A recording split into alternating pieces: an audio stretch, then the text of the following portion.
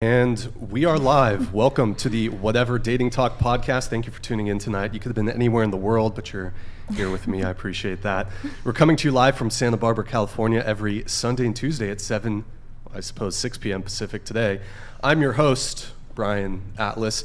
I'm joined by my co-host back there, Ashley St. Clair. She got a name change. Used to be Kiki, now it's Ashley St. Clair. Okay, she's a bit shy. A few quick announcements before the show begins. This podcast is viewer-supported, heavy YouTube demonetization, so please consider donating through Streamlabs instead of super chatting, as YouTube takes a brutal 30% cut as we have a large truck passing by. So if you super chat 100, YouTube takes 30. If you donate 100, Streamlabs only takes 3. Streamlabs.com/whatever. Link is in the description. Given our guest tonight and for the sake of a smooth stream, we have bumped up our super chat and tip triggers. Please see the description for full details. Guys, please keep the super chats, donations, TTS respectful. Playful roasting is okay, but if you go too far with it, we reserve the right to not show or read it. We have channel memberships. To become a channel member, hit the join button. Tier 1 is just $5 a month. You can also gift memberships. We're also live on Twitch right now. Guys, do me a favor. Pull up another tab. Go to twitch.tv/whatever. Drop us a follow and a Prime sub if you have one. We got merch, shop.whatever.com. Stuff you can wear to not be naked. Don't be a criminal. Get some merch. Follow us on Instagram at whatever. Any girls who want to be on the show, DM at whatever on Instagram. Follow me on Instagram, BD_Atlas. I will reveal what the 7 on my lapel means if we get me over 70K followers. If you can't catch the full shows, we have 3 Clips channels. Link is in the description. Go subscribe. Without further ado, we're going to have the guests introduce themselves. So please tell us your name, age, and occupation. Go ahead. Hi, everyone. I'm Lena the Plug. I'm 32 years old, and I'm an OnlyFans creator and a mom. My name is Adam22. I'm 39 years old, and I am a podcaster and Dick Smith. What is that? What's a Dick Smith? I slang pipe for a living. That's at least one part of You're my a pipe income. slanger. Yeah, like a blacksmith. But for pipe, dick, yes. yo. Okay, makes sense. Nice. Yeah. Hi, I'm Christy. I'm 33 years old. I'm an OnlyFans model and content creator. I'm Brenna. I'm 34 and I am a publicist. My name is Madison. I'm 18. I'm the secretary to Kiki on the Whatever podcast. I'm a host at a bar and as well as a student at Santa Barbara City College studying business. My name is Lila Rose, and I'm 34. I'm a wife and a mom and the founder of Live Action and a podcaster. My name is Ruslan. I'm 38. I'm a follower of Jesus, husband, father, YouTuber, podcaster.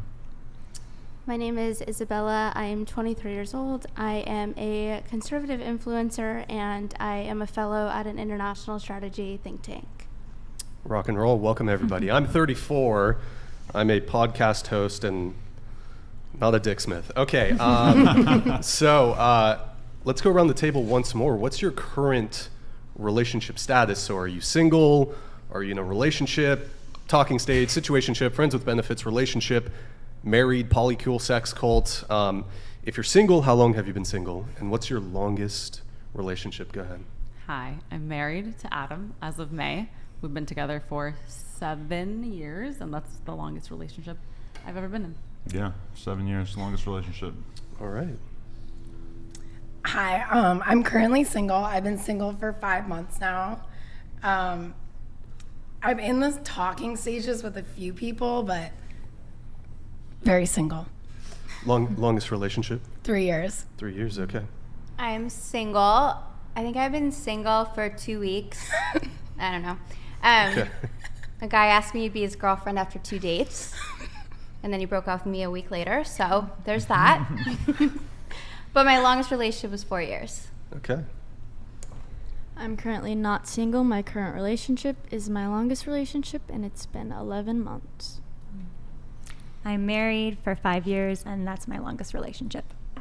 Married 15 years together, a total of 19 years. So we're at that phase where we've been together longer than we've been apart. Yeah. Nice. I am currently seeing someone. How long have you been seeing said person? About almost a month. 1 month, okay. Yeah. Longest relationship? Longest relationship was about a year. About a year. Okay, got it. A couple questions for everybody. Lena, how did you get the nickname Lena the Plug? What's the story there? It's not an exciting story. I wish I could tell you it was about butt plugs, but at my old job before porn, I was like a really good employee. My boss called me the Plug, and that is honestly where it came from. Okay. Yeah. The 22, when I was 15, I started a live journal, which some people will remember. It was like a very early blogging service, and I had to put a number after my name because Adam was taken, and that was the beginning of the end. Got it. And what's the story with the Lisa Simpson tattoo? So Lil Peep was a rapper that I was close with. He died of a drug overdose in 2017, and he had that tattooed on his throat, and then I got it on the side of my head. I think so. I can't remember. Okay. When he passed. Yeah. Got it. So you guys have been together for 7 years. Mm-hmm. Okay. How did you two meet? Instagram. She DM'd me because she was working for a social media startup, and she wanted to get me to interview some girls she was representing. Yeah, they're like, get us outreach on podcasts, and I only knew of one podcast at the time, so I sent him a DM. And he asked me when he was going to buy me a drink, so yeah, that's how I ended up here. That was my line. I said, when are you going to buy me a drink? Yeah, or some that's what you shit. said. You're going to take me on a date, something like that. And you guys have, is it 2 kids or just one? Just one. One kid. Okay, is there plans for more or? Definitely more. When you do porn and your body is your job, deciding like when to get pregnant is a really big deal. But if I didn't do what I do for a living, I probably would already be pregnant again. She's a mere 32, so we're definitely going to probably crank out at least one more. Crank out, yeah. Yeah. It's a mere undecided. crank. No, we want more kids for Okay. sure. It's just when is, the timeline is hard to figure out. Gotcha.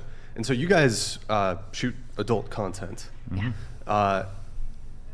You do content together, but then Adam, do you also shoot with other women or? Not really. I did one time because she had a stomach virus, but besides that, we only shoot together for the most part. And then she recently did her first scene with another guy, which was kind of the first time that we branched out into that.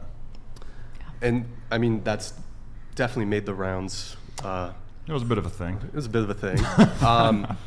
And so, actually, you know what? We have a clip from your Instagram, Nick, if you can pull it up, but where you kind of announced that you were, going to work with Jason Love. Okay. Yeah.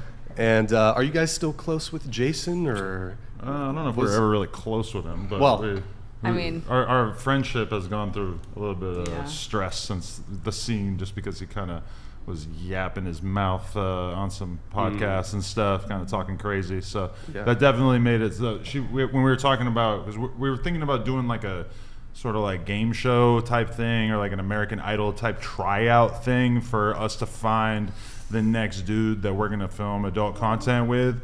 And so we were saying that we're definitely gonna have to like really have a group chat where we fill them in on all of our thoughts on what's appropriate and what's not appropriate, since we are taking these sort of leaps with our content. And as I understand it, was it a wedding present from? Is that? It wasn't the actual wedding present. Okay. Before we got married, we had the discussion about if I should shoot with another guy, and Adam had said yes. And then after, when I was going to shoot it, which was shortly after the wedding, Adam made a joke like, you should say this is your wedding present. Like, you gave me all these threesomes, like hundreds of threesomes.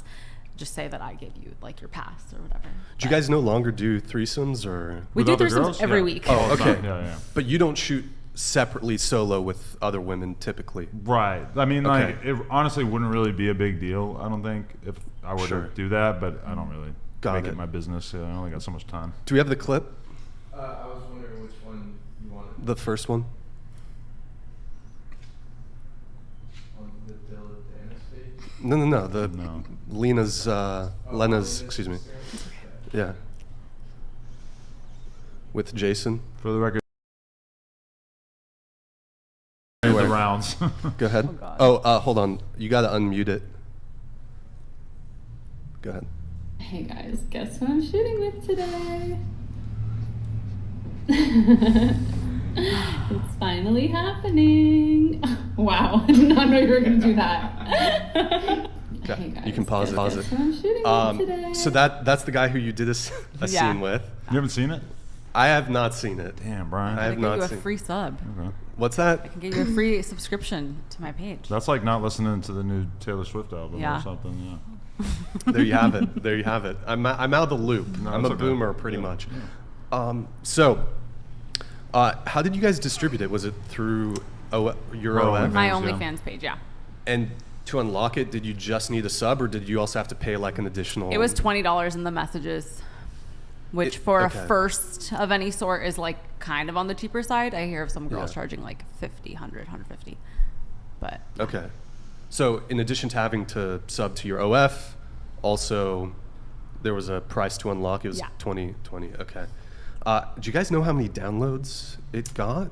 I don't know Are how you able many- to track that on? I don't think so. Not per video like that. Well, you can see like how many people bought it. Yeah. But Do you guys know the numbers on it's how in many? it's in the many 7 digits in income. Really? But Wow.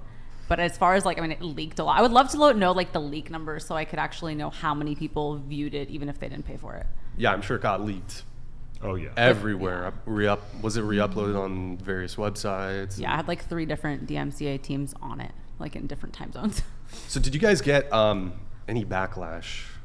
Oh from yeah. that? Yeah. Yeah, we had definitely never got like the conservative community backlash before, but then also like obviously I'm in the hip hop world podcast wise and everything, so there's definitely an element of stigma from that, and you know it's obviously all like some of it's super serious, was like people who really think this is like the worst thing you could possibly do, and then there's people that just want to get their jokes off, so it's kind of all over the place in terms of that. Yeah. Gotcha. So we have some other married people here. Do you guys have any thoughts on the sort of arrangement that they have?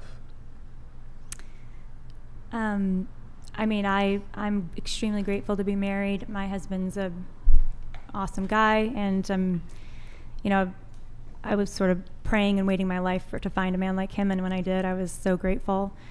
So yeah, I mean, for us, fidelity is really, really big.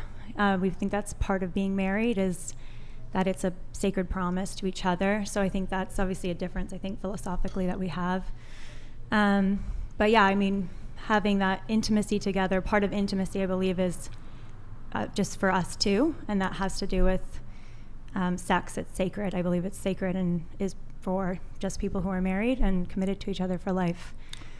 Well, let me tell you something. Is that the first time we ever hooked up, we had a few drinks, but we FaceTimed a girl who was a mutual friend of ours during a BJ aspect of us hooking up, which I say just to say that for us, it has always come very natural that we had like a little bit of that exhibitionist streak in us. And like, so I think a lot of people view the Jason Love scene or us doing like different kind of stuff outside the box as being kind of like shocking. But I say that just to say that like for us, it wasn't really much of a stretch, you know, like as time went by in our relationship and we started shooting, you know, professional content with other girls or just us or whatever, it just didn't really strike us as super out of the ordinary. So for like most people, they would be going from being in a strict relationship where they're practicing monogamy to like then the idea of another guy coming in and like sleeping with their wife. Like a lot of people can't really seem to have a hard time wrapping their head around the fact that for us it was content, that if she had just really been dying to have a new penis inside of her, then she, you know, we could have had that conversation for sure, but you know, this definitely wasn't really that. It was really more of like a business plan. Yeah, for us, it's not cheating or infidelity because it was all, you know, talked about, but everyone has their own guide in terms of what's cheating in a relationship. And, you know, if I was texting Jason right now, probably that would be considered cheating, but me having gone to at a certain time and place and told my husband like I'm gonna fuck him and we're gonna film it, you know, that was not cheating. So it's just. Are you guys familiar with Wilt Chamberlain? Yeah, he had sex with what, like 9,000 women or something. Yeah, he said, I know what it's like to have sex with 1,000 women. Yeah, he said, but in hindsight, I would rather have sex with one woman 1,000 times.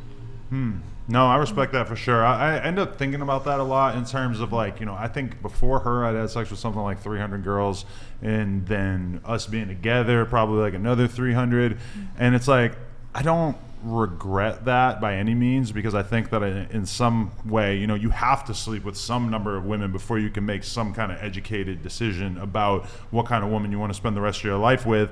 Now, that being said, like, what is that number? Obviously, a lot of people think, or not a lot, but like some people think that it's preferable to be a virgin before you get into a relationship. I don't personally really think you have enough information about what you're into or not into before you've slept with anyone. And obviously, there's a lot of ways to get to know somebody besides just sleeping with them. But myself, I've personally had the experience many times of, you know, pining over a girl for weeks and then finally sleeping with her. And her vagina was just blown to smithereens. It was just no good. I couldn't get any kind of enjoyment out of it. And to me, that just like, you need to find that out before you actually go for it, you know? Okay. Well, if you're marrying a virgin, I mean, that kind of eliminates that entire. I think some with vaginas reveal. are just like inherently blown out. Like, I think that they come like that. They just are fucked up. Yeah, like that's just a genetic thing.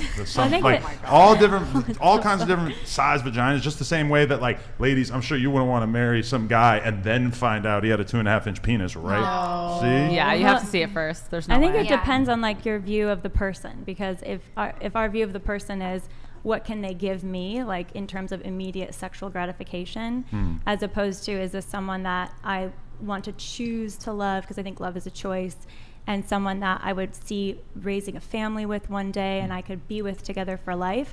And then you figure out sex together, and you can keep optimizing your sex by loving each other more and more and more. But ultimately, love is a choice, I believe, and it's one that is a gift of yourself, and you receive the gift of the other person. But if I had started to hang out with her and the first time that I saw her vagina, it was a Venus flytrap, it's just, I want to know that before I get into like a serious relationship. I think that's very valuable information. Like, I think there are big vaginas, there are big dicks, there are small vaginas, there are small dicks, and realistically they need to be matched up appropriately. Wait, hold on. Venus flytrap? What are we talking? Are we talking about Audi? Well, just like I'm just picturing like a bunch of like venom and poison and all kinds of like spiked teeth and stuff like within the vagina. I don't know. Can I say something? Sure. I think it's like an energetic connection. Like when you're hooking up with someone, you either like energetically have a connection with them or you don't. That's like why you're like kiss with your eyes closed and stuff. You could like feel their energy. If I have like bad sex, it's done that night. Yeah, but also like with that being said, I don't think it's about the number. I think it's about the ratio. Like certain people have some people just everyone wants to fuck them, and if they've fucked 100 people and 7,000 people wanted to fuck them, that's like a pretty low ratio. You live in the middle of nowhere. No one really wants to fuck you. You're not that good looking. And you slept with 10 people. That's like kind of a big deal. Maybe only 10 people wanted to fuck you in your whole life and you fucked all of them. Like, I think it's about the ratio, not the number. Can we? Is this like home math? I'm just trying to. I'm just saying, like, it's about like the ratio. Like, I like it depends, this perspective. It depends where you live. It totally depends in the city. If you go out, how you look, like, if everyone like that, if you're going to the pool and you look a certain way and everyone wants to fuck you and you're haven't fucked everyone and you're not a slut, but if like, I don't know, you don't look a certain way, you don't go out, 10 people want to fuck you and you fuck all of them, 10 sounds like a low number compared to 50, but if out of 1,000, 50's not that big. It's hard for me to keep track of the math here. Isabella, It's the ratio. I'm It's the ratio. confused, like the difference between like ratio and like body count. Are you saying they're two separate things, or is it Yeah. the same thing? No, I'm saying body count doesn't matter. It's the ratio to body count. It's about the opportunities. Yeah, opportunities versus the So like, if we both had like 100 guys wanting to fuck us.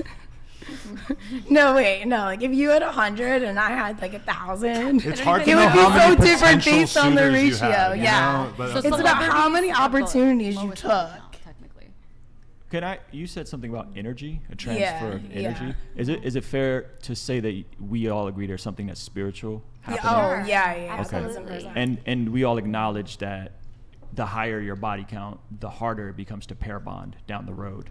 No, because over I'm time. saying it's about the ratio. No, I'm not. But what if talking you about already the bond ratio. with someone and then Yeah. you guys decide together that you guys can go sleep with other people? And I think- it doesn't. I think it'll it hurt the adds to your bond. connection. I think instead of it'll- takes away. The I think it will data hurt says the that bond it hurts the long-term. bond long term. Maybe we fucked up, babe. bigger than the data. I have a question when it comes to like, because you mentioned your parents, and what's your sort of sense of how you plan to talk to your child, or I think you said you want to have more kids, which is awesome. What is your sense of how to communicate like your profession and your work to your kids?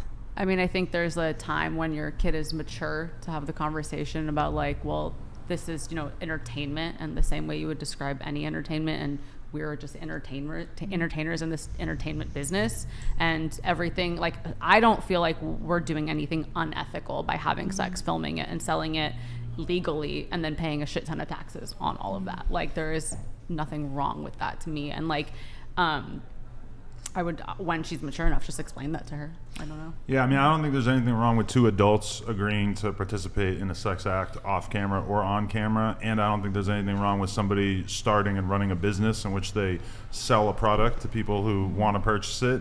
So I have no qualms about doing porn, but I also I kind of notice that this always happens where people sort of lay out the terms of our relationship or acknowledge that, we're in a relationship that's a little non-traditional. And like, especially in our case, we're not really a polyamorous couple per se, because, compare us to like Destiny and his girl, where he has full on sexual relationships with other girls. And I guess she knows about it, but, that's a separate thing. And then, vice versa, she sleeps with other guys.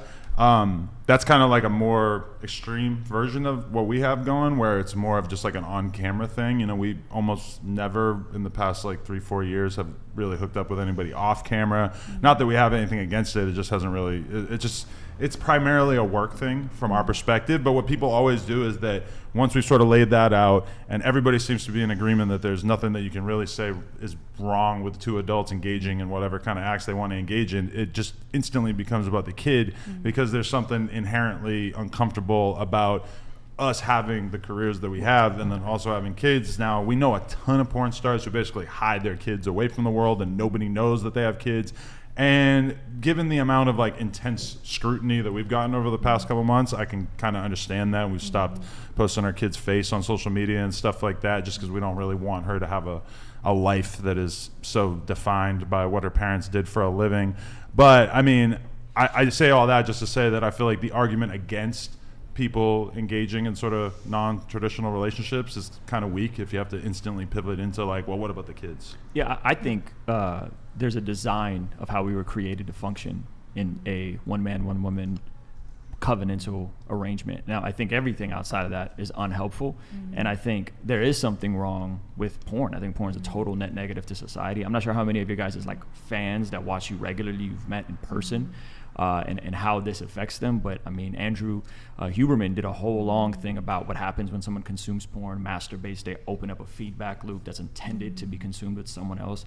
So I think it's very hard to make the argument that porn is helping people as much as it's harming people. It's keeping a lot of these guys regressed. It's keeping, the incel community, the red pill stuff. A lot of the people that rail against you guys probably secretly go and watch this stuff, which is a really bizarre thing. We've seen it with the Fresh and Fit girls.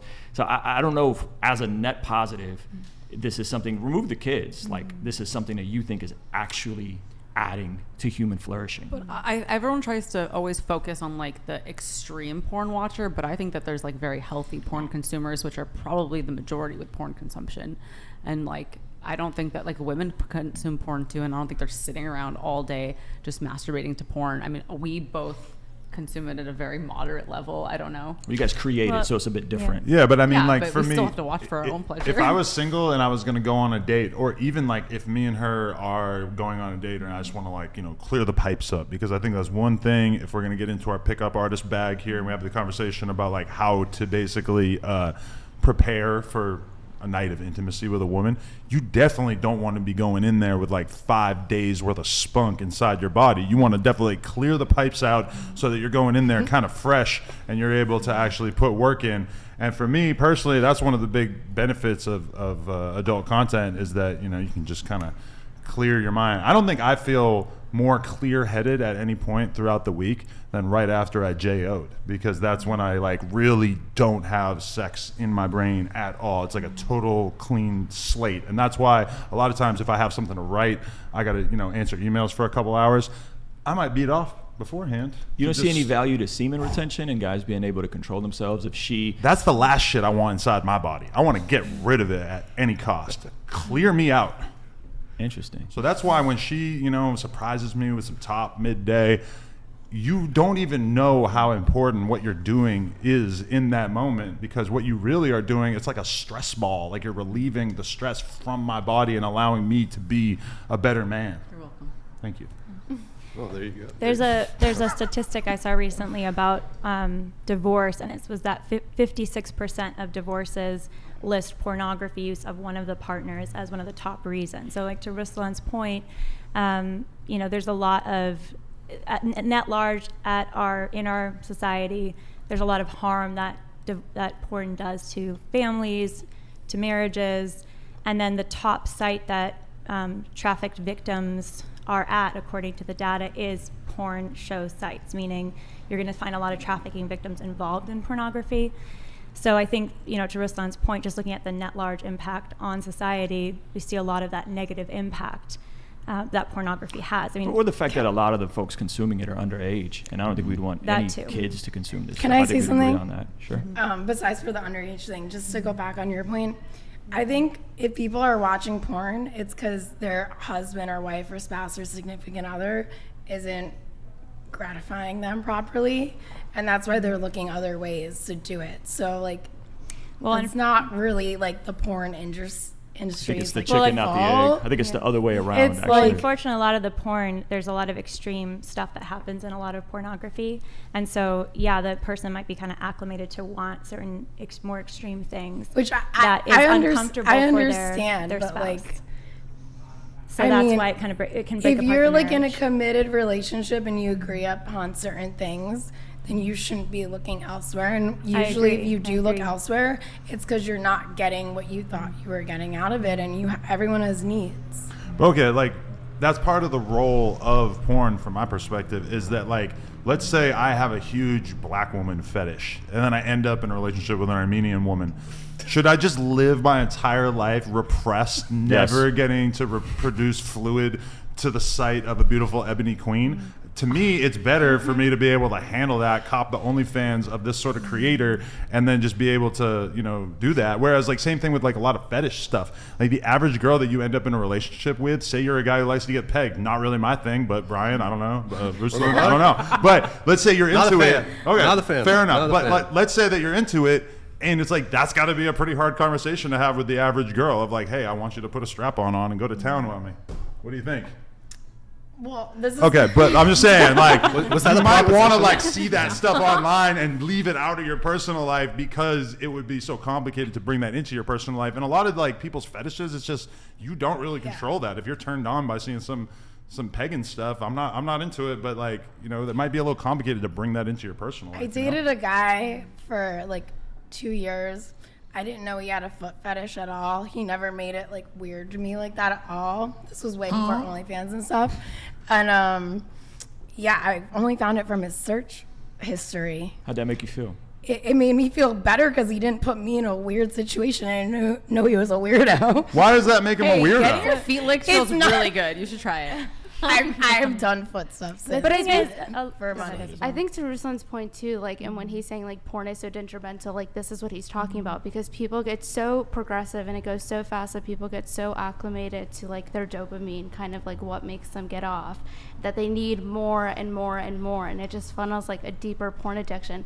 Nobody's a virgin starting off doing weird kinky stuff or having a foot fetish. It's not really normal, and so I think that's mostly what he's talking about and saying that's why it's just detrimental. People should just stay away from it. I completely understand. I'm super conservative, Republican, whatever. I'm not saying, I'm a huge patriot. Grab her by the pussy all day, every day. I don't know why anything is wrong with that. The girl should get off first. He's being very respectful by saying that. I hate when guys want a blowjob before they would grab her pussy. I don't know how that's related, but do you consider yourself conservative or traditional? Yeah, Trump 2024. Huge Republican. I mean, that's your politics, but I don't think you do OF, correct? Yeah, but it was all with my boyfriend. We just broke up, but he was the only one ever on it. I don't think for me, it was a reality TV show that's just stuff that you can't put on actual TV. But if people want to pay me to see my dating life of what I'm already doing, and then I can just live on vacation every day, all day, with my own boyfriend, like, why would I not do that? I'll let you guys come in really quick. Let me just, I mean, can you really consider yourself traditional without making a judgment about what you're doing? But can you really consider yourself traditional if you're engaged in sex work? Well, traditionalism is not so much more of a, like, it's not my fault Eve ate the apple. It's just not. We're all supposed to be naked fucking in caves. Well, I don't think that's traditional. Yeah, no, it's not really true. I mean, traditional is not so much like a political belief. Have you like, guys I know ever fucked in a cave? Just curious. No, because maybe it's in the works. Eve ate the apple. Find some Taliban fighters in there. We can't. No. It should be. I know people who are Republican that are not traditional. Traditionalism is more rooted in like a biblical ideology, and it comes from more of a morality standpoint. So, like, would I consider someone doing OnlyFans traditional? No, not at all. I understand that, but I am very traditional, very conservative. How would huge you consider Republican, yourself? Huge patriot. She is. Well, Well, you no, could be, again, you could you're be like, Republican, but I'm not sure if you can that be doesn't mean. traditional. Yeah, but it doesn't mean I don't want kids. You like RFK? Actually, yeah. Okay. Well, how I'm just would doing you it say with you're one traditional? person. I was just doing it with one person. It's just my boyfriend. It's like reality TV shows. I don't really believe that the way society, like, first of all, who says societal norms are correct? I think that society is built up so horribly. Like, we're supposed to be in our roots, connected to nature, and everyone's just kind of like living in this way that we never were supposed to be intended to live. Like, we're supposed to be like naked, living off the land, connecting to the universe. I don't think I'm doing anything wrong. I'm not fucking a bunch of other guys. It was just me and my boyfriend. And what's more traditional than the oldest profession in the world? Exactly. That's what we're here to do. We're here to reproduce, right? Like, if you're traditional, you're pro-life. So, like, we're here to reproduce. We're here to have sex. We're here to live off the land. But you're not having sex to just have children. You're having sex to create content. I'm having sex because for your OnlyFans. I'm dating someone. But you're not doing it with just anyone. No, I'm not doing it with just anyone. I'm doing it with one person. Right. It's Thank like you for the So, 50 with gifted one memberships. person. I have a question. So I was looking up some research on pornography, and the average age of entry for people who use porn, not even addictively necessarily, but kind of regular use at least, is 13 years old. So that's typically when, you know, usually a young boy, but sometimes young girls will fall into it or earlier. And that's just the stat. And, you know, in Utah, as an example, they banned porn for underage kids. You had to get age verified. And the biggest porn company in the world pulled out of Utah and said, we're not even going to do business there anymore because so many of their clients were underage and they didn't want to have to deal with that. So, I mean, knowing that there are so many young eyes on the internet, you know, back to the kids, because I know you said, well, you know, the kids is one way you can bring the conversation, but there's so many young children on the internet. That's up to the parents. The parents shouldn't be giving the kids iPads. I hate when I go out and I see parents and kids out to dinner and the kids are on iPads and their phones and stuff. Like, I would never let my kids have iPhones but you're and stuff creating like that. pornography, and you're saying I'm you don't want actually kids what to I access think it. though is I have a reality TV show with my boyfriend at the time, now ex. If you want to pay to see it, you pay to see it. I don't care. But it's pornography, right? I mean, it's the same, like, we have rated R movies. We make content that kids aren't supposed to see all the time. Are we not supposed to make it because they're accessing it? Like, there should be things put in place so that they don't access it. And, like, I mean, if you don't want your kid to go on the internet and by themselves in their bedroom, like, don't give them access to the tools that let them see those things. I don't plan on giving my kid a phone until they're, like, 16 years old. Exactly. You know, so, like, that's not on us. How old were you when you first saw porn? When I was 11 years old, me and my friends found a stack of nudie magazines in a dumpster somehow, and we, you know, took a plastic bin out into the woods and we preserved them in the woods because we couldn't keep them at our houses because we were so young. And you know, I don't think that there's any army in the world that could have taken these magazines away from us. So kids are going to see it What ultimately regardless, took it away from right? us was the rain, because it rained and it caused a lot of water damage and the pages were sticking together. But I say all that to say that even though obviously I feel like there probably should be rules in place so that an 11-year-old can't see porn, it's difficult for them to see it. it also just seems kind of like almost pointless to even try, because you know that this is like the most fundamental base thing that a kid is going to search out, right? So do you think it should be illegal to make porn in general? No, I mean, I think also, like, as much anti-porn as I am, and as much as I would love to see it like completely banned, obviously that's not going to happen, but I think that there should be somewhat of a middle ground between people who are super anti-porn and people who are pro-porn, where at least there should be some sort of age restriction. Oh, I am completely. As she said, the average age of introduction to pornography, I think it's actually 12 years old. But it's not supposed to be. And the average age that a child gets the average age that a child gets a smartphone now is about 10 years old. So yeah, at some point they're going to be introduced to pornography, but a lot of these porn websites don't Why have are the parents giving 10-year-olds? Yeah, but that's I think you're missing the point. No, I don't think I am. I think parents need to parent better. Don't give your 10-year-old an iPhone. My point is more so that don't give your 3-year-old an iPad. But if you're putting something out there in the world that you think is so harmful, why would you keep putting it out there? I don't think what I'm doing is harmful, because you have to be 18 to see what I'm doing. But that's what I'm telling you. This is the thing.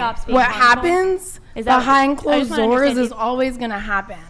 Coke isn't legal. Everyone does Coke. Okay, Isabella, finish your thought, then we're going to move on. It's not my fault if people find a way to do things. This goes back to the age verification thing that I was talking about, that Lila was talking about, is these...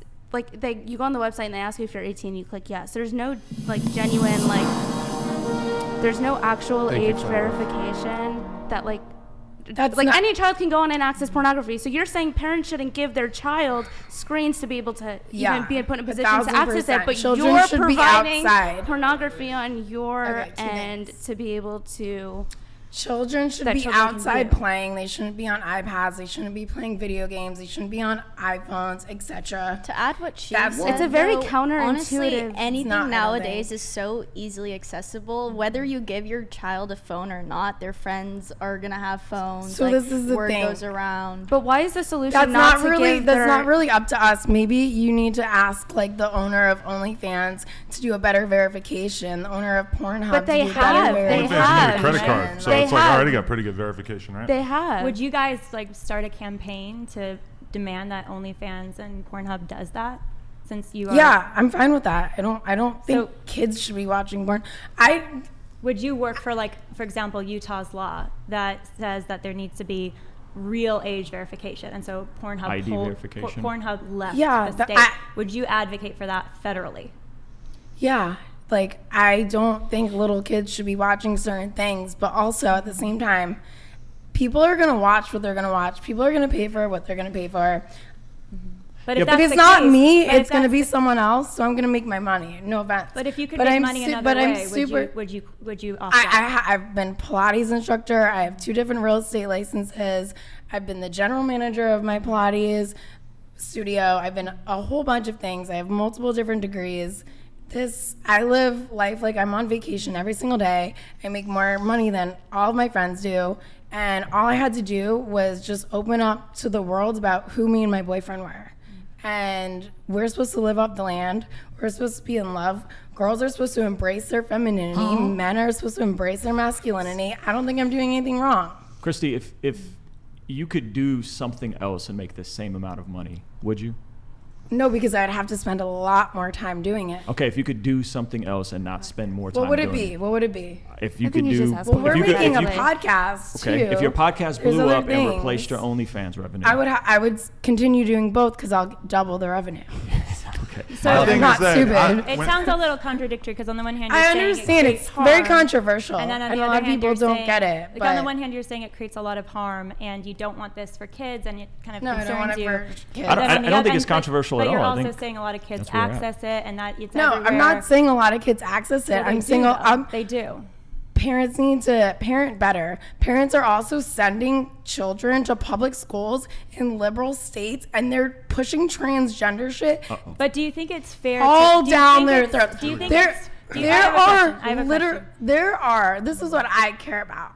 In a lot of elementary schools, there are books in the libraries. All right, we're not going to talk about that. Okay, we're not going to. That's way worse. That's way worse. That's way worse. I just have one question. Do you think it's fair to demand the standard of parents when we're creating this very pornified society with tons of porn everywhere? Yes, to demand that parents can somehow magically insulate their children from the extreme pornification that's accelerating in our society. The only responsibility parents have is to parent their children, protect their children. But should we as a society help parents? Children can't get an Apple phone, get a computer. They cannot pay for those things themselves unless their parents are providing it.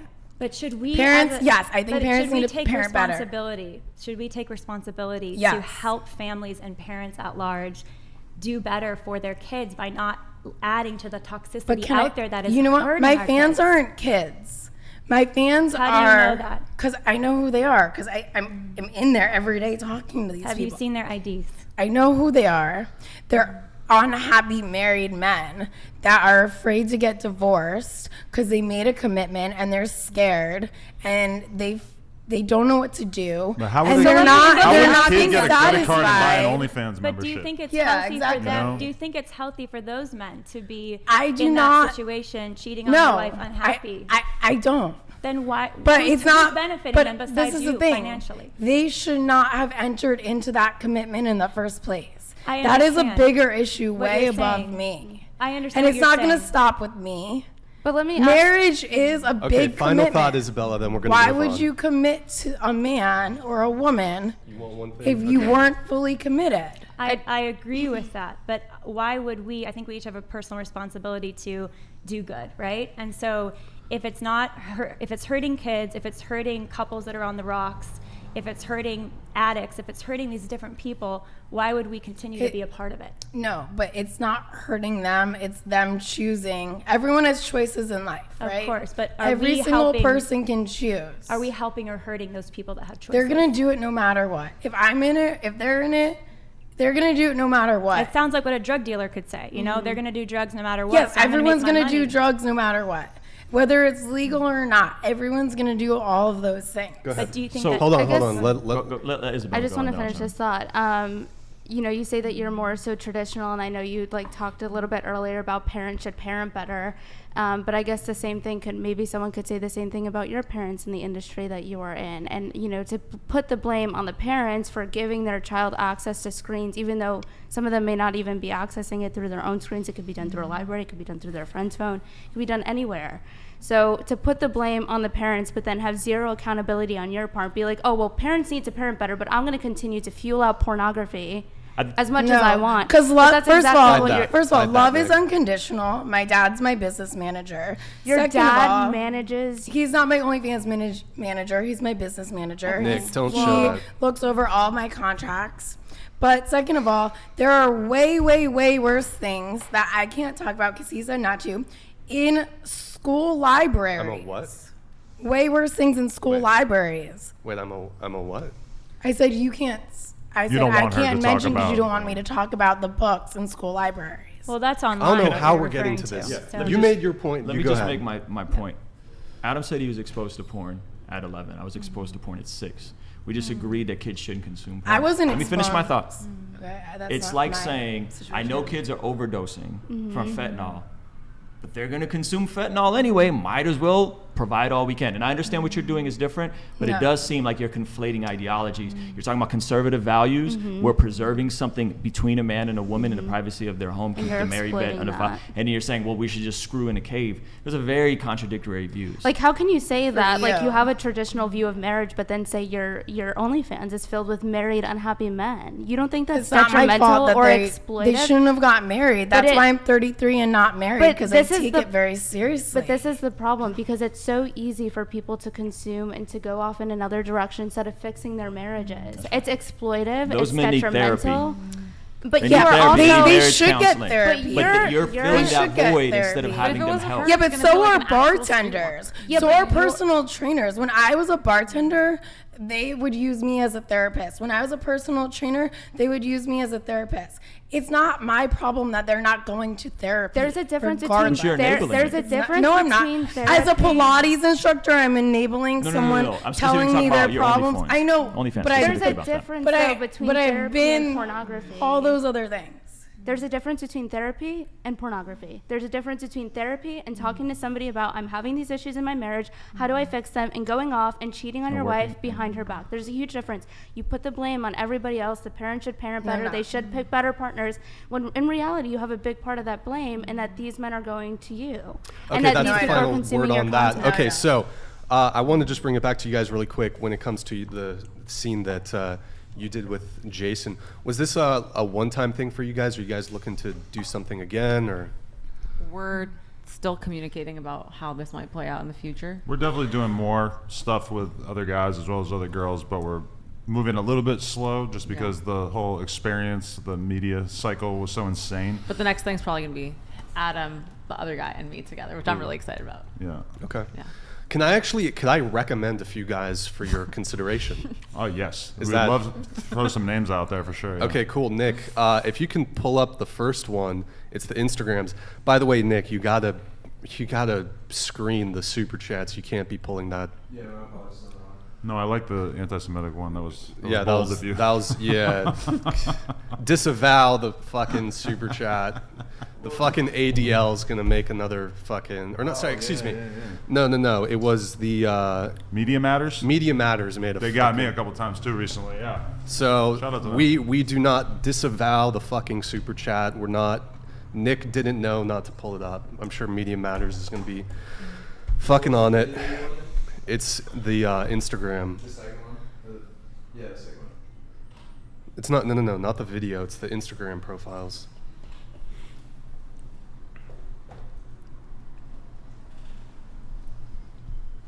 Instagram, not the video though? It's the one right after the. Are we doing a review? It's the dudes. It's the guys. Oh, okay,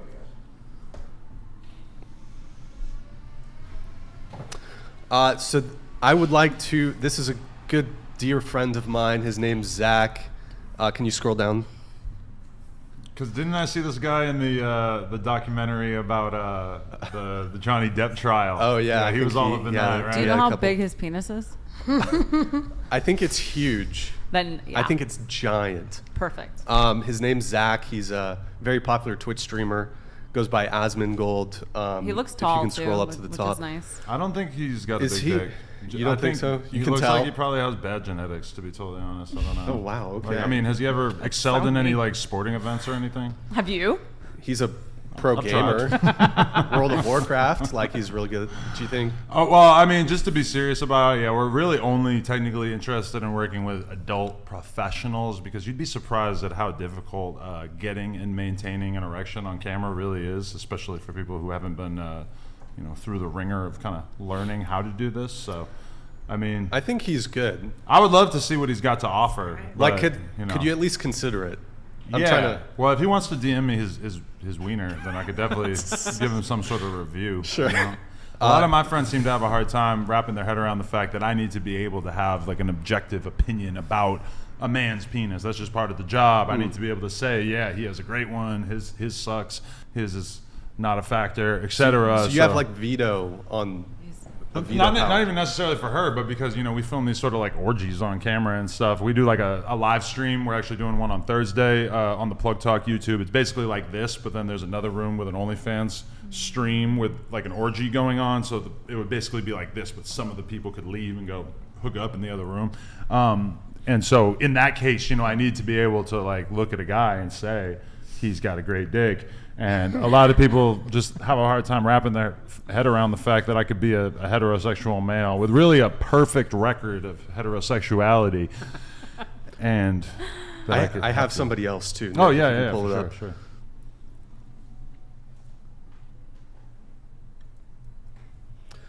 I don't know if you guys know Felix XQC. Oh, he might be hot, debatably. I love blondes with long hair, but he looks a little liberal. Wait till you hear him talk. It depends But I have the same on like. question. Wait till you see certain the way he photos. sits. He has like everything about him is so. I like odd. blondes with like long hair past their shoulders. He's a dear friend of mine. It's very Do you think he Jesus-y. could It's very be biblical. considered? From a clout perspective, yes. Brian, would you sell think really it's- well. You think it's good to get your friends into this business? What's that? You think it's good to get your friends into that business? Well, they asked me. I'm just doing them a favor to kind of But is it a favor? Is it a favor? Who Is did it a they real vote favor? for? That I actually care I feel like about it would be that. a Or burden of is it a sorts. spiral? A bad spiral? It's hard to say, you know. It's Is hard he to say. a Republican or a Democrat? I'm not sure. Because if he's a Canadian. Republican, okay, so He's he a might be, reaction like, a little streamer. bit That's all you more- need to know. Last one, and then for the consideration, this is Frederic. Scroll all the way No, down. no, He's no, a no. Chad World of Warcraft gamer. He's a Chad. Like a He's gamer. an actual Chad, like how That shocked we have to face take during our the shoes sex. off because of Pull Karen up the sword downstairs. one. That's him with Thunder Fury. His I don't know if friend, I that guess. has a. What is Thunder Fury? It's a sword. From what's the a game you play? World of Warcraft. Right. Legendary sword. Very few people. You know, you gotta go into Molten Core. You gotta get the drops from it's Baron Geddon and Magmadar. How much Wait, time do you hold on. still spend playing that?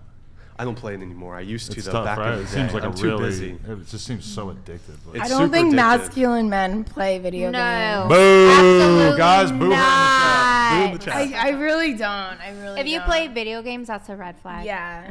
And not in the red pill way, in like the liberal blue pill way. Yeah. That's disgusting. Isabella, you recently.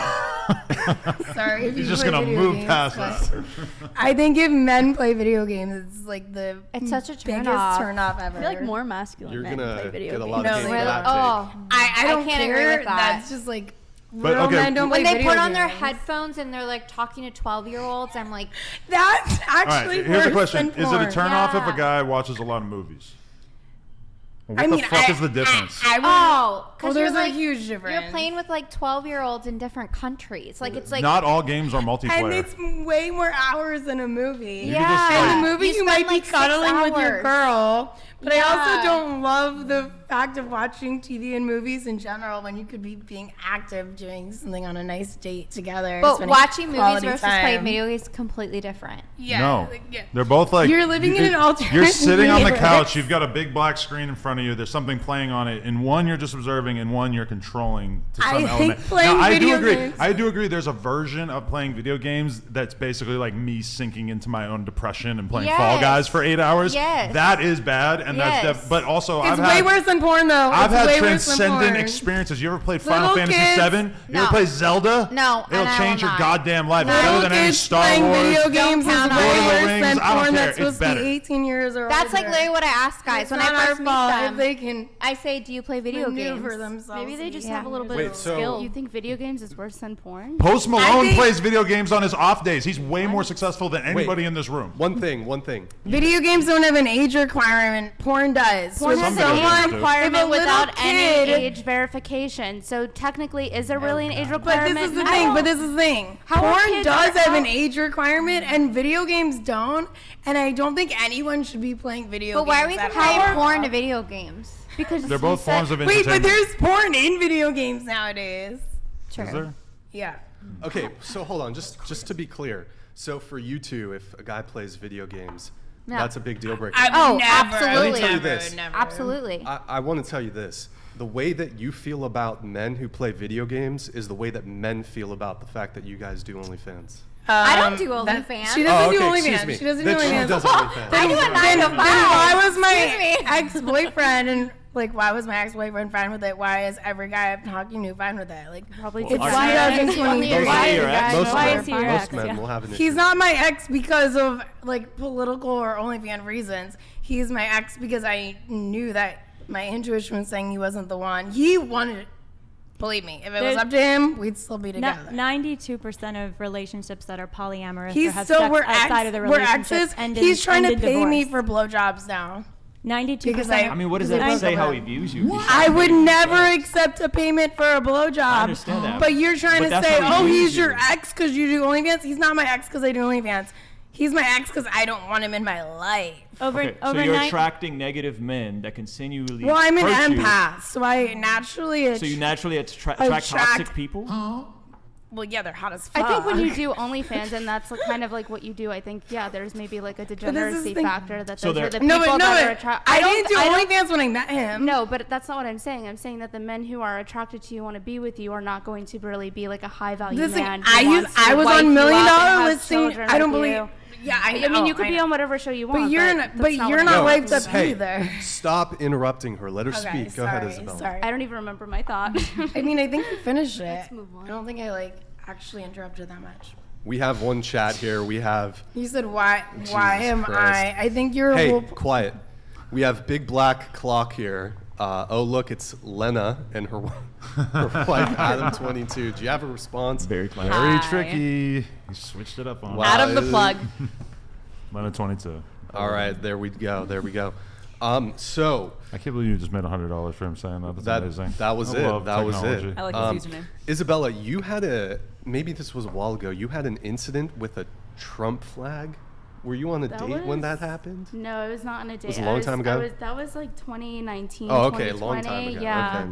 I was working with a company, and there was a women's march the same day that there was Amy Coney Barrett confirmation, and so that didn't go well. So you got jumped or something? I got assaulted. You had by a Trump women. hat or? I had a Trump flag, yeah, and so I was assaulted by the women from the women's march. Was it recorded? No, it was not. Oh, okay. No. Did they catch him? I don't think so. No. Okay. That's why you should always be live streaming, because you could have gone viral as hell if that was on tape. Huge. That would have been amazing. Huge. So something that's kind of recently been making the rounds, and Adam, you've actually commented on this, I think, on your TikTok and Twitter. Logan Paul is dating a woman named Nina Agdal, and Logan Paul has an upcoming fight with Dillon Dannis. Mm-hmm. And Dillon Dannis has kind of ruthlessly on Twitter been essentially just posting photos of Logan Paul's fiancée with other men, or in some of them seem rather platonic, some of them seem romantic in nature, yeah. And then there's some videos too of her saying some, I suppose, sexual things. Let's just really quick, just to give people context. Nick, can you pull up just the Instagrams really quick, starting with Logan? I'm sure most people know Logan. Logan Paul, he's hot as fuck. Disavow. Can you pull it up? He's super hot. The Wikipedias. Shout out He to says Logan. we're living in the Matrix. And so we we are, have, so there's that. Logan Paul is saying we live in the Yeah. Matrix. I think you're thinking of Andrew I think Tate. you're thinking of Andrew Tate. Okay, we No, have. no, because he's not blonde. He may have said it as well. Okay. Yeah, no, So I know Logan he- Paul, famous influencer, et cetera, et cetera. He's 28 next. Nina Agdal, 31. So she is, 3 years his senior? And she's like a model. And then Dillon Dannis, no photo of him there, but he's a jiu-jitsu guy. They have a boxing match coming up here very soon in the UK. Can you pull up his Twitter? We're going to just react to a couple of his... I hope it might be... I don't know if he's got any... Let's scroll down. There's Just scroll so down. many. It's a Oh lot, my so God. just scroll It's been down. By the way, he was the hundreds. first person to DM me when that video with Jason came out. Yeah. He was the first one in my DM. And he Hold tried on, to we'll- use we'll the come back to it really we're quick. both Armenian thing as a way to get some, I Yeah. guess. Yeah. Wait, he DM'd you? Me, yeah. Just Dillon. to say hi, or Well, to point out that they're both Armenian, I guess. Yeah, but you and it's him like are both Armenian? Yeah, but it's Oh. like that was his entryway to try to talk to me. He unsent it after we started talking shit, but yeah. Are you gonna have he wanted to try to get on the pod, or? Oh, that's a good idea. I've never tried to get him on the pod, but I for sure would. Yeah. Okay, so he just DM'd you, to say. There's what guys up, will or- DM all sorts of weird things to try to shoot their shot. Oh, he That- was. I believe that was the entryway to shooting his shot. Yeah. But I mean, I assume he knows that you're married, so. Yeah, I'm sure he doesn't care. Well, these jujitsu guys, they don't care, right? Okay. I don't know. All right. Let's pull it back up. Scroll down.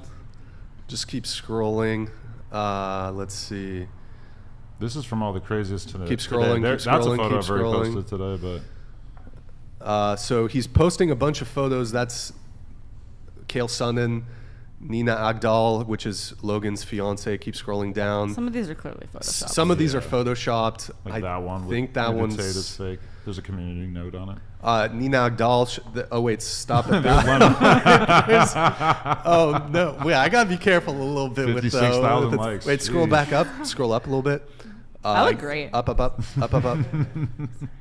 I guess that's Nina with one of her exes. Scroll down. Keep scrolling down. And these are just he's blasting Yeah, them. I'd be careful on here. Okay, yeah, some of these might be a little. I don't know if he's I'm full X-rated on here. I don't think so. Not that In I've any seen. case, play that video. Play the video right there. Oh, what is she saying? You want me to click on it? Yeah, you gotta. Reasons. Like, if you're just like, I don't want to you anymore, say that. And then Don't he- come up with bull Pause reasons. it. Like, if you're just like, In any case, he's posting a lot of photos with Nina, with other men. There's a couple videos of her where she's, like that one making some sexual comments. There's one where she mentioned that she was at a stadium and gave a guy a blowy at a stadium or something. I don't know. Basically just posting photos of her with some dudes and some kind of, perhaps as viewed by some people, unflattering statements she made. So Adam, we have a video from Adam here. Full screen? Yeah, full screen. All right, so Logan Paul has an upcoming boxing match against this Dillon Dannis guy, and Dillon's been going on a little bit of a campaign trying to embarrass Logan by pointing out all the guys that his now fiance has spent time with before Logan. This is Ja Rule. Dillon, I don't know how hip-hop fluent you are, but this is one of the GOATs. What's love got to do with it, huh? I'm not always there when you call, but I'm always on time. Dillon, this is one of the GOATs. If his girl has actually spent time in the presence of Ja Rule, then he should be proud of it. It's video Personally, tab, man. I think the Video more tab. men that your woman has spent time with before you get her, the more desirable she becomes. How about that, Dillon? Also, why was Dillon Dannis like the first guy in my girl's DMs as soon as she started to go viral with the Jason Love thing? I guess he says he's Armenian or whatever, but you're a perv, so let's just throw that out there. Can I just say something? Wait, wasn't Ja Rule the one that also went with the Fire Festival thing? Yes. Yeah. Thank you for mentioning okay, that. yeah, that's very Totally confusing to me. It was important to mention that, for sure. It's relevant. It's relevant. I don't really trust Ja Rule. I'm not gonna lie.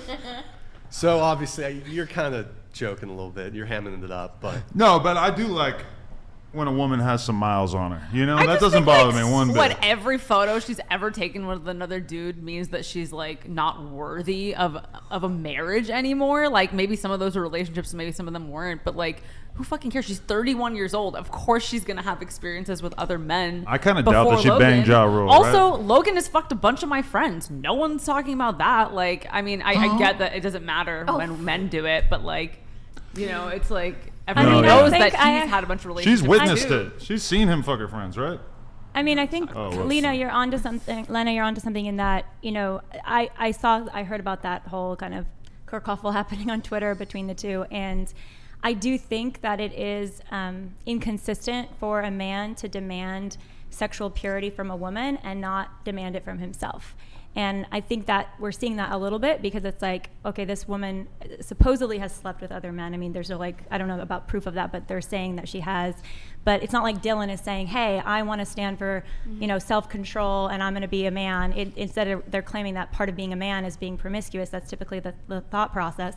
And I think that's totally untrue. I mean, I think part of being a man and part of being a virtuous woman is total self-control and directing your energy towards good things and choosing good things. And in a relationship that includes choosing fidelity and choosing honor and choosing commitment. So I kind of agree with your take in that I think it's inconsistent of him to be doing that when he himself isn't trying to live that way. At least that he hasn't said that or he hasn't You need to acted kind that way. of date people to figure out like what you are into and what you're willing to put up with and not put up with. I know you say love is a choice, so in your position there could be an arranged marriage at 13 and those people just need It wouldn't to be a choice figure then, out but to- it wouldn't be a choice if it was arranged. But if they committed to get married to each other and they do get married, then they have to still choose to love each other, if right? they fully choose it. I don't think they could choose at 13 or 15. Okay, so let's say it was 18 and they're like, let's get hitched because we want to fuck. Yeah, well, I don't What know happens about then? if you get hitched just to have sex. I think that's going to be a problem for you. You should get married to, yes, you want to be intimate with the person, you want to give your body to them and receive their body, but it has to be more than just physicality. It's about your spirituality. It's about your lifelong plan of what we're going to do together. We're going to create something beautiful together, a family. So marriage isn't just about sex. Sex is super important, but it's not just about sex. For example, like if one of you had an injury, right, and you, God forbid, couldn't have sex, would that make you, the other person, love the other person less? No. No. would you still stay together? Yeah. What kind of injury?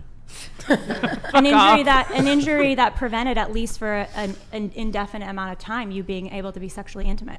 Here's the scenario. I'll give you at least 6 months. Here's the scenario. But after 6 months, you'd cut her off? I am out of here. No, I'm just kidding. I'm gonna hold you down. I have a fleshlight. I have a scenario for you, Adam. But that's beautiful. You mean you'd stay together regardless of like your physical problems. You would be committed to each other. I think he'd leave me if I got fat. Hell no. We got a baby together. I'm sticking around no matter what. Credit to Patrice and Neil on this. Let's say Lena is on a train and there's a terrible train accident and she loses the pussy in the train accident.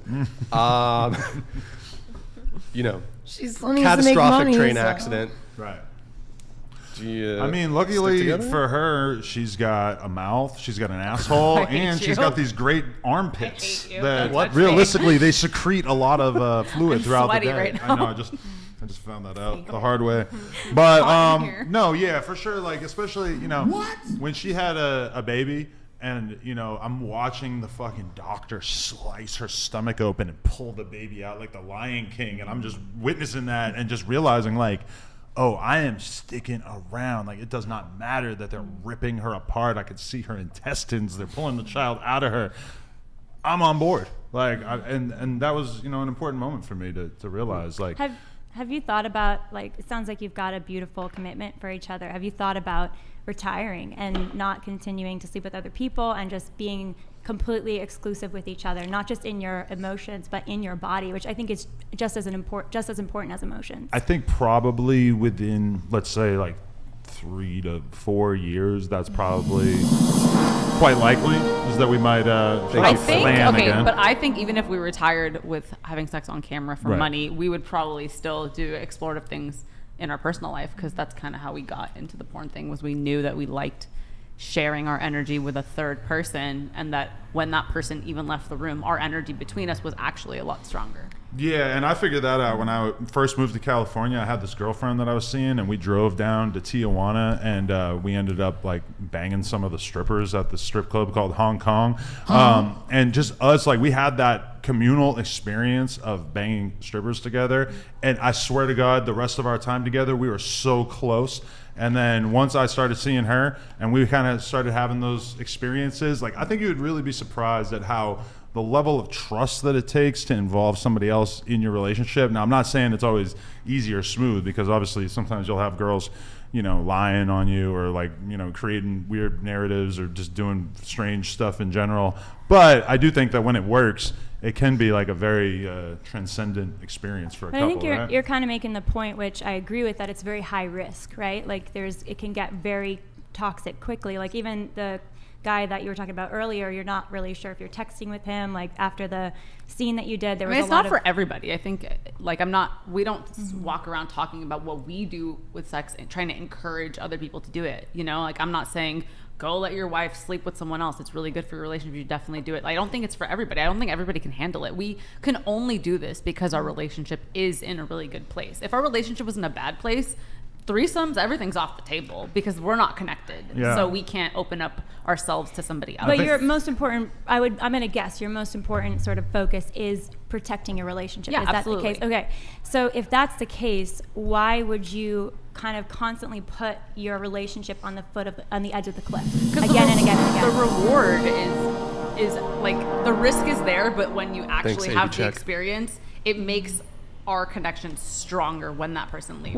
Adds to our experience. What if you just fully invested in each other and you're like, we're going to find the highs and the lows together and keep this exclusive to us? Have you considered that? Have you tried that? 7 years, I feel like we've probably felt a large percentage of the highs and lows, But also, like, what we do... sexually, like keeping that intimate for yourselves. Like, have you given that a year? We're like, we're just going to be together, cut out other people. This is just for us again. Or maybe for the first time. It's not for the first time. I mean, we've gone many months without doing things with other people. Yeah, but it's not like a huge deal to us Yeah, at this it's not a point. big deal. Like honestly, even when I met her and I was still single, like I was first starting to sort of like get to the level of clout when I started seeing her, that I was having random girls come into my DMs and want to like come over with their friend and hook up. And you know, when I started seeing her, it was almost like kind of hard for me to let go of the filthy lifestyle that I had been living. But now the perspective I have on like group sex and stuff is that I absolutely don't give a shit. I would be totally fine being in a relationship with her. I've one-on-one. offered him to go sleep with girls without me. Like if I have a sore throat, I'm like, I don't want to go to set today. And he's like, no, let's just cancel. Like I'd rather do it with you. I'd rather play Pokemon Go or something, yeah. Yeah, I mean, so the statistic is over 90% of non-monogamous relationships end up in separation or divorce. 92. 92%. So you know, it's kind of that edge of the cliff thing, right? But it's it also, sounds but like you really. it sounds like they shouldn't have gotten married to Let me just begin finish for a with. second. It sounds like you really value each other. You've got a beautiful trust and like love for each other. And you have a child and you want to have more children. So have you thought about, you know, even separate from the straight up morality question, which, you know, we're on the side of like, this is not moral. This is hurting other people actively, the addicts, the young kids, the broken couples, but even just for the sake of your own marriage. But have okay, you thought about we want to protect we this put marriage? so much stress on our relationship, like in the sense that us or her sleeping with another guy was like basically one of the biggest stories in the whole country or world over the course of the past couple of months. And I could say that it put very little stress on our relationship because it just really wasn't that big a deal to us, especially just because, you know, we do porn. It's business to us. You know, it was decided upon in a business sense. I do think that honestly, it might put more stress on our relationship if we were to have just done some sort of like sex party hookup thing. That might be a little bit more treacherous in terms of our relationship. I think the reason why we were comfortable expanding our relationship and that we can do orgy type content and all that kind of stuff, and it's not that big a deal or that intimidating to us, is because I've been with her for 7 years. I have no doubt that she's never cheated on me. I have no trust issues with her at all. You know, we're like completely comfortable with each other. So that's why we felt like it wasn't that big a deal. And that's probably why we feel comfortable doing it again, even after having been so massively in the news over the past couple of months. You know? Adam, you don't see the increase in opening a relationship up to risk, though. We're just giving you statistics, 90% of relationships. You guys are functionally in a non-monogamous relationship, even though privately you may not be. It seems like you guys have something special. And it seems like you guys have a child and a beautiful family. You decided to get married. You decided to say the vows. And it seems like there's this roaring going on inside of you guys where you have certain values and you have certain things that you want for your kids in this unit, yet at the same time, I'm just perplexed by the motivation. I don't see those things to be contradictory, that we want to have a great life for our kids and stuff, and then we also are willing to, you know, do I'm talking about for your things. own union. Like it seems like this increases the likelihood of this potentially ending, which I don't want for you guys. We've never really discussed it in those terms. I don't think of it that way, and I think if anything, it kind of made our sex life a little bit more exciting for a period of time. Just the fact that I had a little bit of competition, a little bit more of a reason to go hard, you know? And I don't necessarily think that's the worst thing. I do have a question though. So if like last thing on this, because I feel like we've been dogpiling a little bit on Adam here, but if like going off and like sleeping with other people is not out of bounds with your marriage, what would you consider something out of bounds of your marriage? Well, it actually is out of bounds with our marriage. Like we only have sex with other people on camera. But I think if we ever opened up our relationship to anything more, like we want emotional monogamy, and it's physical non-monogamy that we have. And like, so for us, cheating would be like dating other people, but also doing something that we didn't previously discuss. Like we have a calendar of all the girls we're gonna have a threesome with. If Adam decided he was gonna go fuck a girl and it wasn't on the calendar and I didn't know about it, that's cheating. Yeah, 100%. Yeah, like her doing that scene with the other guy, like there was no betrayal of trust. Mm-hmm. It was just content, which I feel like those statistics of like 92% of people in polyamorous relationships or whatever they break up, it's like it's probably not necessarily including, because like we know a ton of porn couples who do stuff with other people and they do it on camera, and it either helps their relationship or it seems like it's just kind of a non-factor, which I would kind of put us in that box. Have any been married like 50 years? Do you think they make it that long? I mean, there's not people who are 70 in porn, so I don't. But like after, do we have? Never say never. I don't think you have to be in porn. But I know after living that lifestyle. long term. At least a few couples who are in their late 40s who have many kids and a happy marriage. Yeah. So let's try to bring it back to the Logan Paul and Dillon Dannis thing. So I guess a couple questions here. One, Do you guys think that Dillon has gone, and I would like to go around the table fully so we can give everyone a chance to answer. Do you think that Dillon Dannis is going too far by posting these photos of Logan Paul's fiance with various other men? And do you take quarrel with, Dillon Dannis is saying that she's been with 75 guys before Logan. And a lot of people are arguing, well, he's a successful guy, attractive guy. Could he get somebody who's had less previous sexual partners? Maybe that's not part of the calculus for him. In any case, thank you, Flan Life, appreciate it. Do you think that body count matters? Wait. So we'll start with you, and then we'll go around the table. I think when it comes to these fight promos, there's probably nothing off the table. People are free to promote however they want, but I think it's kind of just stupid that he's going after his fiance instead of him for the fight. I don't think her value isn't at all diminished by 75 or 100 or 1,000 guys. I believe Logan is a smart guy, and I believe he's dated many women, and he's decided, like, this is the woman he loves regardless of any of those factors. Like, okay, let's say she's a virgin, but she has like a super shit personality. Like, you know, who's to say one is better than the other? I don't think body count should matter, even though people place so much importance in it. I mean, I think it's like stupid. I like Dillon doing it from the perspective of like promoting a boxing match, trolling, that kind of stuff. I've been enjoying it. If it wasn't in the lead up to a boxing match, I would just think it was just gross and just really misogynistic and just kind of lame. For me though, if I'm Logan Paul, I mean, that girl, I don't know anything about her besides the fact that she's very beautiful and seems like she's quite successful. And I mean, there's probably a reason why all these other successful dudes wanted to spend time with her at some point, aside from just her looking good. I don't really like see purity as being a big part of why I would want to be with a girl. Like, now I can understand the awkwardness of the fact that, you know, if you're in the same world as someone and you start dating them and then, you know, they've had sex with a bunch of your friends or whatever, that could be kind of awkward. But at the same time, I mean, you got to look at all the successful dudes out there. Like, if you're Travis Scott wifed up Kylie Jenner, who at the very least has had sex with Tyga, shout out Tyga, and, you know, probably dozens of other dudes. And it's like, he didn't choose, this is like the most successful dude in the world. He didn't choose to go out and wife up some girl who's got, you know, one body or two bodies or whatever. He went out there and got a girl that had actually been really like living her life and having experiences and stuff. And I think that the sort of traditional, you know, like red pill idea that you want to find a girl that's got, you know, less than 5 bodies, like, I feel like most successful dudes don't actually seem like they invest a lot of mental energy into that, myself included. Your take? If I'm dating someone, yeah, they're not gonna fuck someone else. They're not gonna fuck anyone but me. Like, I am totally into monogamy. But like I said earlier, it's about the ratio, not the number.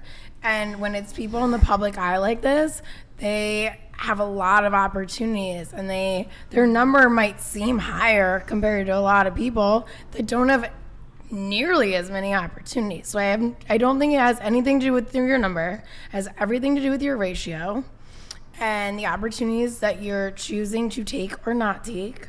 But if you are in a relationship, yeah, like if I'm dating a man, he's not fucking anyone else but me. 1,000%. Do you do BG content on your OF? Yeah, I do. But it's only with the whoever you're seeing. We broke up pretty recently, but yeah, it was only okay. So you wouldn't, for example, if you're in a relationship with a guy, you wouldn't do content with another guy. Never. Okay. Never. Got it. Okay. It was only like me and him because we were in a relationship. Gotcha. Do you think? Do you take quarrel with men caring about a women's body count? No, because I said this multiple times. It's about the ratio. What do you mean? So I'm super hot, so a lot of guys want to fuck me, and I don't fuck a lot of guys comparatively. But if a girl's not that hot and a lot of guys don't want to fuck her, that number might be kind of high. Beauty, but I think with the right clothes, the right look, she doesn't get a lot of opportunities. She doesn't get as many opportunities as I do. It's about the ratio. It's about the ratio.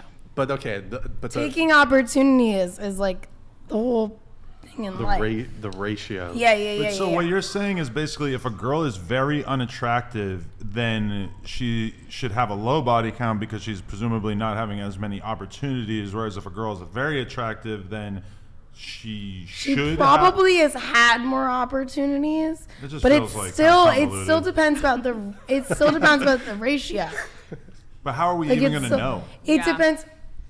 Well, that's why a number does not actually matter. No, because I will grant my you that 10 and her 10 might be completely different. There's been like times where like some dudes told me like, yeah, I fucked 100 girls. I'm like, yeah, no shit. You go to the club every night, right? Like, of course. If you live in Miami, I never leave the Vegas. house. You know, I'm not like. Exactly. That's why I have had sex with almost nobody in my entire life. Yeah. Exactly. Who keeps track of this ratio and how is it calculated? This is the thing. You see those numbers on the screen before? You could tell though, like. It depends where you live. It depends what you look like. If you're out in Miami, Las Vegas, New York City, partying every night, you probably have a couple guys trying to take you home. And if you go home with 10, over living there for 3 years, that's not a big deal. What's the difference between a number and a ratio? Because of how many opportunities you have. If you live in like Ohio and you've only had 10 opportunities to have sex and you chose all 10 is a big number for you. 10 isn't a big number. If you have had 10,000 opportunities and wants an opportunities that you said no to. I like that you're sticking to your guns on this ratio. Because it is a bad ratio. Because it is. Because it actually is. And anyone with common sense actually knows. Anything in college? The ratio. I'm still confused by what the ratio. I don't understand what you're confused about. She keeps tracks of how many guys want to bone her. Okay, and if there's 100 guys and she only sleeps with 2, that's a great ratio. Right, exactly. So in her mind, she can know who wants to smash, and but therefore, someone else, it's like a slut ratio. That's what she's getting at. It is.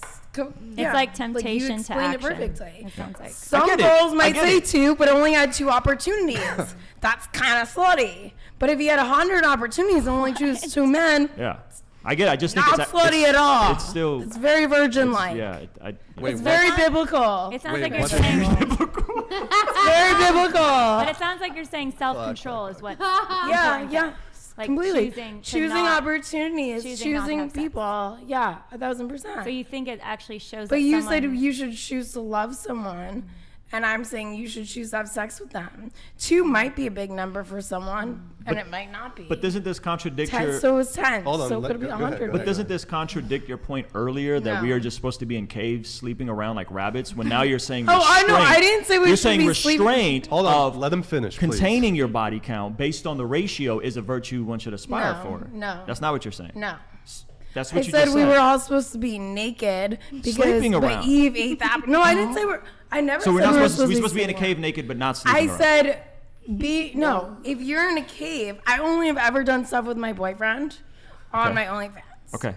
And if Eve didn't eat the apple, I would be naked in a cave doing stuff with my boyfriend. There's no doors on caves. Everyone would be just walking around. I've seen some caves. If animals fuck, it's not weird. They're in the wild. Yeah, but we're not animals. We are, though. We actually are. I think it's more than animals. The reason why we're not is because society has built us up to such a horrible thing that we're not supposed to be.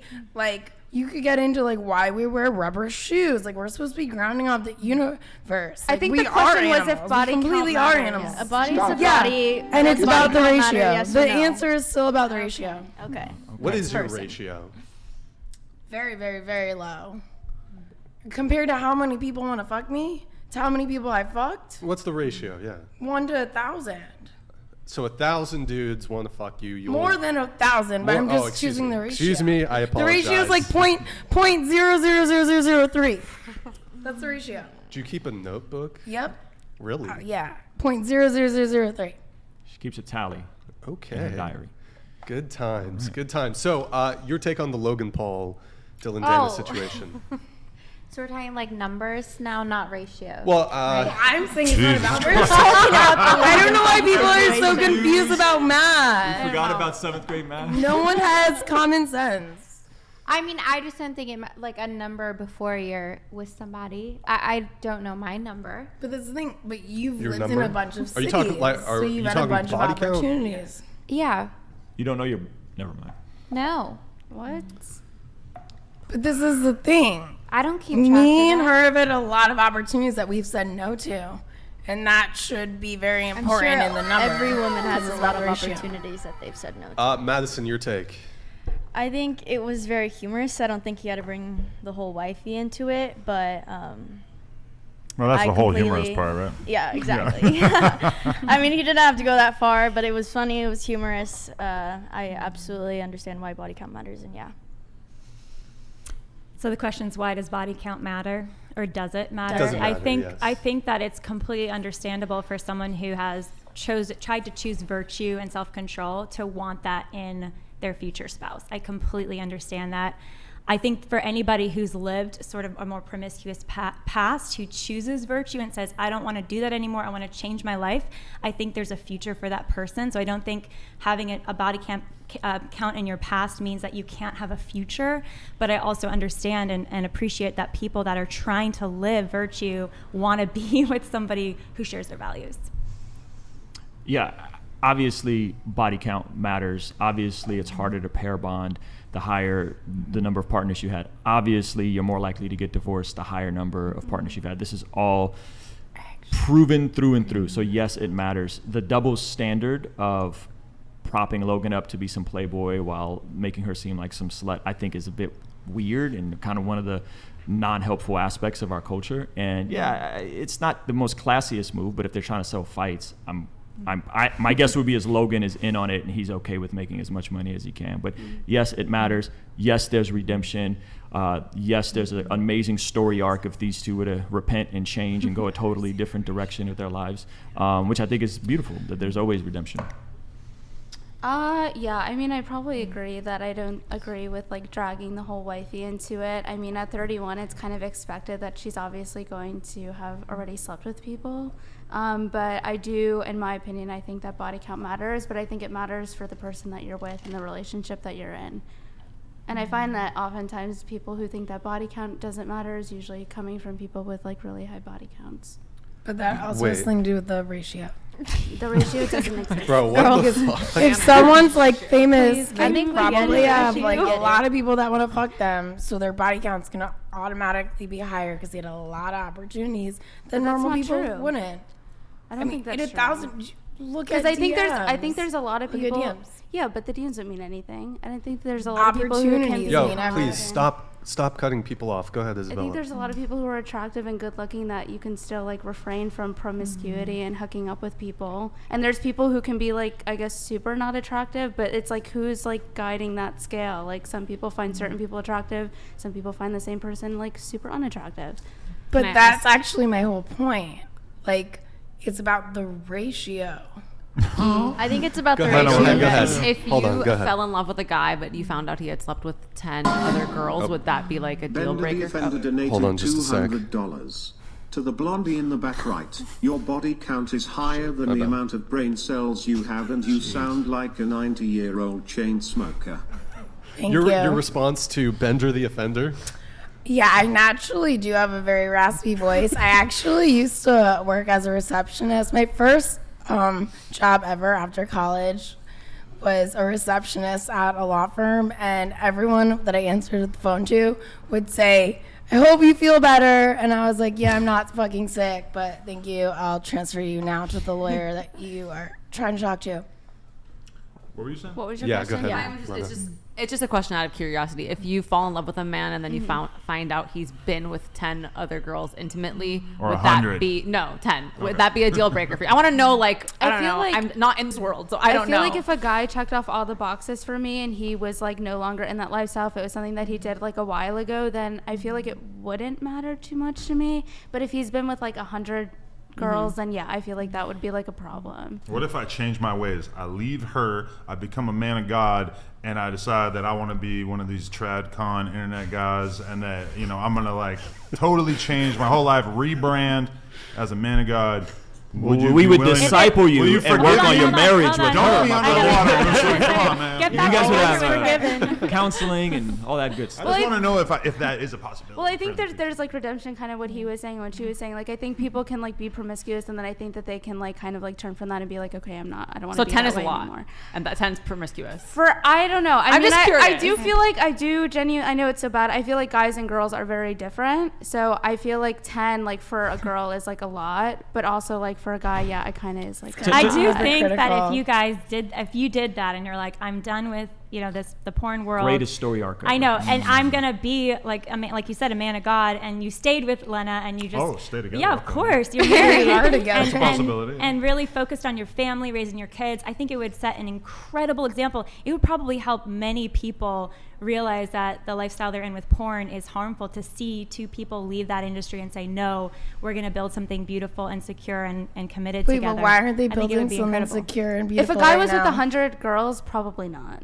Okay, he was with 300 before I started dating him. That's why I'm like, is there something fucked up about me that I literally cared this much? I was wilding. Yeah, like in retrospect, I don't know what the hell I was doing. Like I was just really trying to fill this hole in my heart with just fucking as many random girls as I could. And then once I got into a relationship and felt like I kind of shook off that whole mentality, I definitely did feel a lot better. My thing is that I think the average guy might need to catch 50 bodies before he realistically has like a real perspective on the size. I just the way he talks always is like.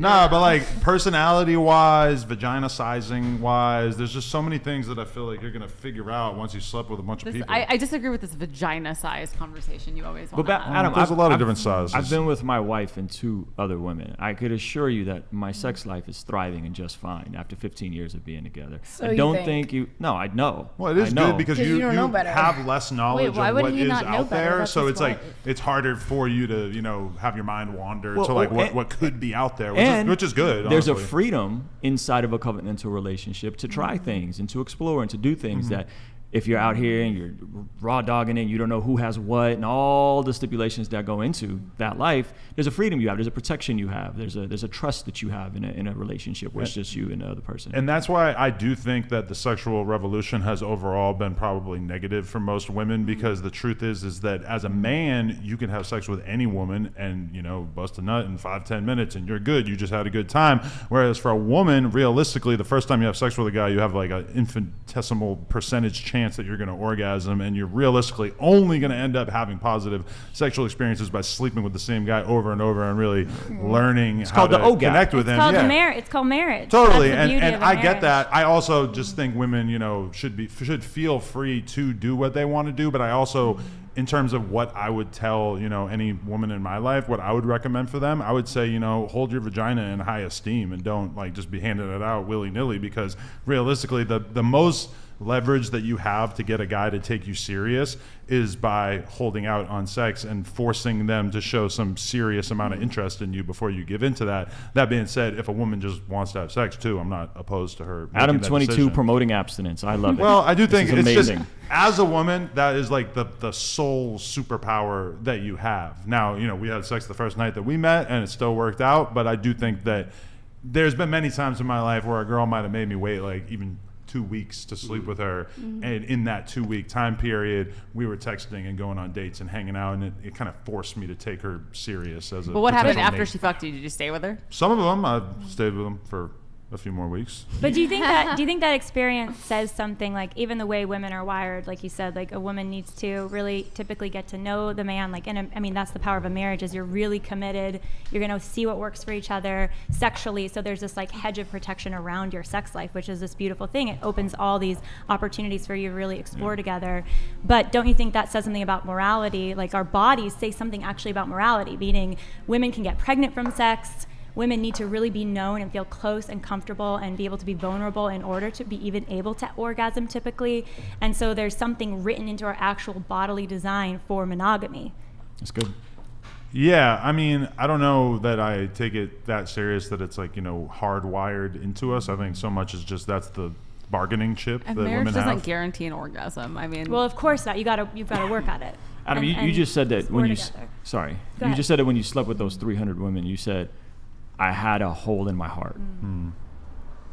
That's like one of the most evangelical Christian things people say, right? Well, you tell me, I didn't know that. Yeah. That they're trying to fill something, and so they're going out and they're trying to fill that void with something that could only be filled with God. But the truth is that I had to sleep with some number of women in order to feel like I had enough life experience to then settle down. Like I can even rewind my life to when I was, in my early 20s, and there was a girl I dated for a few months, and she was awesome. She was like, we still are friends, we still talk here and there. She wanted to settle down with me, and I just kind of knew at the age of like 23 that I just had a lot of living to do and that I wasn't going to be able to really settle down in a relationship, even if the girl that I was with at the time was pretty great, just because I didn't have enough life experience. But why do you feel that way? I got married at 23, 19 years later, we're great, we're doing well, we have 2 beautiful kids. No, and there's part of me that kind of wishes that I had been mature enough to have been able to like accept that relationship for what it was, but I think I would have cheated nonstop. I think I would have been a total piece of shit. I think I needed to like kind of get some of my wild oats out there before I was able to settle down. You need to have a hoe phase. I think everybody needs a hoe phase. The question is just how long have a hoe phase. Even those 2 bodies you got, that was a little bit of a hoe phase, right? I mean, before Jesus. Yeah, right. Let's get a couple Can I say something? I completely agree with you, and actually you too. Like, I completely agree with you. I'm not talking about having one-night stands. I don't have one-night stands. I meet guys that I think I might date, that I think potentially might go somewhere. We hook up, we date, it maybe only lasts 3 months, but I'm not doing it like for a one-night stand. I'm not doing that. I'm being very, very, very careful. I genuinely interested in them. I genuinely think it might go somewhere. And my parents are divorced. I'm very, very careful of who I'm gonna settle down with, who I'm gonna have kids with. So I think that like there's a point that's misunderstanding. Like I'm super Republican, I'm super traditional, but I'm not gonna settle down with the first opportunity because I will never put my kids through a divorce. I will never put my kids through watching a family fight or parents fight. So I think that's where I misunderstood. I wish that I was, how old did you say? You were 23? I'm 38, I got married at 23. Yeah, I wish that I met my person at 19 and married at 23. I wish that, but that didn't happen for me. Sorry. But I have to vet them. I'm not just like fucking people to fuck them. I'm fucking, I'm dating them. I'm dating them. Yeah. I'm genuinely being super careful. I believe in what you believe in, but I didn't get as lucky to just meet my person at 19. You know what? I had my whole life planned out with someone who I thought I was going to marry, and then it didn't go the way that was planned. A lot of people, it sounds like you want marriage, like a beautiful 1,000%. But I'm not going to settle. I'm not going to settle. I don't think you should settle. But do you think that you're maximizing your opportunity for a loving, faithful, committed marriage by doing OnlyFans? Well, I mean, that's how me and my ex got to our strongest point ever. But he's your ex. No. Hey, I don't do OnlyFans. Yeah, but he's my ex. But I'm talking to you. Yeah. He's my ex because I wanted him to be my ex and not the other way around. But why did you want him to be But like we were already doing videos and stuff for each other just because we were into it. And then I was like, hey, we can make a lot of money doing this. I got into it on my own without him. But no, I actually will completely say, when I committed to OnlyFans, me and him were not officially together, and I said this might affect my dating life, but I'm single and I need to live a certain lifestyle, and I'm gonna do it regardless. And I didn't expect it to get as far as it did, but I also got into a relationship that I never even thought would be a true official relationship ever. I'm just and saying. So it didn't work out, but it's not because of the OnlyFans thing. Yeah, I think it has nothing to do with the OnlyFans thing. I do have to move things along, so we have a couple chats here. We have Puffy Vegas. I'm 100% straight. I've been 7 stars, all women. I'm 5'8" tall, but 9. Oh my God, 9 inches long. I've not played videos. Puffy, my dude, you should, since 1990, Adam22, have your wife rate my Instagram.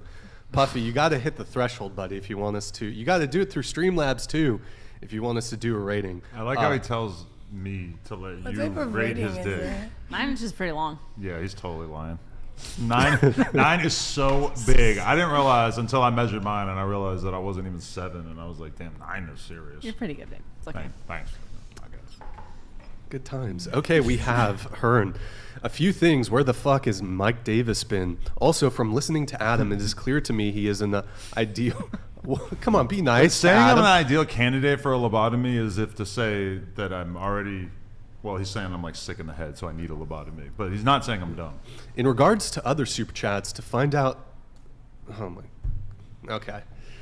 Yeah, right? All right. Yeah. Juice box emojis in the chat. Mac, thank you for the 100. Appreciate it. And then we have a couple here from Streamlabs. We have... One sec. Let me get this triggered. Oh, Valdiv. Kek W. Olay girls don't know how much military and law enforcement play games. Question for the panel. How do you think the cardinal sins being commonplace in our society and how it affects dating in particular? Lust, envy, sloth, and pride. Deus Volt. What are the other 7? There's gluttony, wrath. What's the other one? Pride. No, there's lust, envy, sloth, and pride. Gluttony. Oh, gluttony, Malice. greed, and wrath. Yeah.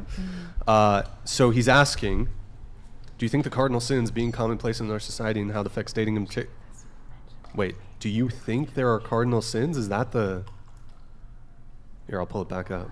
I think he's saying that Commonplace. like the proliferation of this stuff is leading to the downward turn of society. Just a failed society? Okay. Anything All right, can lead to the Valdi. downfall of society. I think there's a lot of things going in play to the downfall of society, and it's way, way, way bigger than OnlyFans. Like Joe Biden, for one. Okay. So I think what he's asking is, do the 7 deadly sins have an impact on dating? Lust, greed, envy, sloth, pride, wrath, gluttony. Of course they have an impact on dating, but I think the deeper issue is the one underneath the surface, which Christy is kind of hinting at, is that we have an entire society that's upside down, and we're wondering why people are getting divorced more likely, why there's more self-deletion, why all these things are happening in school with the transformers. We're seeing all this stuff proliferate, and it's like, where is this coming from? As society gets more and more secular and removes God from everything, all of a sudden things go bad. All of a sudden there's more STDs, there's more STIs, there's more deletion of babies. All of these things are connected. So those are just the manifestation of said things. But I would also go back to something. You guys are all into fitness. You're a fitness instructor. If you know that eating in a caloric deficit, having the right amount of protein, being active creates certain results, most of us will implement said results. But for whatever reason, we compartmentalize relationships and marriage, and we don't look at the best practices of people who are doing relationships, marriage, staying married the longest, thriving, having beautiful families. And we compartmentalize, and we always want to be the exception to the rule. So me and you, I actually think we're on the same exact page, but it's like, yes, I would have loved to meet the love of my life at 17 and marry them by 23. I didn't. Like, you know what I mean? I'm not going to marry and then either be unhappy or divorce. I don't think anyone's prescribing that. I'm saying every moment passing is another chance to turn it all around. Like every moment okay, that but passes. God created me, right? Like, do you think I'm a sin? I'm one of God's greatest work. We're all God's artwork. We're creating God's I'm not image. like against God. I'm Catholic. That's awesome. Like, I'm super spiritual. I'm super religious. I don't think God doesn't like me. I never there's said so that. many things in my life that I know God is with me every single day of my life, and so are all my spirit guides. So I think maybe I think we have the same core values. Yes, I think we do. But let me we say really this. do. But what about the ratio? Let me. No. Well, the ratio is different. Let me just say this. Look at Let me just say the this. ratio is different. I think God loves you so much that it's this sort of love where he accepts you right where you are, but desires so much more for you. I think it's the way that Adam loves his daughter.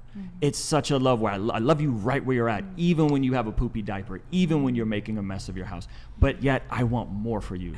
And that love is in Jesus. But that you have to trust that the universe will give you what you need and everything will happen to you when you need it. Like, well, I think especially you being Catholic, like that whole idea of like the universe giving you what you want. Like you said, you're Catholic, so I'm bringing this up because you said that. Like, no, Satan gives you what you want in that moment. No, like, I'm not. I'm completely against Satan. Yeah. I'm not Forgive a me if I'm transgender wrong. liberal. I think I'm the not key Hillary is, Clinton. I think the key is like back to the original question is that, you know, it's not easy to choose virtue. Like what Ruslan was saying, like choosing a workout routine, choosing to eat healthy, like that can be difficult. But the more you do it, the easier it becomes actually. And there's still hard days, but the more you choose the good, the more you build a habit of virtue of doing the good. And so I think that's the same is true with relationships and with sex. The more you choose to do what is good, like choose to save sex for marriage or choose to not lust or choose to not engage with lustful behavior, like the more you're acclimating yourself to the good behavior. And doing something with my boyfriend that I only did something with him that's sacred, how is that bad? I never did it with anyone else. Are there any Bible verses on this? Well, sex is sacred sex is sacred in a marriage, not just in a relationship that you're in. Okay, so have you had sex before? I'm not going to answer that. I was engaged before, if that's your question. Actually, yeah, I was engaged before. So there was a ring, there was a commitment, there was a ring, there was a commitment. Let me finish my thought. We had a commitment too. Let me finish my thought. And we worked together for a long time. So did we, though. We worked together for a long time and we had a commitment. But no, to answer what Lila is saying is just that it's a commitment thing within the bounds of marriage. And it's the commandments in the Bible and the verses that are there, they're not to like hurt you, they're there for protection. And I think that's just all. You don't have to get defensive. I think Lila's just. Yeah, I'm not getting defensive. I say I completely agree with you. I have a Bible in my house. I'm very spiritual. I'm very religious. I have a very, very good connection with God. God loves me no matter what you think. Okay. I never say he doesn't love you. I know. So, he but loves like, us all at this table. I think so we believe in the same things.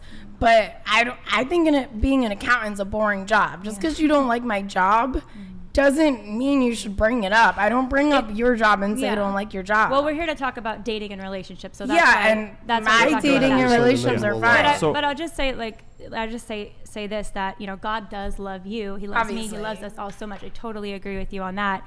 And these laws about morality on sex and like just all the 7 sins you brought up earlier, Brian, there are laws that God gives us. Like the 10 Commandments, there's some no's and there's some yeses of what we're supposed to do. But it's not crazy. It's like, yes, it's a narrow path, but it's doable and people can do it, especially with God's love, right? And so the idea is, I want you to be happy. You know, I want to be happy. Ruslan, we all want happiness at this table. And the rules about relationships and sex and marriage, these rules, there aren't a ton of them, but there's basic ones of fidelity and commitment. They're to make us happy in the end. Like, they're not to be a burden for you. When have I been infidelity? When have I done anything that was infidelity? She wasn't talking about you being. I'm talking generally about the which one of the commandments have I broken? So can I read you a verse? Yeah. Okay, so this is Matthew chapter 5, verse 27. This is Jesus speaking. It's in red. He says, "You have heard that it was said, you shall not commit adultery. But I say to you that everyone who looks at a woman with lust for her has already committed adultery with her in his heart." So Jesus is saying, society says adultery is wrong. You guys have heard it said in the law. I've never committed. Let me finish my thought. I see what you're saying. And he's saying that it's way worse than that. He's saying that even if you've lusted in your heart or you've created content that causes other people to lust in your heart, that it's the same as adultery. That's what he's saying. So he's saying the standard is so much higher than any of us can admit. That's why I think this whole like, she's bad because she did this, but Adam had 300 bodies. Like, I think we're all jacked up. We all need grace and we all need mercy. And that's the point of the gospel. That's the point of the good news, is that Jesus is saying, you can't do it on your own. You're incapable. That's why you need Jesus. That's not what I get from that at all. It's saying that if a man, I'm saying what it says too. If a man lusts elsewhere, that's when he's doing wrong. Right. So I'm not men lusting after you who are married. Men would lust after me, whether I had OnlyFans or I was a lawyer or I was a real estate agent, just because I have how I look. That has nothing to do with me. But could you run your business? Sorry that God made me look this way. God made me look like this. Could you run? That has nothing to do with a man lusting after me and their decisions. But I think I cannot choose their decisions God for did them. make me so good looking. It's not my fault. God made me hot, dude. It's not my fucking fault. But could you run your business? God made me look like this for a reason. The point here is because you're saying you're a Christian and you want to follow. I'm a those Catholic. trends. That's a Christian. Oh. But you're saying but can you run your business without lust? Wait, hold on. Let me just thank Can this you guy. have your business without lust? K. Jane. What I'm was just it? K. doing Jane. what I do with my boyfriend. K. Jane Karen. Sorry if I got your name wrong. Thank you for the raid over there on Twitch. Really appreciate it, man. Gotta Thank love you. a raid. Welcome, guys. Here, just to keep things moving, I do need to get a couple of our other chats in. We have Zeki. Brian, can I get a salute to my man? Me and my girl love watching your show. This episode is incredible when those two girls sharing a brain cell in the corner aren't rambling about libraries ruining humanity. Big labia matter based. Okay, thank you. I heard man. about your Appreciate it. nonprofit. That's pretty cool. Yeah, I didn't mention it today's show, but I do have a nonprofit, BLM, Big Labia Matter. We're getting started. But I've always felt like I was pretty open-minded about the size of the labia, and I thought that was cool to know that you're on the same page as me. I'm a fan, which is why I was taken aback when you mentioned the Venus flytrap. I didn't know if that was, but the way you described it, it was much more than just a large situation. I haven't really heard a lot of girls admit to it, but I've heard that the labiaplasty surgery is pretty popular, which I find kind of disturbing. There's like 10,000 a year in the U.S. that people get labiaplasty. I'm very much against it. I mean, Ladies, there don't are do it. some ugly ones out there, I guess, but No, it just come seems on, like they're all great. But it just seems like a strange thing to. But do you think that's happening because there's so much porn out there, so women are constantly comparing themselves? Yeah, no, I mean probably. Well, I mean, one of the arguments is that and I think that's changing because I mean, if you look, there's definitely certain adult actresses that have large labia, but in the past, typically in print, I think back in the 90s, I think there was definitely talk of airbrushing, or they would select women specifically who who had innies. Let's say. I love my wife's labia. Because I think if we live in a society that's heavy objectification on women's body parts, it's understandable why some women feel so insecure about their body parts. And that goes back to the kind of our whole position on sex is just for two people in a forever lifelong commitment, because then you're not comparing. You're not constantly comparing your body to somebody else's body. Well, we're all artwork. We're all God's creation. Just because I didn't find my soulmate yet doesn't mean I'm not his piece of art or creation or anything less than that. He's probably watching right now. He is. That's why the power is in the palm you of my hand. You are God's work of art. I know. I know. Believe me, I don't need you to tell me that. But I get it. that's part of why. Because we're on the God's same work of art. side. It's just it's not my fault that you got to meet your husband for. I did.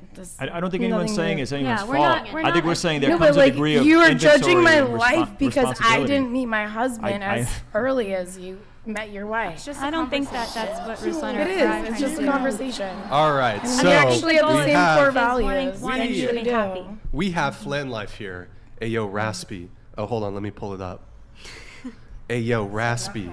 I still don't understand the ratio. Please explain. Oh, and I remember my first beer. Chill on the alcohol. Flan Life is funny. Do you have a response to Flan Life? If you don't understand ratios, I literally can't help you. You learn ratios in 4th grade. I don't know, man. That sounds like a lot of work. It sounds like a lot of math. Oh, did you get through elementary school?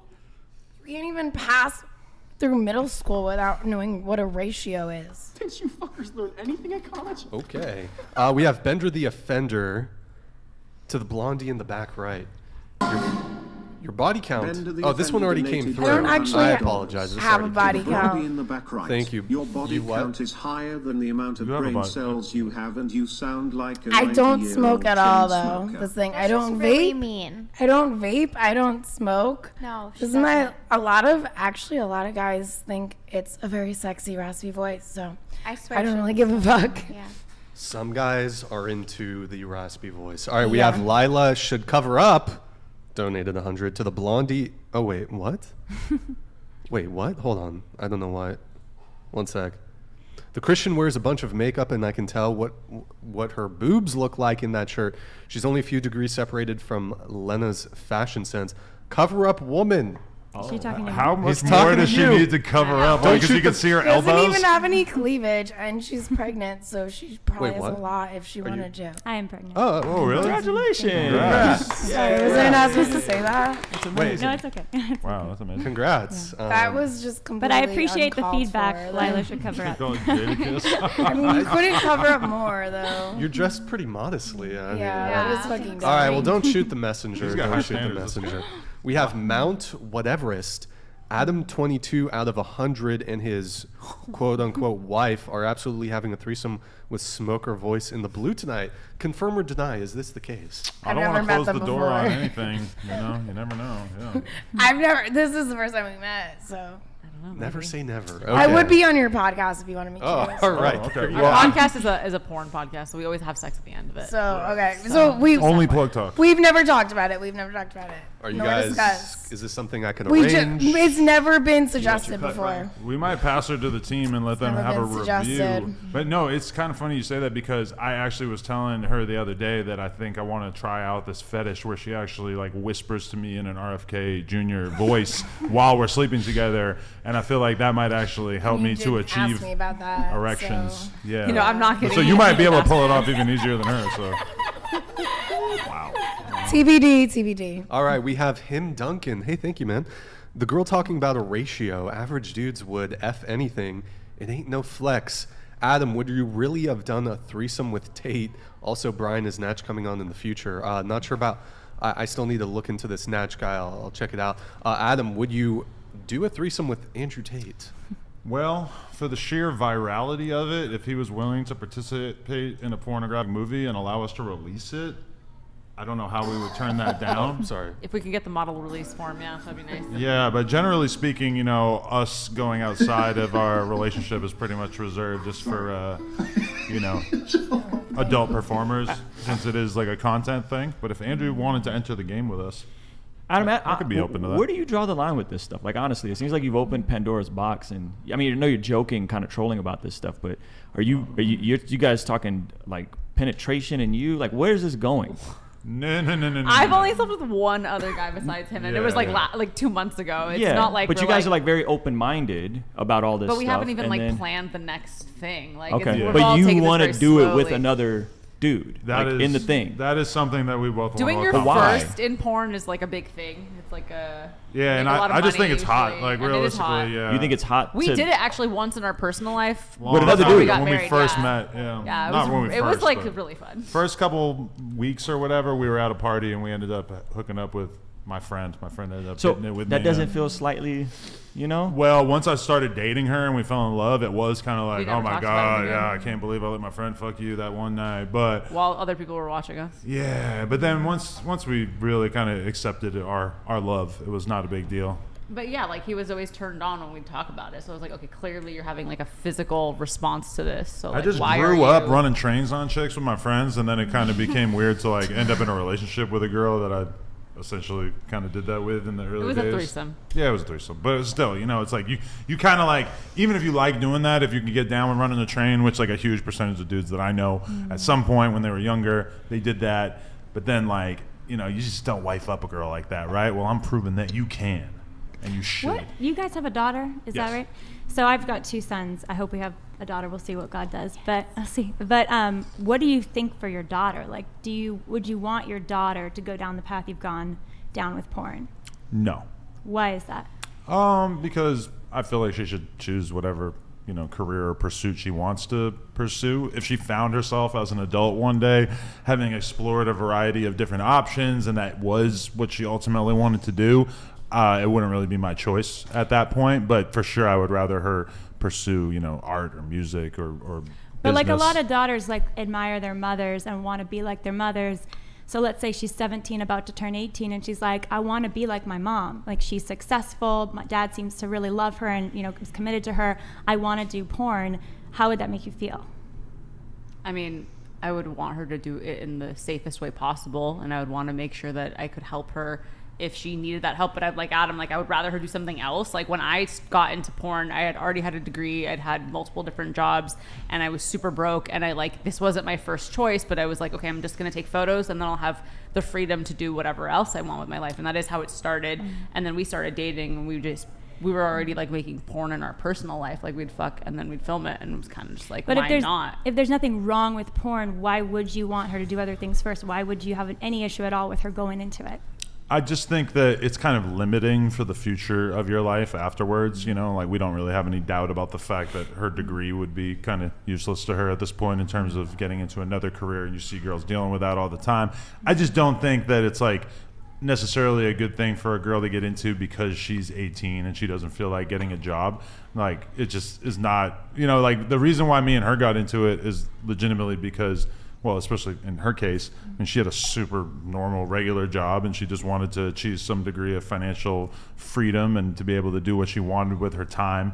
And, you know, I got into it not really necessarily having to do it, but just because I wanted to, you know, make content with her and we enjoy it, you know? But like porn aside, if my daughter was like, wanted to explore her sexuality, like I don't think that's a bad thing. Like I don't think that's unethical. But you guys just both acknowledge you wouldn't want your daughter to do that. It wouldn't be it's my not ideal first choice, thing. So isn't that a bit inconsistent though, that creates something that you wouldn't want your offspring? Like we want our kids to be better than us, so why would you want them to do that? Like if they're aspiring for you to. I feel like what I'm doing allows my daughter to have a better life. Like we're going to be able to like put her through private school because I have the life that I have now. Like I wouldn't have been able to give her that without that. My dad was a social worker, and for sure he wanted me to be something bigger and better than a social worker. You know, it's like you always want your kid to do better than you would want to do. You know, I would love if my daughter was, you know, some famed, you know, artist or something. That would be amazing.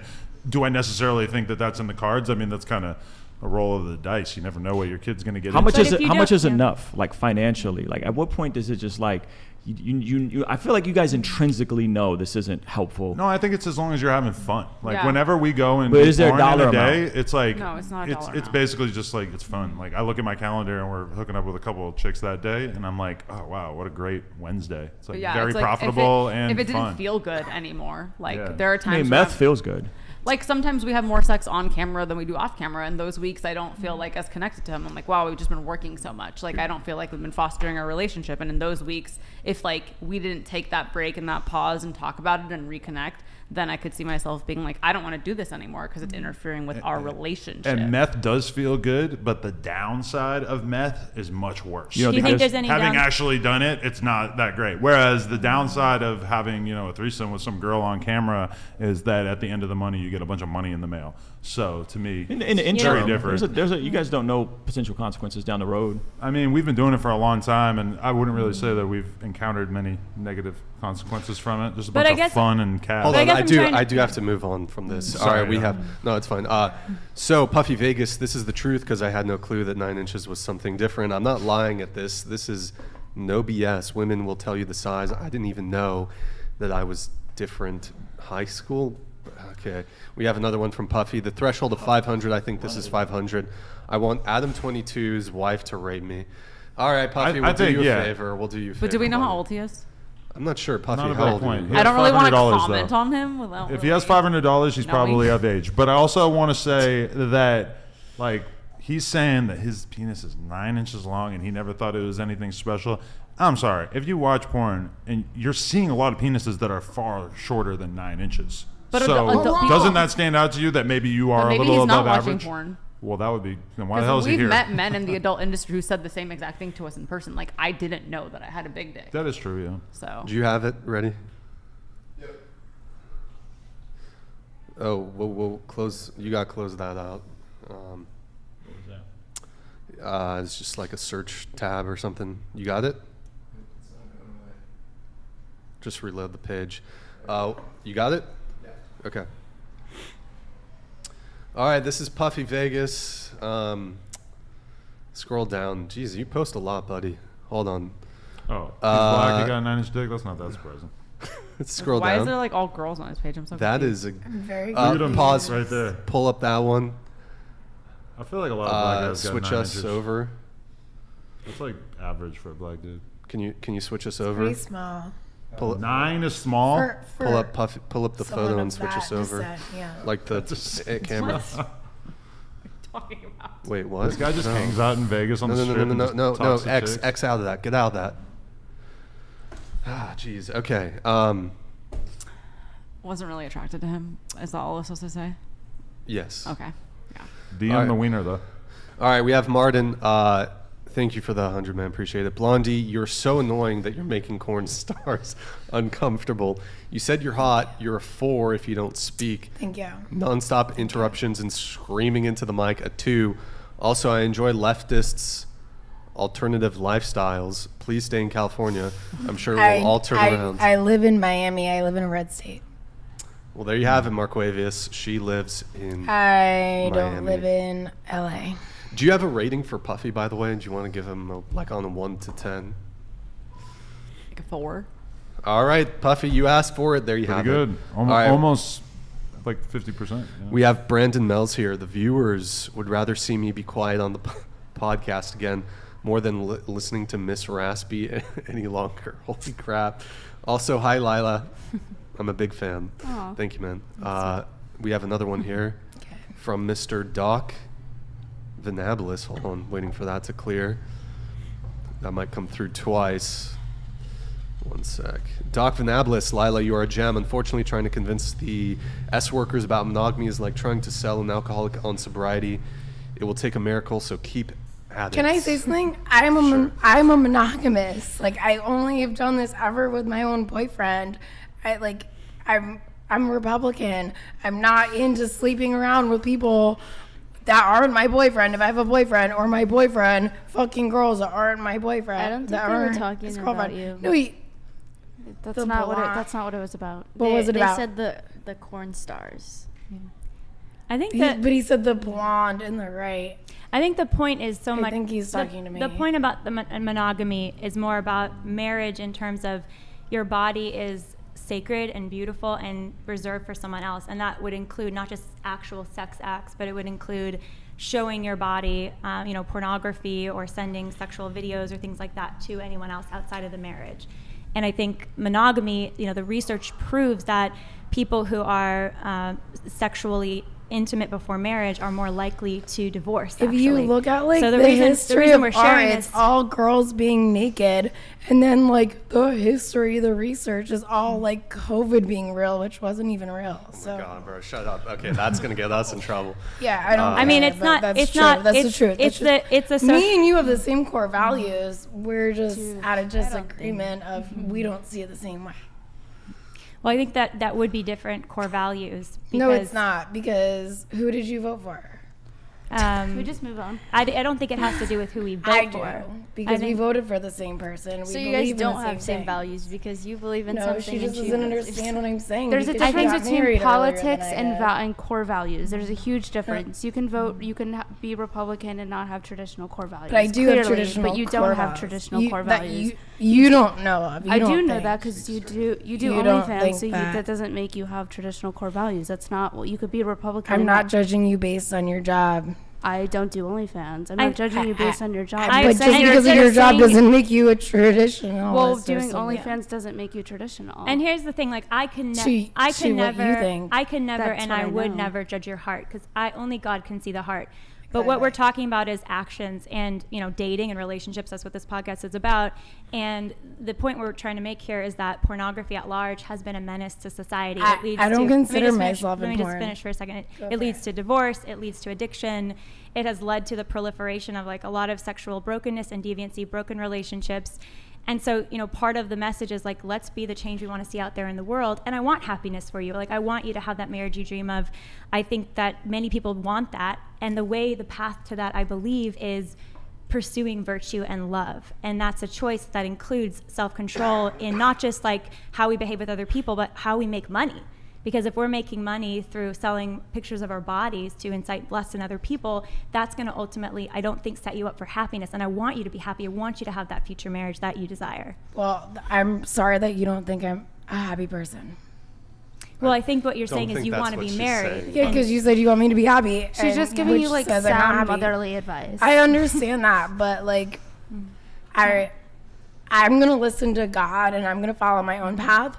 And that doesn't have to have anything to do with your path, but that doesn't mean I don't have a spiritual connection with God. I never that said I'm you not didn't have a Catholic. spiritual connection. But like you're debating me because of like, oh, I hope happiness for you in the future. Like, I'm good. Well, I think you want to get married. We're right? on You're- different paths, though. We're on different paths. It that's doesn't true. mean that I'm not a child of God, or I don't pray, or I don't have connection with God. Of course you're a child And of God. it's a little bit judgmental. Yeah, of course you're a child of God. I'm speaking to, I think what you're saying is you desire marriage, right? But I will not settle for marriage. That's the thing. No one's and asking you to I settle. don't care if it happens tomorrow at 47, as long as I'm happy in the long run. And it's not about what I'm doing. It's on my path that God put me on. And you are on a completely different path that God put you on. Christy, I don't think anyone's saying any of the stuff you think we're saying about you. Okay, God sure. speaks through people. Okay. It's possible God may be trying to speak to you through Lila, who's married with kids. You said that's something you desire. And I think you're doing a lot of projecting of what you think we're saying, and we're not saying 95% of what you think we're saying. I actually think the opposite. I think she's just I think kind of you guys coming are from, projecting on me. Yeah, And I think everyone just has their own opinion and. I think we have all the same beliefs, and you're projecting on me because God of my loves job. everyone. I think Lila just Jesus coming loves you. Can we just? So Adam. I think we need to wrap this up. I think Lila just coming from a place like she desires marriage, you desire marriage, and I think she's just giving you like motherly sound advice. I don't think anyone here is like attacking you. No, and I don't think Christy Christy thinks anyone's attacking her. It's everyone has their own spiritual path, and she's my best friend. Like, I know what she wants. We meditate together. We talk about God together. Like, everyone's on their own path, and it's true. And I think like you're kind of projecting your path on me, and my path is completely different than that. That doesn't mean I don't have a godly perspective or connection or anything. Yeah. So I have a don't question. project I've it got on a me. question for you two, maybe you three. Is it a sin to shoot porn? Is it a sin? Yes, Yeah. it is. Which commandment is that? Sins, I just sins. read Wait. Sins can be forgiven. You just go to church. Of course they But- can be. but Thank isn't God there for that, because something I'm a to be sinner. said I actually don't think it's a sin. I'm just shooting a reality show with my boyfriend that people are paying for. By reality show, do you mean like porn? Like, what do you? People are paying to see what me and my boyfriend, he's not my ex-boyfriend, but me and my boyfriend were doing behind closed doors. People are gonna pay. People pay for the dumbest fucking things ever. But that's porn. That's not reality TV. So the reason It's the reality of my Adam life, and if shoots a people bunch want to of pay to see the reality reality of my life, Here's- I don't care. The question is it a sin? Yes, is what it's he a sin. asked. And It's just- also a and just- question. Sins can all be forgiven, and Of course. Yeah, of but course. don't you need Just- to like, if you're trying to be a godly person, don't you need to make an effort no, to stop but if sinning? you're, how am I sinning if I'm only hooking up with one man But and here, we're talking about and monogamy? let me just and it's my explain, because I boyfriend. think it can be maybe confusing, especially our society is so pornified, and like sexual objectification is everywhere. It's in advertisements, it's in movies, it's everywhere. But the reason looking at porn or making porn is a sin is because of lust, and you're either in. I'm not in porn, I'm in Let me OnlyFans. just finish really quick. And you're either intentionally creating content to get someone to masturbate and lust, or you are doing the masturbating and lusting. They're already doing that. The reality is, like the design, like God's design, is that sex is for unity and procreation. It's for unity between two people to be emotionally bonded, pair bonded, in I love, was very connected, emotionally bonded and then with in him, addition to be able 'cause to he was bring my life into the boyfriend. world, because sex can do that. And one of the reasons, Ruslan kind of mentioned this earlier a little bit, but one of the reasons the statistic hasn't been shared yet at this table, but there's 2,500 abortions a day in this country. The reason we have this sky-high I've number... never had a let me just pregnancy finish this. scare in my life. The reason we have this sky-high number is because people don't take sex seriously enough. They think sex is just like a recreational thing they'll do. It doesn't have to do with commitment and marriage. And so people get pregnant because they're having sex when they're not committed, and then they choose abortion. So it leads to all It's not what I'm doing. all these other problems. Yeah. It's not what I'm doing at all. Porn is a sin doing with my boyfriend. the way cocaine is drugs. The cocoa leaf is not a drug. they use the cocoa leaf in South America. You can make tea with it. The moment you take it and you add all the gasoline and all the other junk to make it cocaine, that's the moment it becomes a sin. And I think comparing porn to drugs totally makes sense, because it's like, I've been able to be a person throughout most of my life where I could have a couple drinks and I just don't have this like strained relationship with alcohol. I've also gone through periods of time where I was getting drunk every weekend and it was clearly having a very negative impact on my life. And I have friends who've died or, you know, ended up in the hospital and stuff from doing drugs. Myself, masturbation to porn in my life is something that I've never really struggled with in any way. I've always had this like completely kind of take it or leave it attitude. I've never like yearned to be seeing it when I, you know, didn't have access to it or anything like that. But I have known people throughout my life who clearly had some kind of weird relationship with porn where they needed to see it on some kind of consistent basis. So it is hard for me to imagine somebody having that sort of like unhealthy relationship with it. But, you know, I smoke weed. I know people who've basically kind of ruined their life because of smoking weed. I know people who've ruined their life because of alcohol. And so I don't doubt that there are people that have, you know, terrible consequences from porn. It's just, I don't think that porn is necessarily the problem. The problem is people with mental illness or with some kind of hole that they are trying to fill through porn. And obviously that alone is not going to help people to, you know, stop their addiction to porn. It's just like, anything you make, if it's good enough, whether it's coke or porn, it's like it has the potential to take over somebody's life. Myself personally, I don't really see that as being something that's so common. We go to these porn conventions and we meet, you know, a couple hundred porn fans. And I mean, are there weird ones? Sure, sometimes, but for the most part, they seem like kind of regular guys that I don't think would seem that different than if you went to like a comic book convention or a baseball card convention. These are just guys who are super into this one thing. Sure. We're going to move away from the... Can I say one thing? No. We're going to move away from the porn Can she say one conversation. thing then? Because she hasn't really gotten to say. Is it the same thing you were going to say? No. Then she can't doesn't say know it. what I have to say. But people ruin their life by having kids and getting married with the wrong people also. So... That was beautiful. Okay, yeah. What did you have? No, I will say with the abortion context, I feel like sometimes you could be in a very committed relationship and it's just maybe you don't have the funds or it's just not the right time. Wait, hold on. Are you both conservative? Yeah. Are you pro-life or pro-choice? I'm pro-life. Yeah, but it depends. What do you mean? You're either... Then you're pro-choice. So you're pro-choice? I'm pro-life. I've never been in a pregnancy scare. I've never had an abortion. Yeah, I never will. but you were saying... I feel like it depends if you're in like an abusive relationship.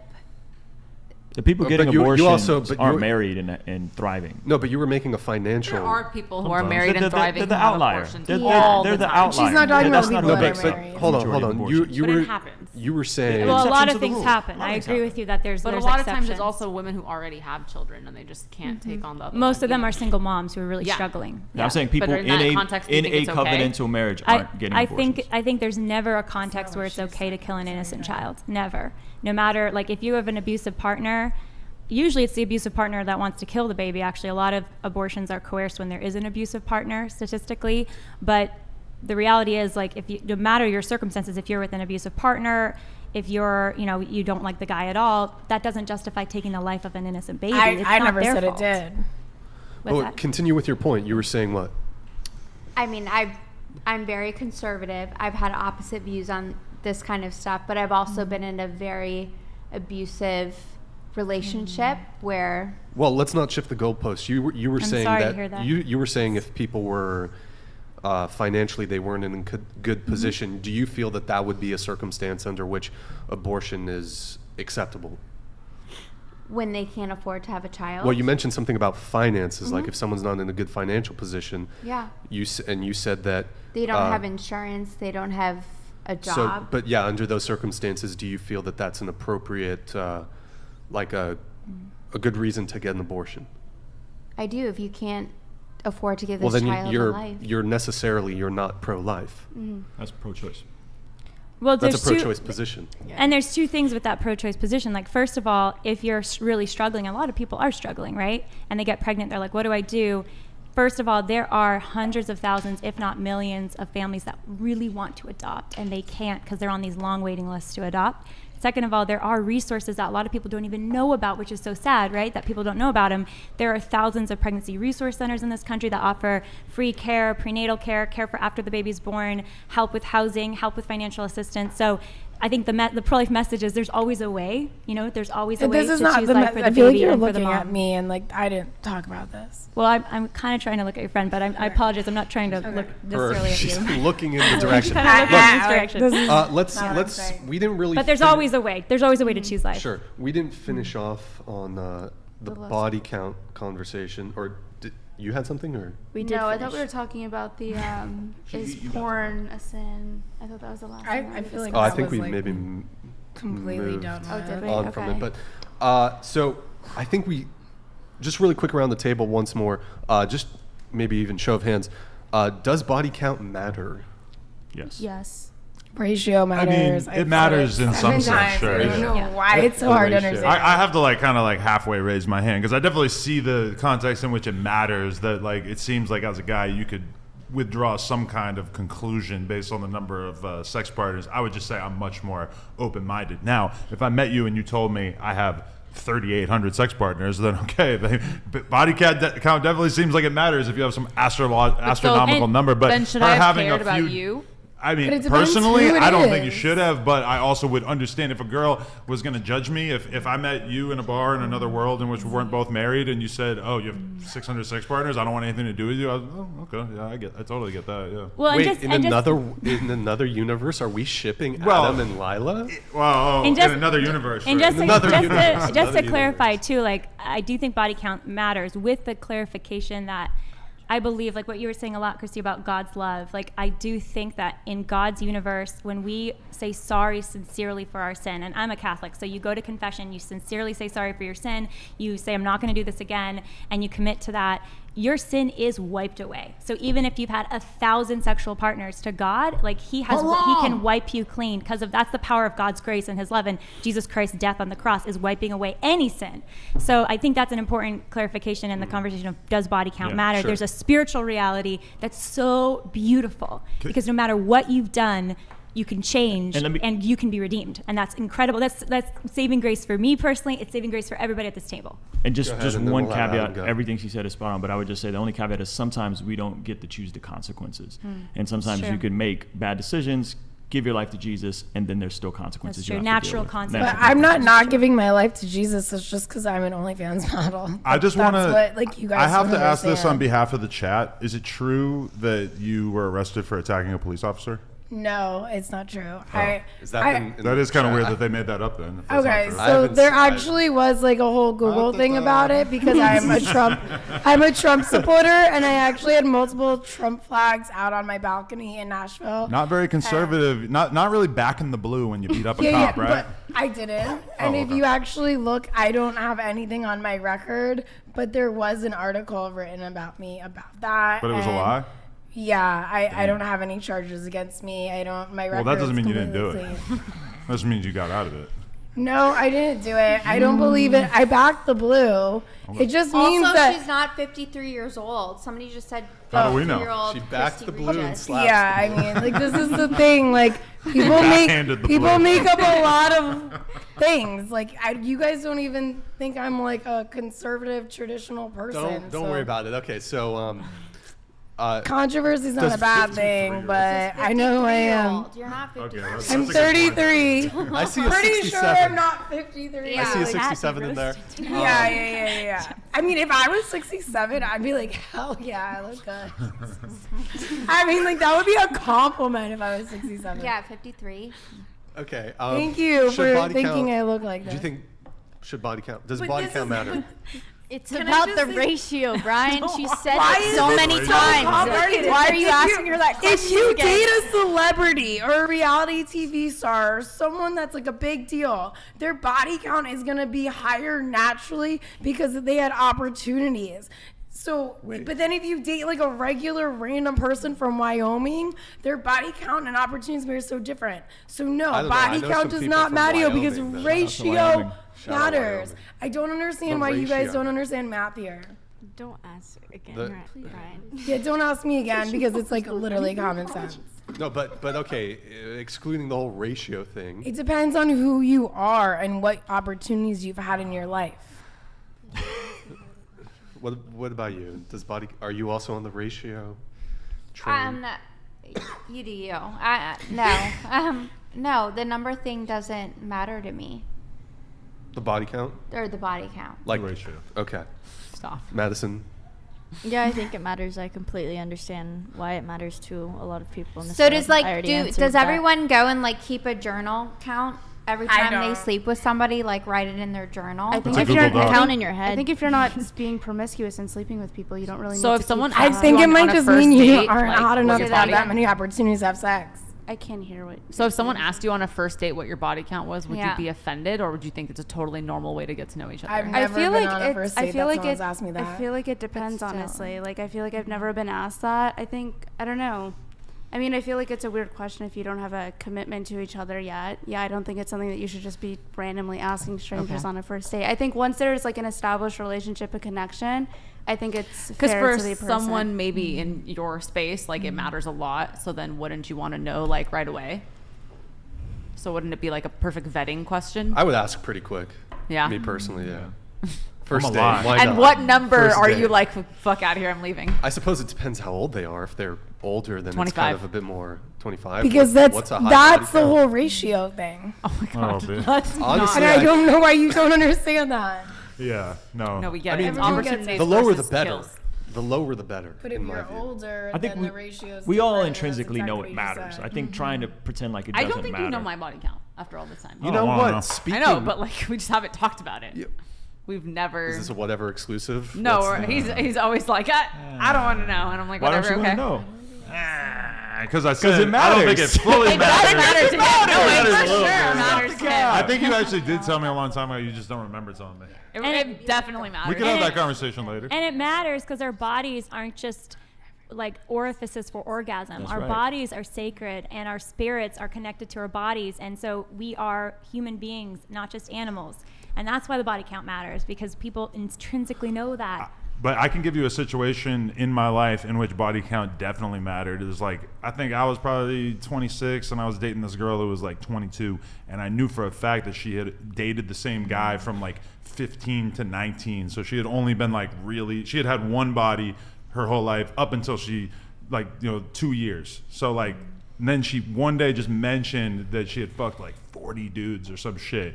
And I just immediately was like, oh my God, that's like 2 a month for the entirety of your sexual career besides this long boyfriend phase you were in. So I definitely felt like I gleaned some information about how she was living before she But started did that dating me. disturb you? That number definitely made me think that she was giving it out a little too loosey-goosey, to be honest. Yeah, so I see what you guys are saying. Adam. I've had some long Paul- relationships. I'm not like fucking everyone around. Like, So what if she was making thank you. tons of Uh, money each time she did that? Would that have been okay with you? Oh, I mean, if she was a porn star, for sure. Like, we know porn girls who are... You've dated strippers and porn stars, Yeah, so yeah. I mean, I feel like it's like in some context it matters. I mean, we know girls who are 21, and because that's the thing, when you do porn, you end up fucking the same 10, 20 dudes over and over and over. But just to clarify, I'm trying to understand like your worldview on this. If you're it makes Hold you on, kind of let's move away from porn. Can I ask one question? Here's One to be more in or real no? estate. One more. It's okay if you want to move away. I think Your Adam call. conceded the body point that it count matters. matters. I Yeah, think he it matters conceded a the lot point that more. it matters. Adam, what's your body count? like 600-ish. 600-ish. Something Okay. along All right. You don't want to share, correct? I would share, but he would tell me not to. Oh, Many dozens. I you don't- would share, but But Adam would has- advise me not to, and Adam would probably be That's mad at me I for told her a sharing long time after the ago, I'm fact. like, don't ever tell anyone your exact number just because it's just... Oh, I don't ra- even think it's range? that high. No, I don't Is range acceptable? Less than 100. Can I sit down? Okay. All right, there you go. Mine's probably. I'm 33. I'm single. Mine's probably around 22. Around 22? Okay, Yeah, if which I met I think you... is a pretty low number, and I think that's If why I met people don't you understand and my that was your argument. age and body count, I would be like, no, Yeah, that's that's super. pretty low. That's actually very low from my Yeah, perspective. Yeah. exactly. I think Stop the everyone count. doesn't I understand. mean, It is the count. I'm not trying to Everyone impress you or doesn't anything, get that yeah. I'm a Adam's trying to book her Republican, on the pod. and then I That's amazing. date people, and then I don't fuck around just because I have a job. Okay. What about you? No comment. Okay. Is it I don't. range? Do you want to do range? She wants to do ratio. Just kidding. She doesn't want to do ratio. I don't know. You said you lost track. I don't keep track of that. I don't know. But so you lost track. 30-ish. Okay, sure. Yeah. Multiply it by 3, and that's the real number. for everybody. Thanks, Dad. I'm gonna get bullied again, but it's 8. See, 8 at 18 is Lila, if you want. She's putting in work. I mean, it's just my husband. It's 1. Okay. 3. Just 1. Okay. There you have it, folks. A little bit of nervousness on the response. There you have it. We have a chat here from Rippy. If 2 men could have a child, and those 2 men are RFK and Steve-O, I think we have a rare view on what their daughter looks and sounds like if she was going through a major identity crisis. Who do you think would carry the baby? RFK or Steve-O? If they were to have some sort of gay child, yeah. I think Steve-O would probably be I think you're beautiful, so don't listen to the chat. I already know that's why they're chatting about me.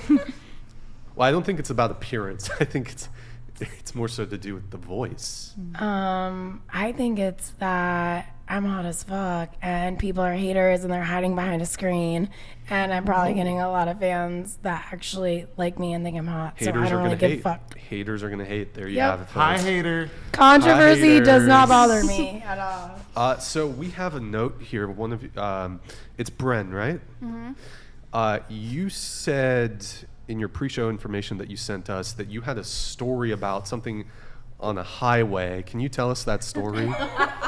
Shootout. That's actually really good. Okay. So one day I'm driving down literally the highway, and I see this guy pull up in a truck next to me, and I'm like, oh, he's kind of cute. And he's like, call me, and the number was on the side of his truck. So I'm like, okay, I'm gonna call him. So I call him, and he's like, hey, I think you're cute. I'd love to take you out sometime. Sure. Want to take me out next Tuesday? And I was staying with my parents that summer. I was on college break. So I'm getting ready, and my mom comes upstairs. She's like, Bren, your date's here to see you. And she looks like a little confused. I'm like, yeah, my date. Like, I'm really excited. And I walk outside, and he's a legit midget. I believe the correct term is dwarf or little person. Okay, I didn't know what to say. I'm like, what's politically correct? Okay, so it was a dwarf. Yeah. Okay. It was a dwarf. Little person, okay. Yeah. So. You went on the date. No, so he's like, I borrowed my brother's sports car for the night, and he like pulls all the way like to touch the brake, and he's like, I thought we could go to the beach for the night, which is like 45 minutes away, and I'm like, oh. To get dinner, right? To get dinner. How was he going to drive a sports car with his little legs? No, he like pulled all the way like. Oh, he was all the way up. Yes, all the way up. Yeah. There's also like things that like special pedal extender things. Yeah, and like he's like, all right, we'll go to the beach, and I'm in my head, I'm like, I can't do this. So I text on my girlfriends, and I'm like, oh my god, you have to like call me and say some kind of emergency happened. So she did, and I'm like, I'm so sorry, like so and so is in the hospital, we gotta go home. And he took me home. So you lied? I did. He took me home. But like, haven't you ever been asked out on a date with a guy who, say, wasn't a dwarf, but like you kind of knew that maybe like you weren't really feeling it, but you just went on the date? No, I wouldn't waste my time. So if a guy asks you out on a date, and then like, I think the polite thing to do would be go on the date, but then just not. Yeah, but I didn't want to waste any of our time. Well, that's how a villain's created, but... you could have told the truth. You could have said, hey, I'm not into little people. Bring me home. I think he knew from her facial expression. Yeah, so then when he dropped me off, he sent me a text, and he's like, it happens to me all the time. Like, this poor guy. So, okay, just for clarification, you were driving on the highway. I was driving, so I couldn't see what he looked like. You couldn't tell that I couldn't tell that he was like, what, 4 foot... I don't know. But couldn't you just, I mean, like, what else were you doing that night? Couldn't you have still just gone on the date, and even though you had no interest in them, just had like a pleasant... Haven't you ever gone on a date with a guy and like... She didn't want to lead him on. She didn't want to lead him on, which is very respectable. You didn't want to lead him on. I didn't want to lead him on. Exactly. But I think like I don't know. I don't know. Like one trick I've learned is before I obviously got married is like, if you're not attracted, just be like, listen, I really appreciate you putting yourself out there to Yeah. ask me out, but I'm just not attracted, but I really wish you the best. Yeah, it hurts a little bit, but it's respectful, and in the end, I'm just not into it is wasting. what it is. Would you? What would you do? Let me give you a hypothetical. Well, I'm down. Like I'm actually down to date a dwarf. So like. Oh, we saw one the other night at Catch. Back in the day in New York, I'm in a bar and I'm like, I sit down next to this girl and we end up in a full conversation and she seems great. We get each other's numbers. She invites me over to her house. It's pretty obvious that she wants to sleep together because she's inviting me over her house at like 3 a.m. And so I ride my bike over to her house in the cold and she's sitting downstairs on the stoop in front of her house, in front of her apartment, which I thought was very strange because any normal person would probably want to stay inside as long as possible. And I go, she's like, what do you want to do? I'm like, you want to go upstairs? She says yes. And she has this kind of like walk with like, like her legs are like clearly like not moving properly. And like, I guess I lurked her Facebook and it seemed like she was in some horrible car accident or something like that. But like, she clearly thought we were going to sleep together. And I don't know, there was just something about her walk that just turned me off so much that I just couldn't do it at all. So I've been there before. She had a limp? She had like, you ever been like, see a girl's like a horrible car accident and her legs are just kind of like moving in this like crazy direction, and you're gonna get canceled, Adam. I don't care. Okay, no, but then what's crazy is that she starts dating some kickboxing champion, and I kept seeing him around town, and he kept looking at me like he was gonna beat the shit out of me, and I'm like, are you gonna beat me up because I didn't want to fuck your girlfriend? Like, I don't know. Did you kind of, knowing that she was able to snag that fighter, did you have second thoughts about? It did make me think like maybe I was a little too close-minded, but honestly, it just sucked the wind out of the room. Like I couldn't, and we were outside, but I could not find myself attracted to her at all. It just, I don't know. Okay. Yeah. Me personally, I think it would have been polite to still have gone on the date, because he drove to come pick you up. He got all ready. I think it would have been polite to just obviously not, have a polite platonic conversation with him, and obviously you don't have to go on a second date, but it sucks though because that's more leading him on. That's more leading him on. That's what I'm saying. You're just leading him on even more, and he wants to go to the beach and have a romantic beach dinner. Once you agree to go on that date, it's like there's gonna be a moment of cruelty here, whether it's you rip the band-aid straight off or you do it like really slow, which it really sucks. And then getting ghosted is even worse. You might as well just be honest. It's true. Didn't you also have a ghosting situation? Yeah. What was that? So I dated my ex for 2.5 years, and we lived in Atlanta together. I was in Nashville for work. I came home one weekend. He was gone. All of his stuff was gone. And then his dad reached out to mine to tell me it was over. And I haven't heard from him since. So nice. Yeah. Hi, Brian. Did you? Oh, his name's Brian with an I or Y? Y. The worst. Have you checked on Facebook, like what he's up to? I didn't mention this. He got back together with his ex for the 3rd time. That sounds like some shit a guy would do if he found out that's what I would do if my girl was cheating on me. No, she wasn't. I wasn't. The complete opposite. You sure? Some guys are just cowards and they can't say what they're thinking. Yeah. I would have married him. Like I would have done anything for him, and if anything, he might have cheated on her because she found a phone. No, I swear, like it was like 2 days prior to that, he's like, I can't wait to marry you, and it's like, when something's going on, like I don't know. I had an intuition. It's very possible, especially if her boyfriend was already seeing the ex. Then yeah, of course it would have been way easy for him to just cut her off and not say anything.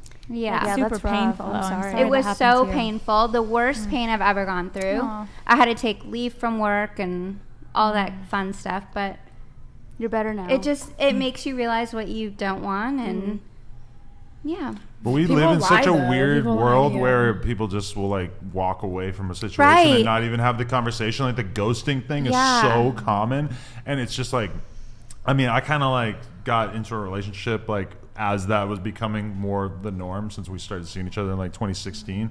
But that just is kind of terrible. I feel like if anything, if you want to be a good guy or a good person, always be down to give somebody an exit interview. I think just being honest, even if it's the worst truth you have to give, is way better than making someone just wonder like a million different things. And then his dad to reach out Yeah, to mine, tell what me the it was hell? over. That is some pussy ass shit. A lot of Yeah. men just avoid that because they don't know how to properly like communicate. Yeah. Yeah, like, and especially like firing people. I've made this mistake a million times, but if you fire somebody and you really like give them your time and explain to them why this job was not going to work out or why they fucked up so bad that you can't continue to employ them or whatever, it's probably going to go over okay. Whereas if you just kind of like let somebody go and don't really tell them what's going on, a lot of times that becomes like the angry ex-employee, you know? Ghosting happens, Brian. What? There's more stories. That's a good one. Huh? Here, I'll read these. Martin, for Blondie, I'm having terrible difficulty conceptualizing ratios. Could you please tell me what is the ratio for a delusional woman who believes she's hot and interesting to the desperate men who lie to her for sex? Please feel free to be as scientific. Can as you possible. ask him to send us a selfie? Marquavius Martin. Because I want to see what he looks like. Because she wants he's a hiding selfie. behind his text messages and behind his screen. I don't know if he's down to send a selfie. He but probably really quick, isn't because he's probably super ugly. Guys, go to twitch.tv/whatever. Drop Please us a send a follow. selfie. Drop us a Prime sub. Twitch.tv/whatever. Drop us a follow. Drop us a Prime sub. Thank you. Oh, actually, let me shout out. Yo, Hobo, thank you for the Prime. Buddha, thank you for the tier 1. Steve-O, thank you for the Prime. Mr. Steak, thank you for the Prime. Panda, thank you for the Prime. I was how do you pronounce that? Kajane Karen. Thank you for that raid earlier. And then B-Star, thank you for the Prime. Appreciate it. Wait, okay, so I'm still caught up on this dwarf thing. What if Honesty he was is slanging? the best policy. What if he was slanging like Puffy, Vegas? Like he had a Size doesn't matter, Brian. he had just a meat cannon. No. No, okay. That doesn't. He was a Dick Smith, like Adam. No. Have you guys done any When you shot know, you anything know. with the little person? No, not yet. Although I'm totally open to that. People always ask if I'm into the trans thing or if I'm going to go gay. The answer is no. But the midget or the little person, I could definitely be open to that. Okay. All right. Nice. Yeah. Nice. I don't know. You could have gone on a date with him. That's all I'm saying. I think I saved him in the long run. I wonder what would have been like. You could have just told him. Was it better to make the whole excuse about the emergency, or would it have been better to have just said, "I didn't know you were a dwarf"? I know. The moral of the story is don't go on a date with a guy that you meet driving on the highway. That with is a number on the side of his truck. Yeah, I wonder if that's his move because probably he knows that people can't see. It probably is his move. Okay, what if you end up going on a date with a girl, like same thing, but she's 400 pounds and you don't realize it from the way she looks in the car? Like, 'cause I have had that happen to me where I showed up to meet a girl off MySpace back in the day and she was massive and I still banged her. And, you know, like, I just did it anyway because I was like, what else am I doing? Yeah. But for sure, I wasn't proud of it. That's a fair point. That is a fair point. Ratio at all. No, yeah. That's how my body kind of got so high. Exactly. But I try to do my due diligence though when it comes to. I'm pretty sure I would avoid a catfish scenario. yeah, now knowing what I know now, it's like I know exactly what girls are doing to make them look like something different on That's a social fair media. point, though. But 2003, I definitely did not know what the hell is they a were fair doing. A lot of girls don't look what they look like in the pictures and stuff. So That is true. A lot of filters are being used on dating Yeah. apps. I think it should actually be a crime so do I. to use a face filter on dating apps. Well, doesn't TikTok like suggest it now too? So a girl doesn't even have to like seek out a filter. It's just right there. But it like- says when a filter's being used, like on all the apps. Yeah. But a lot of guys, even the ones who are kind of paying attention, probably don't know that there's like It'll show you what video effect you use. filters as well. So like in general, Facetune it. if you look at a girl's Instagram and it seems like all of her photos have weird effects and like shading and everything looks kind of like blurry or soft, then you're probably getting duped. I guess that's kind of similar to like, what about a guy who's wearing a hat to cover up? He might if be he's bald. Tim Pool. Oh Yes. that's all over Bumble. And Hat and sunglasses, that's the worst. holding a fish usually. Yeah, or hunting with a deer, like They're So I always laugh. the baldy. But that's like, well, I Yeah. have a hobby. I'm a hunter. That's cool. And I love masculine That's men, but fine. I need a guy with long blonde hair past his shoulders. yeah. Long So- blonde hair past the Yeah. shoulders. Very specific. She's Yes, all about the because blonde man. I'm vibe. actually pretty biblical and I love Jesus, even though they don't think I do. Wasn't he an Egyptian? I mean, I think there's someone for everyone. Yeah, who's mine called is to a marriage. long So that's the hope here for anyone. But like who's the there. sunglasses with hats on Bumble is just and you know what I also don't like is when they pose with a hot friend. Wait, do you have and Bumble you're on your phone right now? I have Hinge. Can I look at your profile on your phone? No. I won't show it to the camera. Can I just see it then? I thought we weren't allowed to I use literally our just phones. re-downloaded it the other day. Oh, okay. Okay, wait. Definitely. Okay. It's not horrible, but It's not, yeah. her She Wi-Fi keeps it has on, been like, a the little last fucked up slide when of we her were phone, so she here. has to swipe like 8 times before she gets to it, and then she has to search for it. Yeah. Okay. I've never been on Hinge.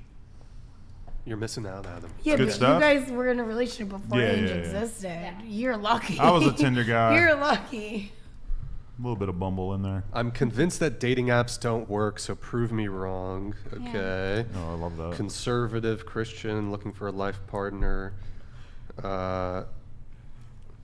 When I need advice, I go to Taylor Swift. That's an L. Yes. Oh my God. You just made a friend. Yes. Wait, every single photo here on your dating app is either filter and or makeup.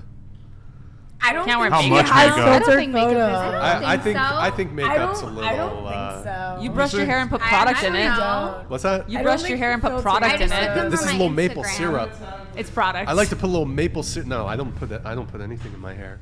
Lies. I just don't shampoo for 3 Yeah, it weeks. looks How oily about then. that? I don't Greasy even as think fuck. you have Are those not good photos? No, but you do have like a filter on every photo, like it's 2013, and you just got filter, but not Instagram. a That is face pretty filter. funny. Yeah. Like, I don't think It's there's like anything wrong it's a with filter, using, but but it's it's not black and like white. a face Yeah. filter. Like her face isn't changing. It's just the shade of the coloring. picture. Yeah. No. Filters are misrepresentation. she's not using If you Face use app, filters on though. dating apps, it is haram. She's not using Face It is you are misrepresenting how you look. Really? It should not. Yes. I think your profile's You need fine. to have at least you. one photo. No. I think yours is One photo. one of the most real ones. Yeah. amongst I a don't think lot I of look them. that different. no, those filters are OD. No. Needs to be one photo without any makeup or any filters. Yeah, because having a bunch of crazy filters and Facetune going on your Instagram is one thing, but as soon as you put that on a dating app, it is kind of like, I feel like Don't on they a link dating to app, the socials you should anyways? try a little bit harder to like be representing what you actually look like. Not that you don't look like those photos, it's just like the filters and the Facetune. Let's go. People Adam. actually tell Let's me fucking I look go. All right. better than what I look like on my dating apps, even though Wait, what? these trolls don't believe me. Do you have a but dating yeah. app right now? Can I look at yours? Yeah, too? but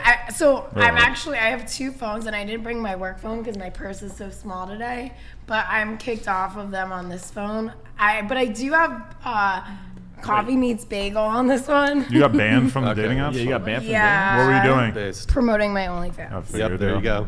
So That'll they do blocked it. this whole. That'll Like, I've heard a lot of girls say they yeah. got banned for that. But I do have Coffee Meets Bagel, and I actually What is read that? it to her. It's a dating app that I wasn't take a banned look at from it. on I'll this take a one. Coffee look. meets bagel. I'll take a look. I mean, Okay. my profile's like a little bit aggressive, but like. Oh yeah, that's great. I'll read it. And this was before I had boobs, by the way. Oh. Yeah, Fake I haven't boobs. updated it. Wow, that's a bit misleading. Well, that is my picture though, but I think you should really read what the profile itself Maybe says. fake breasts are a deal breaker for a guy. Maybe you should. just Maybe say they it. are. Are they Maybe a deal they're breaker not. for Maybe you? I did it for They are. myself. You don't like them? I'm not a like fan. 'em. Damn. What if they look really natural? I'm not What if they dating feel you, super bitch. soft in your I hands? can tell.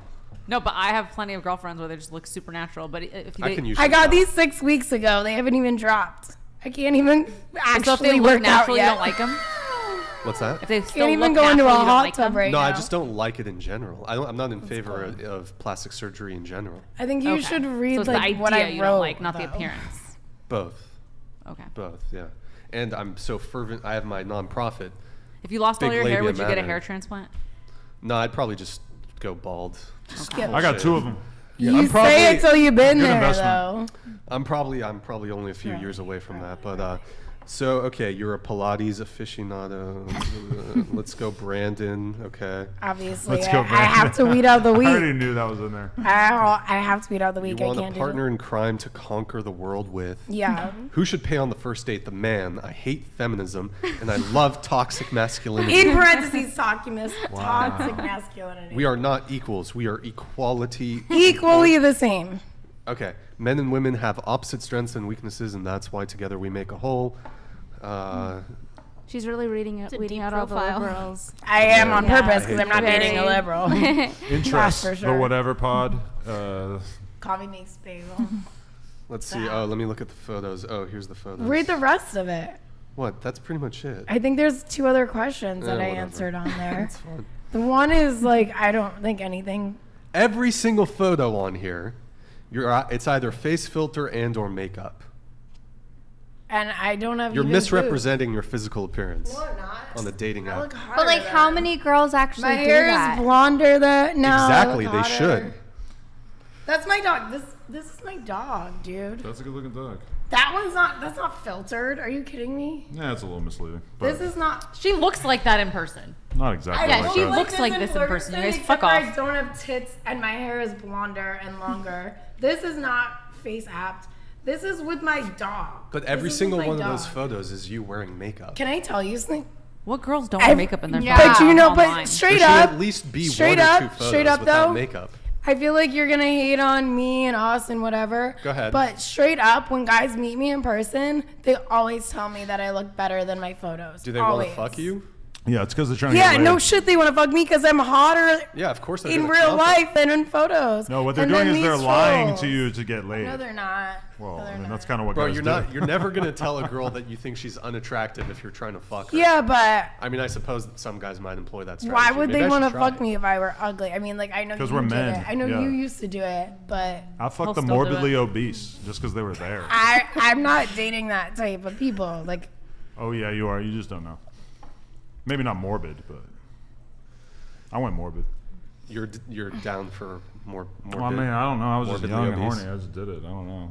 It's kind of shameful in retrospect, but I did it. I know I look better in real life, so I don't have to like worry about it. No, look, you can move however you want. I just think it's, for example, if every isn't about single moving, photo, though. if a guy who was bald, say, if in every single photo he was wearing a hat, I think that would I be look hotter unfair. here in real life than this. I haven't even Do you? updated that. Yeah. That's like The Tim whole Pool thing saying, I actually wanted look you better to without the see beanie. was to read literally like, should your partner share your beliefs? Yes. Mine needs to believe in freedom and MAGA with a American flag. Like, you didn't read the actual part that matters. I read part of it. Yeah, but I you think. only read a little bit of it because you didn't want me to look good on my dating app. What are you You talking want me about? I to look wasn't bad gonna because you didn't read- like my pictures. You didn't like my answers, and my answers Well, yeah, are real that- as 'cause shit. the conversation was My answers about- are real as shit, dude.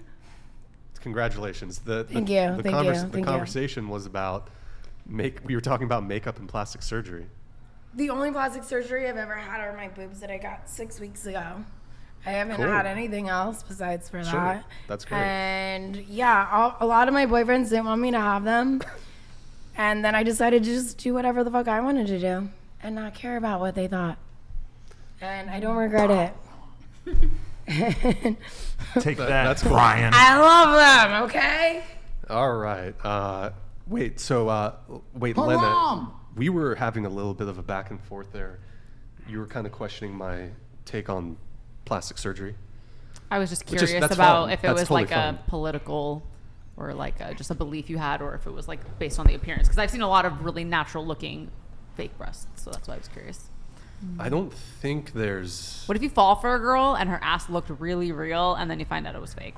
Oh, that What do you happened do with me then? with you. What? Oh, do you have a BBL? I have a very subtle BBL, I guess you could say. He so waited that's why 6 months to tell me. Yeah, he was like, I have fake hair. I was like, well, I have a fake ass. And my jaw dropped. I couldn't believe it. So It was- that's why it I'm was cute. curious. Like, what if you fell Yeah. for her and then you find out? I mean, how would I? I don't think I And, could like- fall for a girl without. I have a having rhinoplasty. explored. What if you like? Well, she changed her nose. Like, who cares? Well, I mean, I think there's degrees to plastic surgery. That's why I'm Some- trying to get down to the Yeah, core of yeah, this. yeah. Well, I think some procedures are more invasive than others. I think, for example, like if I had to list it out, for example, I think a BBL is much more invasive than lip fillers, for example. Yeah. Or like Love implants a are BBL. more invasive than lip But is fillers the or degree rhinoplasty. of like, I don't know, invasiveness on the body, is that why you care, or is it because she's trying to make herself appear more sexy and maybe Well, that? I one, from a purely aesthetic, I don't find it attractive. But I'm saying it because like there are a lot of girls who are like 110 pounds who actually do have BBLs and you just can't tell. I've got a good eye for BBLs. But when you think BBL, you're probably thinking like Nicki Minaj BBL. You're not thinking of like a very subtle appearance. Sure. Okay, even a subtle one where it's kind of, I'm not in favor of it. But if you fell in love with a girl and then you found out it was fake, would I? But I would know. You would not know. That's what I'm trying to say. There's the plastic surgery. She wouldn't tell me? Yeah. Why would she tell you? Especially in the beginning. I didn't tell him for a long time. I'm just saying, like, the surgery is getting very, very good. I would have to see an example of one of these realistic. Okay, I'll show you like a million. What if I was on steroids and I never told you? Like the Liver King. It wouldn't like be a deal breaker for us, but like. I just think it's a bit of a red flag. Let me just finish my point. No, that's good for you. Live your life. Just me personally, in terms of my personal preferences, I have a very strong preference for women who don't have any sort of cosmetic surgery. And that's fair. And there's a sliding fair. I'm just like, you might scale. not know. But like, I mean, fake tits. I've got a good eye for those. Fake tits is one thing, and there's like, you can sort of feel it. You can feel but it. there's a lot of surgeries that you can't tell. I don't know. It's just like, I don't want to date a girl who has acted upon body dysmorphia. Okay. What is a mommy makeover body dysmorphia? What do you mean? Like, you have like a diastasis recti, so all your abs separated, so then you needed a tummy tuck to put them back together. Oh, but I mean, I'm not familiar with that procedure, but perhaps there's... It's aesthetic still, but it's also like there might be some functionality there. I don't know, but like, let's take a woman who's never had kids. Well, I don't think I would ever date a single mom, so there's that. But it's all right. It's all right. But like, okay, maybe this is gonna sound like kind of cringy or simpy or whatever, but I think women are just beautiful as they are, however they've manifested. So I think they're just beautiful without the need to undergo potentially dangerous, expensive, and unnecessary cosmetic surgery. And in my view, I think it actually makes a lot of women look worse. And, obviously I think you should take good care of yourself, fitness, diet, hygiene, etc. But for example, like, let's say a girl who's just totally flat, had no boobs. I would prefer that than her with like perfect big fake tits. Same with the BBL. Used to be me, but you know what? I went 33 years of life like that, and I was like, you know what? I'm gonna actually just do what I want to do. That's totally I don't fine. regret it. What if she could? And I'm not trying to attract a guy like you, so it doesn't matter. I'm not saying this to take shots at you. I'm just talking about my preferences. And I'm talking about mine. What if she has like breathing problems, so then she had to get like a rhinoplasty? Well, I think that's actually, I have a deviated septum, and I got What if she has a penis and she has to get it removed, and also that's a no-go. Her breast removed. That's a strong no-go. No, I think functionally, if you're having breathing issues, I think that's totally fine. And if she kind of aesthetically fixes it along the way, fine, whatever. Rhinoplasty isn't a big thing, but like fake tits, BBL, lipo, labiaplasty, that's a... How many girls do you actually know who have labia? But this is the thing, is because you have many times said that you don't like a big bodybuilder looking ass dude, and you don't like a guy who looks like he puts too much time and effort into his body, which a lot of girls will say that they prefer kind of like a dad bod to a guy who looks like a UFC fighter or a bodybuilder. Why can't, like, it's kind of almost like the same thing, right? It's like, you don't want a guy who looks like he's like spending all this time beautifying himself. He's kind of saying the same thing. He's not attracted to a girl who's gone through these procedures to look beautiful. He's saying he would never be with a girl like that, and he would know right away. Like, if I fell for a guy who had that like 5% body fat steroid look, then I would just be like, all right. Well, I'm sure deep down inside he would probably allow for the chance that it's possible he could fall for a girl. Yeah, you would never go for a girl a certain way. Like, she would never go for a dwarf. So why can she say she would never want to do that and wanted to get off of the date, and you can say you would never go for a girl that that had surgery, and you can't. Oh, well, that's just you can't leave the date early, but she can do whatever she wants. I know, but it's like she has her nevers and you have your nevers, so I don't understand what like the whole thing is that she left the date early. It's just a different assessment of what would potentially but everyone has their nevers. Can you stop interrupting me? Yeah, you gotta chill. Everyone has their nevers.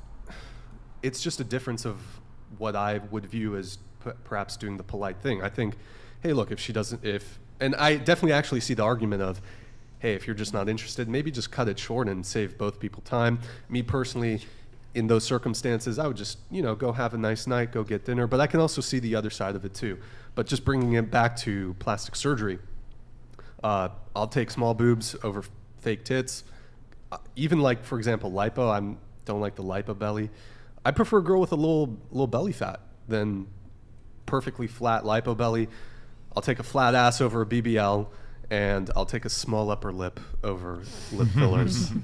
I don't know, just we all got our not preferences. Not into it. I'm not. But guys having preferences is quite often looked at as if they're being like hateful or negative towards women, whereas women are perfectly safe to say that they hate midgets and they don't want anything to do with a fat guy or a short guy, whatever.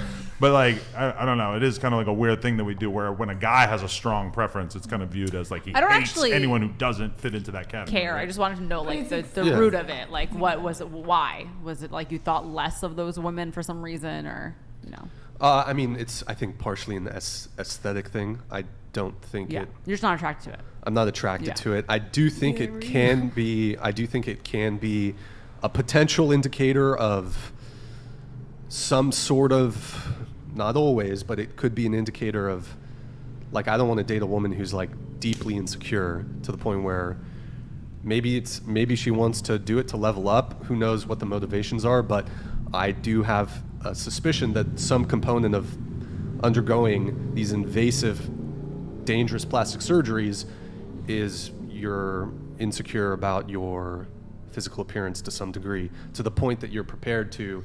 Also, I mean, there's if this is someone you want to build a life with, there's certainly an argument to be made. Is this like, if you're going to be sharing your resources, sharing your money, joint bank account, is she going to, in 10 years, have to redo, because you have to redo the fake breasts, for example. I don't know what the case is with it's BBL. actually like you not have to anymore, redo though. it. You don't have to do it after 10 years. Like, you might want to, but you don't have to. So you can just leave it in. I'm not for plastic surgery, by the way. I just had one sec. Some men prefer natural over fake because they want the genes from the mother, and cosmetic surgery is a false perception.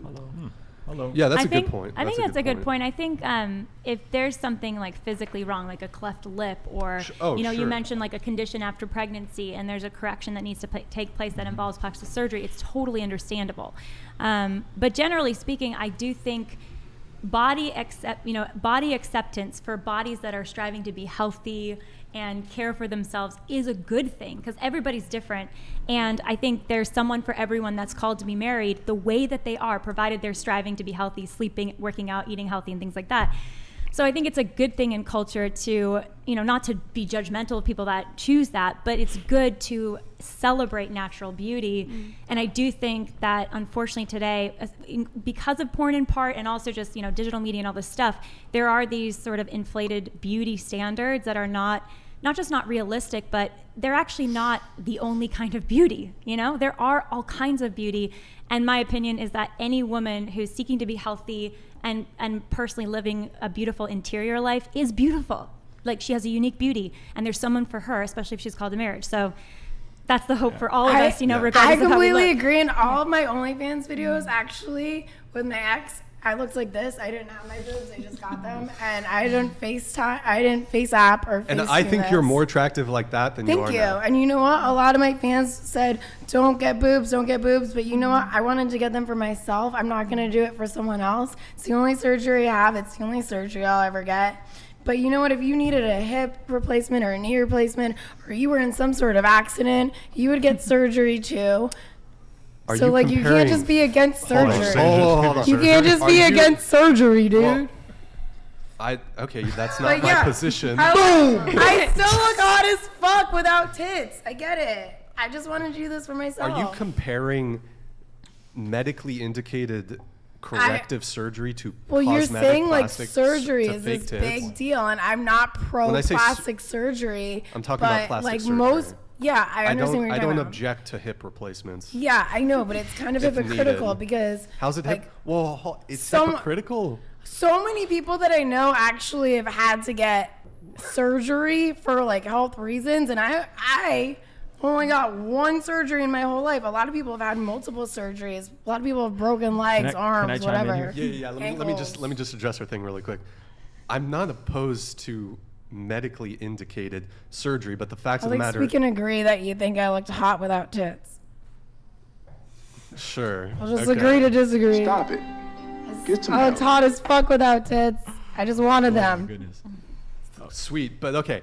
Sweet. Okay. Why are you comparing like someone who needs to undergo like There's so many people that have had surgeries. I don't object. One I don't person object wants to one appendectomies. surgery. I don't object to appendectomies. It's like not a big deal if someone wants one surgery. He's just saying that there's a difference between like a life-saving surgery and like I'm a not surgery pro that's, surgeries. But basically, I'm just like she got one surgery, but she could have got a lot of surgeries, so her ratio is really good. Right. True. All right. And I could have got a lot of surgeries because I was in a chime car in? accident. Yes, go ahead. All right, all of this sounds extremely complicated. God, you didn't want Where me the to be line in a is car between what's accident. appropriate and what's not appropriate, potentially life-threatening procedures, like we just saw the young lady who passed away from a mommy makeover. It was all over the news. Super sad. Left behind a whole family. Kanye West's mom. Yeah, Kanye West's mom, that's right? a So conspiracy all I'm gonna say, all I want to say is, and I genuinely, I'm not trying to troll. Look at what Kanye looks like now.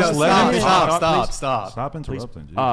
What Lila said was this beautiful picture of this acceptance in a marriage, and also desiring to take care of yourself for your partner, to serve your partner, right? And I've been with my wife 15 years. We've both been overweight. I've been obese. She's had kids. We're in better shape now. We're lean. It's something that's a value of ours. My question would just simply be, it seems like, well, we've all tried all of these things. We've tried all of these ideologies and all these puzzles that we have to piece together, being a conservative Christian, but still being about all these other things that seem incongruent.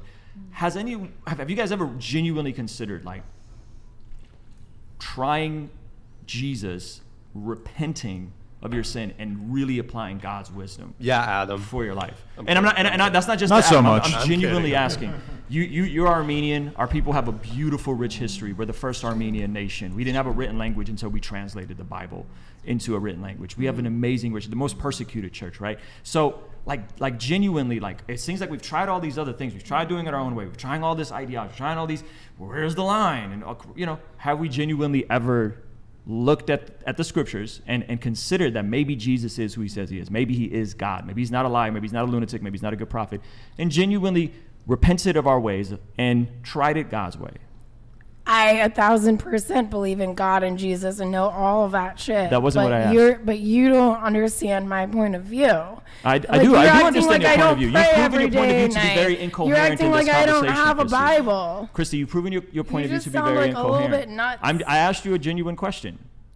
My answer is yes to your question. So you've repented of your sins. You've placed your faith in Jesus. You've gone to church. You've lived your life with God's wisdom. 1,000%. You can't do what you're doing and then also that's say, your opinion. It's not my opinion. Are you God? It's written. It's written in the the Bible. You know? No, but You're Catholic. I'm not it's the God. Catholic Church's teaching. Not my fault that Eve ate the apple. What are you talking about? It's literally in the the Bible. The first person who sinned. God wanted us to all be naked and free. Can we get everybody else to answer the question? Would that be okay? You keep repeating Brian, the same thing. You keep thinking you know God's opinion, and you don't. My thoughts on God gives us the Bible so that I live in the ocean of spirituality. God's given us the Bible so that we can live our lives accordingly. I understand. I have a Bible. I understand a Bible. I understand.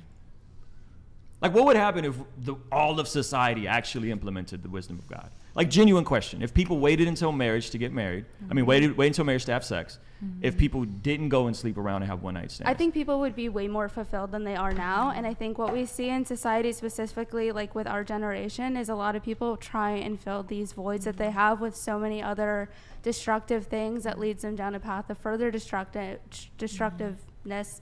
They're not happy, and they keep doing like worse things to kind of fill that void. But the problem is we weren't made to live like this. Society was built up against God and how we were made to live. I don't think someone wakes up one day and says, I want to do OnlyFans. No, that's not what happened. And can I finish my thought? Go ahead. Thank you. Someone wakes up one day, they say, I want to do porn, I want to do OnlyFans. It kind of starts off with like dabbling into things that you shouldn't, and then it leads more down like this path where you're now invested in doing what you're doing now. That's what society did. I don't believe in societal norms in general. Societal norms are not godly. Societal norms are not what God intended us to do. But you're We're doing not exactly, supposed to live. No, I'm not. You're You doing don't understand exactly it. what You society don't wants understand. you to be doing. No, Can we you get don't Brxian understand. and Adam and I would We're love not to hear supposed from to be everybody lived else. in built-up cities like Do you think this. you're supposed to be wearing doing shoes. porn? I think I'm supposed to be naked Do you and think you're free supposed and to be connecting doing to the porn? Do you think universe God's will and is for you to having be a doing porn? relationship and loving someone. Do you think God's will is for you to do OnlyFans and porn? I don't think Yes or God no? gives a fuck. You don't think God No, cares? I don't think I he think you cares need to what I'm reread your doing for my Bible. life because he knows that I'm connected to him. That's not how this works. I You don't can't be care a that you lukewarm think that. Christian It's and, not a and, like, lukewarm be- question. It is. I don't think God doesn't love me because I have a That's job. not the question. Of course he loves It you. is He's not not the saying he doesn't question. love you. We're not going to agree on it, dude. Okay, can we open up everybody else? Truthfully, you're asking me about religion? Specifically about Jesus. About Jesus? Hedging your faith on the Jesus resurrection of loves Jesus. me. I know that. And living your life his way. I'm a man of God. That's all I'm I can a say. woman of That's all I'm God. gonna say. Yeah, I think I'll just leave it at that. They don't believe me. I But am God a man knows of the God. truth. Personally, I've done quite a bit of research and digging and trying to convince myself that Jesus was a real person or that I should be invested in his teachings. Haven't really been too convinced, so I'm still kind of waiting to be convinced that this is something I should put my energy into. The vast majority of thinkers that I respect or read or listen to are atheists. So for me personally, it's not really an issue. Like, there's just not enough evidence to me that there's anything of value to offer from Christianity. I think that if we were to be looking for a book that we could kind of base our morality on, I don't really think the Bible is the best book to live our lives based on. It just seems like even within the 10 Commandments, there's a lot of important stuff that's left out of the 10 Commandments and a bunch of bullshit that really doesn't seem like it belongs there. So to me, it's definitely not happening. Let's just try to circle it back to dating, and let me do a couple chats here. So I have Puffy Vegas. All women I have never met. Women, hello? Seriously, call me at 4? Every woman I've ever interacted gave me a 10 out of 10. Lena, 'cause they're all Puffy Vegas is prostitutes. very Yeah, upset. is he a pimp? Like, all his photos were with women in Vegas. I'm confused. He's very upset at you. He is paying for their time, I would guess. He, Well, every it might woman be. gives him a 10 out of 10. He might have been paying them. Would for you that. like to apologize to Mr. No. Puffy Vegas? I would like to invite him to come onto my live streams and donate as much money as Oh, he's donated well, tonight there because you- this guy seems like he's I'm doing great. sorry for hurting your feelings, but I had to be honest with my answer. Honesty is the best policy. We have Alpha Sigma Mindset. Brian, love the show. Keep it up. Blondo F Chick is so delusional. I'm currently creating a new brand to help men survive in the world. Thank you. Q for the panel. How do we make men great again? Hashtag Alpha Sigma Mindset. We'll go around the panel on this. Why don't we start with Lena and go around? How do we make men great again? Oh, God. I have the perfect man. It's so hard to think about how to answer this Oh, question. you just killed that one. That was amazing. I love you. Actually, let me think of all the things you don't do. How do we make men great again?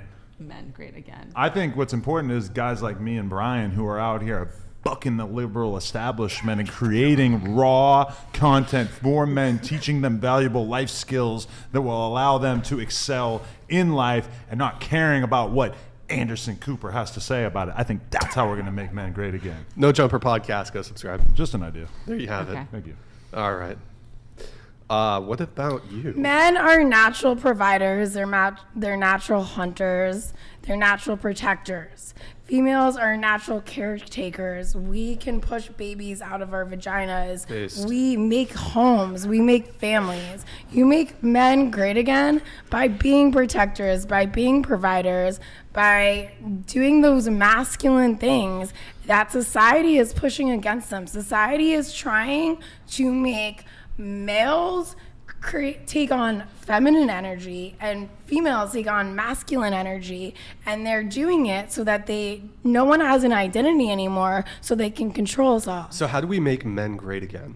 Be providers, protectors, and caretakers. Do you think men should stop watching adult content in order to be great again? I think men should be fucking their wives so no one else needs to watch it. But wouldn't that come at the detriment of yourself? Since but I wouldn't have been in the situation that I'm in if men were taking care of their women and women were taking care of their men. Oh, so you're saying if you were married, you would... I'm saying our jobs wouldn't exist if men and women were living the way God intended them in the first place. I'm just curious, how do you wipe? My ass. Because the nails are... Girls don't poop. You know that, right? This one does. Is this true? Yeah. Is this true? She pooped in front of me on like day 2. We don't fart either. We don't sweat. We glisten. Wow. I'm learning anatomy tonight. I know. We were doing coke in the bathroom. Did you not do science? Just kidding. Just kidding. I don't know why. Okay. But I've heard the strategy is you have to wrap the toilet paper. Yeah, how do you wipe? Hey, Madison, can you get some toilet paper over here? I've never taken a shit in my life. I don't do anal. You could still shit. I never have. How do I have these white nails so clean? It's not so much the color of the nails. I'm just like, because doesn't it make it... like... I'm just thinking the logistics of... Yeah, but you don't think a lot of things through. So. You know? What do you mean? I think what have I not thought through? Okay, so I do pee and I do wipe myself and my nails don't get in my way. You know when nails actually like this get in your way? Or when you're wearing very thin leggings and you try to pull them up and it pokes holes in them. That's the only time it gets in the way. You've poked holes in some leggings before? When it was back in the day and the sharp nails, this was in like 2014 when the sharp nails were in. Yeah, I poked a lot of holes. So in you a never lot got of any poop on your fingernails? No, Adam, no. Except for my dogs. Except for my dogs, not of mine. Thank you. How do we make men great again? Go ahead, Bren. No, I just feel like the apps have hurt us more than they help us. So it's like these guys just think the next best thing is a swipe away. Isn't that what the women think too? Not really. I don't know.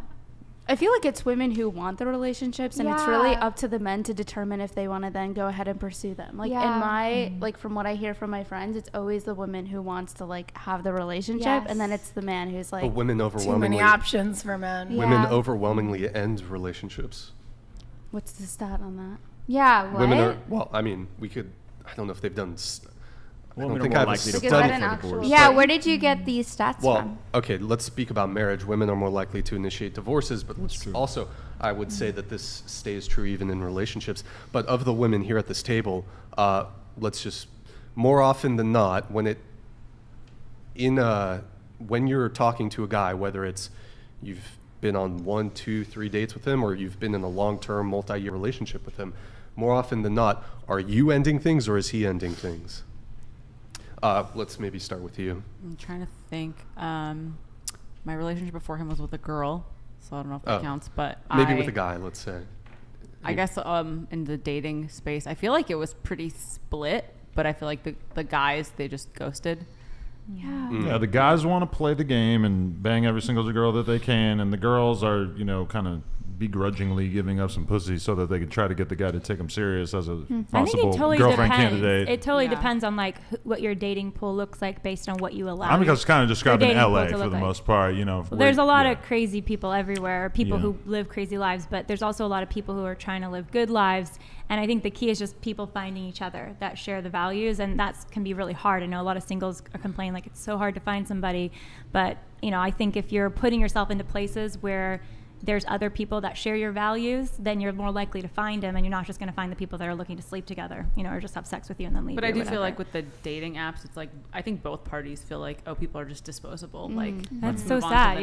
Yeah. No, and I remember like I used to my way of meeting girls was just going to bars and clubs and just trying to talk to random girls, and I learned a lot of like real, helpful techniques and tactics on like how to communicate with people in my life through that. And then at some point it kind of became like Tinder and Bumble, and the game for me in my head of like just sort of being in the mentality of trying to get some new girls every week was just like, oh, I'm gonna sit here for a half hour at a time and swipe on this app and write the same message over and over, and it just started to feel kind of gross. And that's why I think I was kind of primed to get into a relationship around the time I met her, because I had become sort of disgruntled and unhappy with where I was at relationship Well, wise. I think it totally depends on your goals going into it. Because if you're going into like a dating app experience with, okay, I want to have a hookup, or I'm expecting sex before commitment, or things like that, you're going to get a totally different outcome, I think, typically speaking, than if you go into it saying, I'm dating to ultimately find the one to marry, and that's the person that shares my values, I'd raise kids with, I'd want to like build a family life project with. So that really, I think, is a natural filter when you look at who are the options. And then you'll also find like, yeah, dating apps are powerful, and I know a ton of people who met their spouses through dating apps, so they can be really effective. But then couple that with are you putting yourself out there, like going to places that you think you could meet that future spouse too? I think that combination can maximize success. But if you're just getting together with people and like having sex on that first date, or just sleeping together before marriage, that's a different value set that you're engaging. And that what is the goal? What is the goal of your dating? I think it has to be the question of every person getting into it. I actually completely agree with you and Isabella. I think I've been misunderstood by both of you, but that's actually how I go into every single potential date and person that I give a chance to date. That's awesome. And I'm very, very picky. I have my intuition, but like that is the mindset that I go into everyone that I give a chance to and attempt to date, whether it lasts a month, 3 months, 6 months, a year, etc. But and then going back to your point, I do think that the female naturally does want the relationship more than the man, and I don't think it used to be that way. I think the dating apps created like the fuck boy, like it gave guys too many different options. No, but that's guys biological shit. Because like guys have are, always been able to create a child or have sex with someone and then just keep it moving, and then the woman has to deal with the long-term ramifications of well, you said ports, too about like the chase, like how men are hunters, and I do like believe that, and I think that the dating apps both for men and women makes it really easy for women to not be pursued and men not have to chase. And people think that it's men that are just really wanting like to hook up. Women are just as bad too, and I've seen it like even. But at Adam's point, like you said earlier before Lena, like you were sleeping with all these girls and you were unfulfilled, and that experience of realizing, hey, this isn't fulfilling me, like hooking up with all these girls is not fulfilling me, and then you fell in love with Lena and you want to build a life with her alone. I think that shows like men are, I know this is unpopular, people don't like saying this, but I think men are made for monogamy. I do. And I think that, Ruslan, my husband, there's a ton of men live in that. Maybe they're not on social media talking about it all the time, but I know dozens and dozens of men who are living that. Yeah, and they're happy that way. They're fulfilled that way. To piggyback that, monogamy is in the man's best interest. If we're talking hunters and gatherers, who's going to take care of the kid? Your offspring don't survive if you don't stick around. Right. Second thing I want to say is we're talking about what would make men great again. I think ultimately is the ability to delay gratification. And if you don't have that, you're going to just run through as many girls as you can, creating more women with high body counts, creating more unwanted pregnancies. And so I think men, to be the priest, provider, protector, got to get back to learning how to delay gratification, not just give in to all their fleshly desires. Lila, what can we do to make men great again? Did you answer that? I haven't answered that yet. We'll Ruslan had a great point just now. How do we make men great again? I think men are already made to be great innately. I think they're made in the image of God. And I think that men pursuing virtue, and you can't pursue virtue if you don't assent to a higher morality. Like if you say, I get to decide whatever morality is and I'm just going to do what I feel like, you're never going to be who you're made to be. You're always going to be limited by your next impulse, your next lust, your next immediate fleeting desire. Lifelong happiness, and all the social data proves this too, lifelong happiness comes through growing in virtue and having, for those called to marriage, that lifelong committed exclusive monogamous marriage.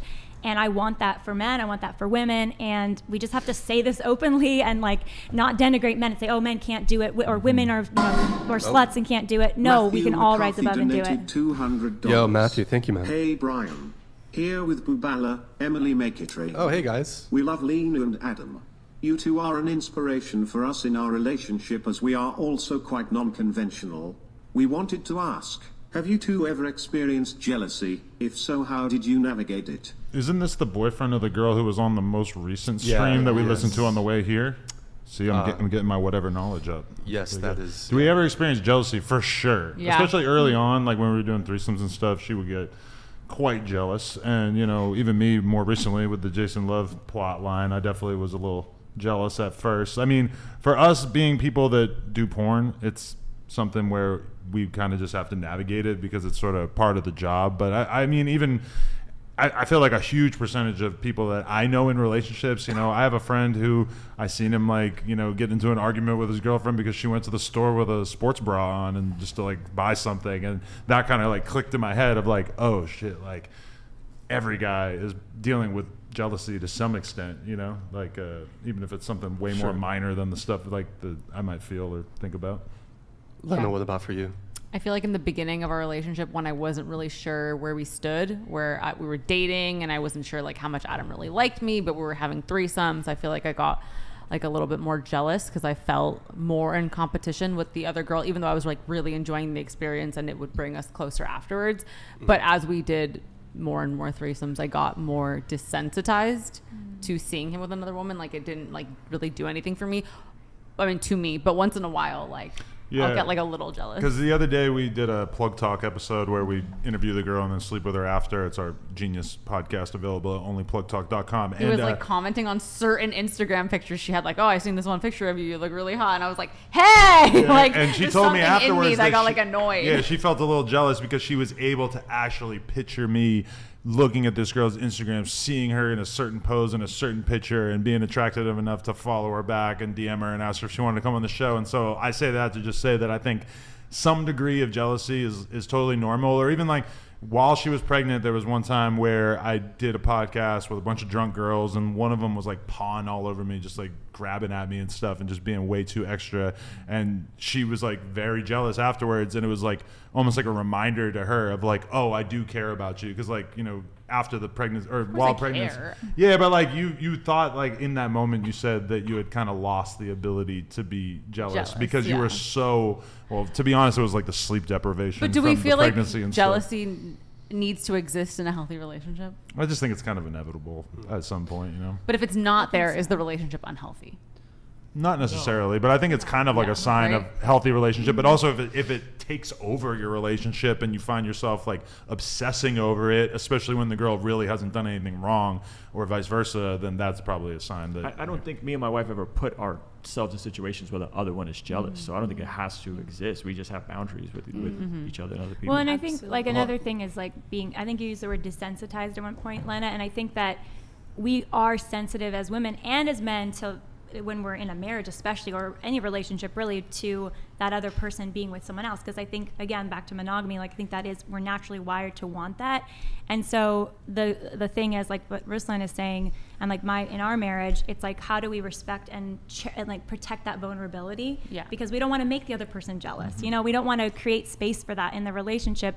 And that's where fidelity and boundaries can be so powerful to protect that really precious thing, which is your intimacy. I mean, there's nothing more precious in my life besides my faith than my intimacy. And I know that, you know, you've said that that's really valuable to you guys too. So. Okay, Madison, how do we make men great again?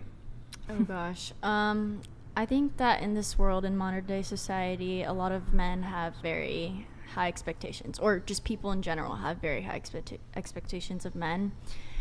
And to truly make men great again, honestly, just truly discovering yourself, finding your unique purpose in this world, like societal norms aside, like don't try to be someone that everyone wants you to be, just trying to find yourself and trying to be someone that you want to be. Beautiful. Isabella, what about you?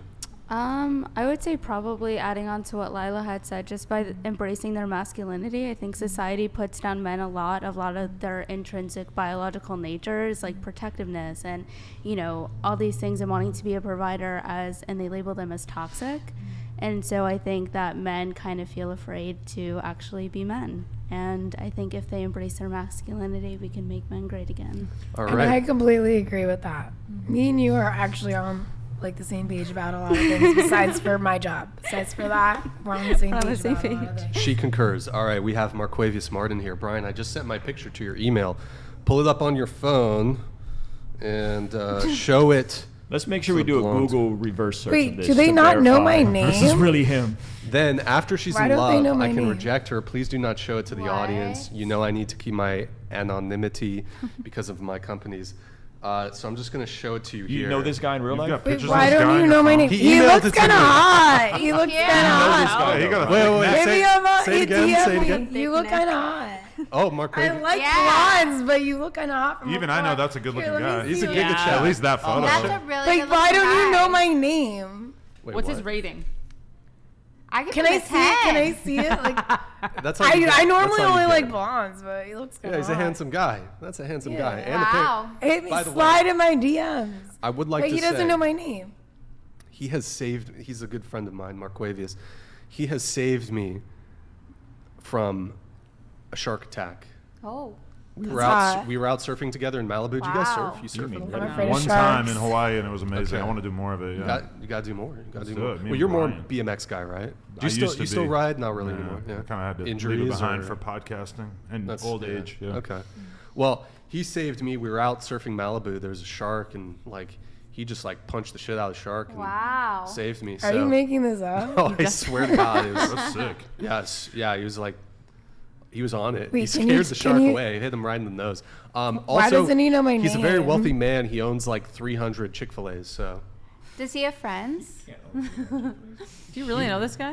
yeah, he's legit. Are I there think 300 Chick-fil-A's? Sorry, My name is Christy. It's not Blondie. You can't have 300 Chick-fil-A's. No, I think Oh, sorry, like Waffle one. House. Waffle Yeah. House. My bad. My bad. Waffle House? They're making this up. Chick-fil-A. Why would your Jesus friend chicken email you a It's photo closed instead of on text Sunday, but I don't actually know how We religious emails faster. they use seed oils, and All right, that's we a have problem for me. a big $500 super chat from X5 Podcast. Hey, thank you, man. Really appreciate your patronage. Thank you. The blonde's voice sounds like she ate a concrete. How come no one knows my name is Christy? Like, I'm not the only blonde It's here. weird how we all know it's not about this. Yeah, person, too.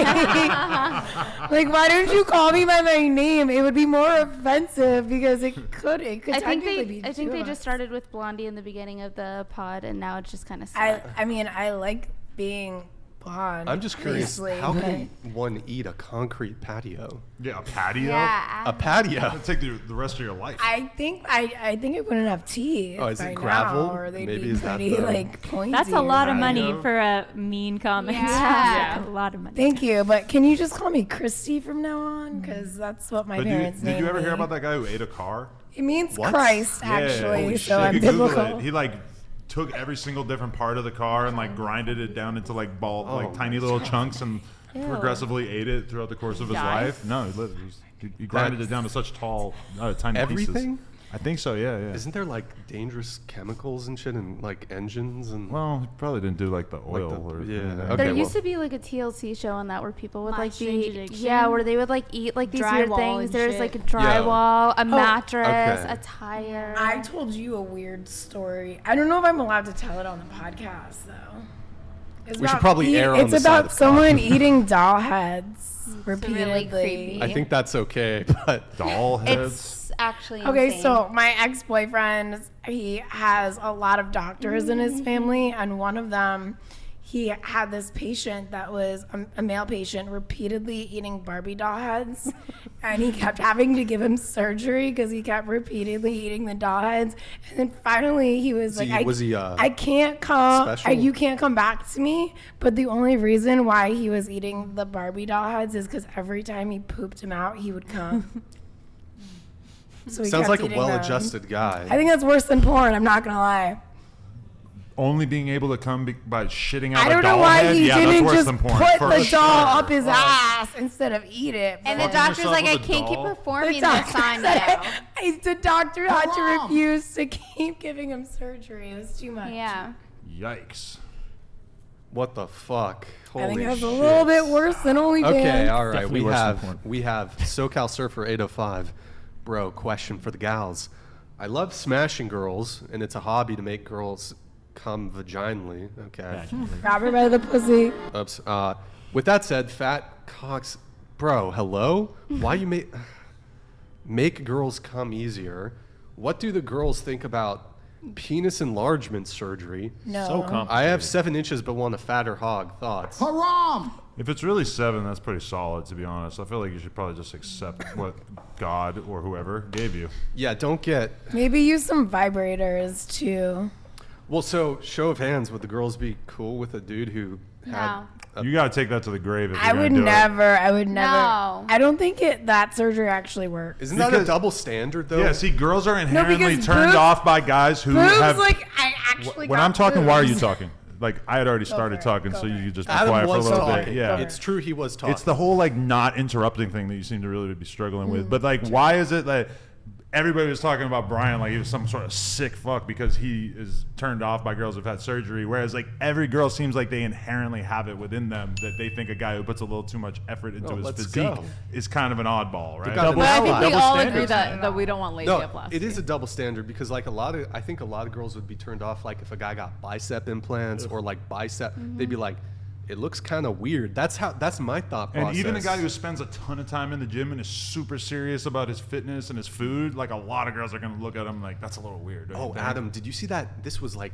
20 years ago on MTV. It was like this weird MTV the calf implants. The calf implants. Such a legendary part of my childhood. I was seeing that a bunch of times. Yes, he got huge calf implants, and that was like the moment for a lot of us where it seemed like we realized like, oh, dudes have mental illness when in terms of their body too, because this guy was so clearly like deranged that he just thought his calves weren't good enough. It was a watershed. Is that? Yeah, the term? that It was probably is a good use of that. moment. But I think Yeah, in thank general, you. though, like a lot of guys have a really hard time growing their calves, so that is a frequent complaint. And the stereotype is that black guys have a hard time growing their calves. Do you think part of it could be that the guy isn't willing to put in the work to actually get it? Well, that's the crux, though, right? Neither side is willing to put in the work to get it, and that's why we frown upon it. But the calves in particular, it's such a genetic thing, and a lot of guys Yes. can go crazy on their calves and they'll never grow. So I guess that's why. There's a lot But of also, MMA like, to make a happy relationship, like, there's way more than physicality. Like, I don't know, if the calves aren't there, it's just I mean, physicality obviously Throw the matters. flag in if It there's totally matters, but there's a lot more that goes into it. I've done a lot of calf raises in my day, and I'm not sure they really do too much. But it might be my genetics just suck. All right, we have a chat here from Puffy Vegas. Wait, I dated, is this again? Yep, Or- I dated thousands of women of beautiful women. I want on your channel now. That was the guy that you just showed us? That's the guy I gave a 4 to. Not this guy. It was the black guy. Oh, right, okay. Yeah. Yeah, come on through. Yeah, Love to meet you. We'll have him on the show one of these days. All right, I think we're caught up on chats here. I'm trying to think where we had left off. You were saying something about, in one of your pre-show messages, chivalry is dead. Yeah. And you're upset by that. Chivalry is dead. Yeah. So, like, what's an example of guys not being chivalrous anymore? Even like opening the car door for you. Oh.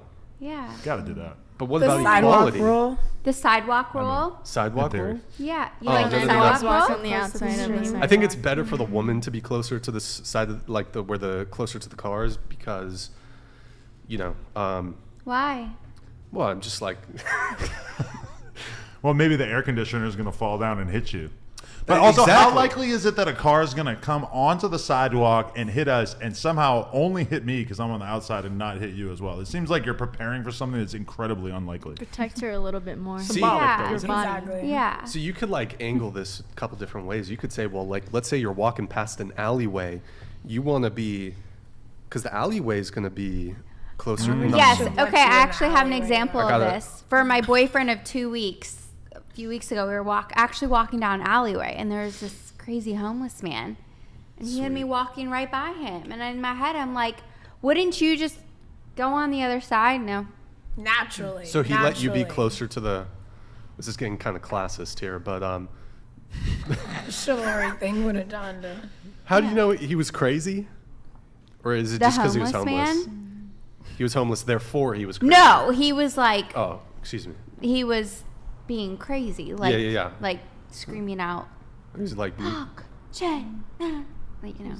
Tweaking. sounds like a good time. Tweaking. Crazy It's stuff. not that hard to figure out. It was crazy. Yeah, But and okay, so I felt chivalry- uncomfortable. Chivalry's dead, though. Yes. Like, what is it? Like, I look at my dad Yeah. and how he treats my mom. Sure. And I talked to them about this the other day. Like, I'm going to be 35 in December. And, you know, I thought by now, okay, I know. Thought I'd be, like, married. But it's like, I have so many girlfriends that are in the same boat because it's just like men aren't built the same way like our dads were back in the day. But are women built the same way? Yeah. I mean, I think men and women are both to blame. Like, I feel like I also look at my parents' relationship, and like my mom and my dad have been together since my mom was 16 years old. They had me when she was 21. And so like when I turned 23, my mom was like, oh, I already had like 2 kids and one on the way at your age. I think times are definitely different, but I think that like, yes, I don't think men are as chivalrous, but I also don't think women are what they were.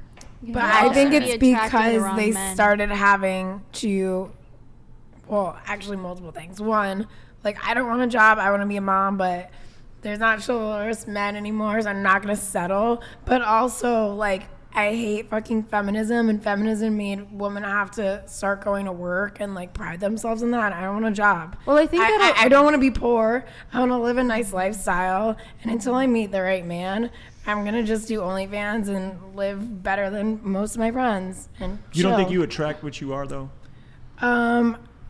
I think me and my ex-boyfriend, we started dating way before my OnlyFans. That wasn't what I was talking about.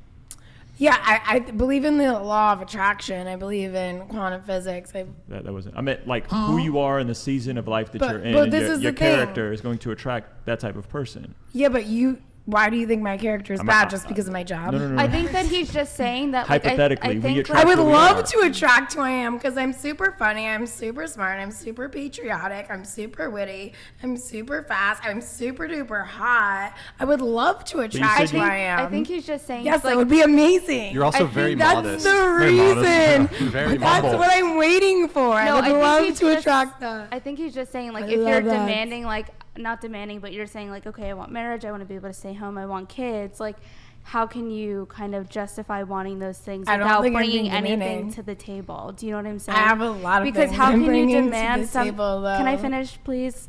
When you demand things from men, like, I want to be able to stay home, I want to be self-sufficient on a salary, I want children, I want to be wiped up, I want to live like this stay-at-home life, but then what do you bring in the table besides, like, okay, I'm hot and I'm funny?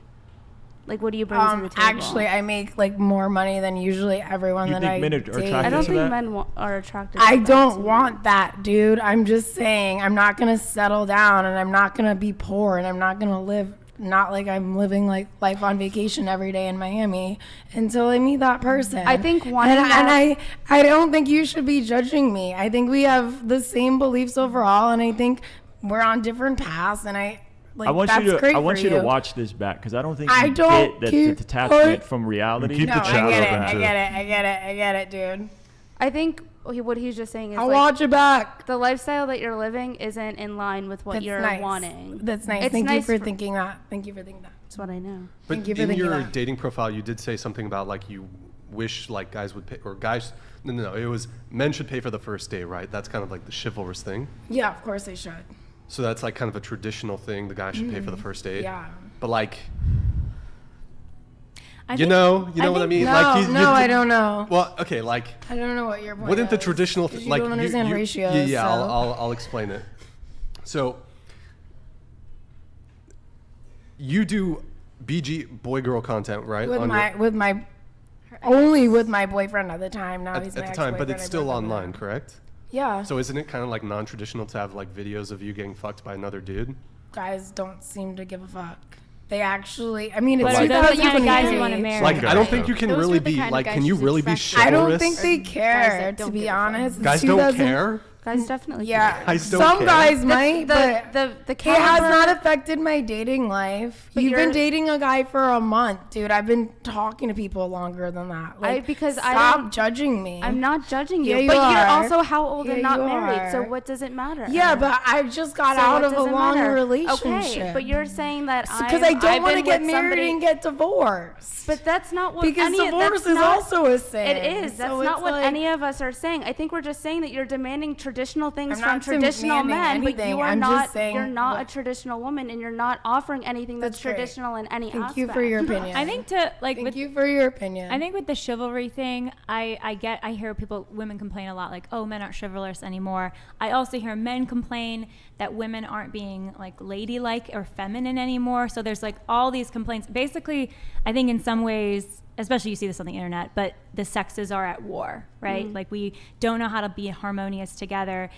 And I think the through line, there's two through lines. Morality, like those guardrails of like what is it to behave well towards each other is one thing. And then the second thing is growing in virtues. Like how do we grow as human beings so that we can try to behave well with each other and love each other well? Because otherwise we're always going to be fighting, and there's always going to be this either competitiveness or this anger or this just always this disunity. But the unity can be found, I believe, through appreciating men for being like truly great men, which would include self-control, honor, humility, drive towards what is good, service of others. Women, similar things, but also nurture, love of children, love of family, eagerness to serve other people and love other people instead of just being concerned with ourselves and our own ideas and goals. And if we focus on those things as men and women, we'll be much more harmonious together, I think, and have a much happier society.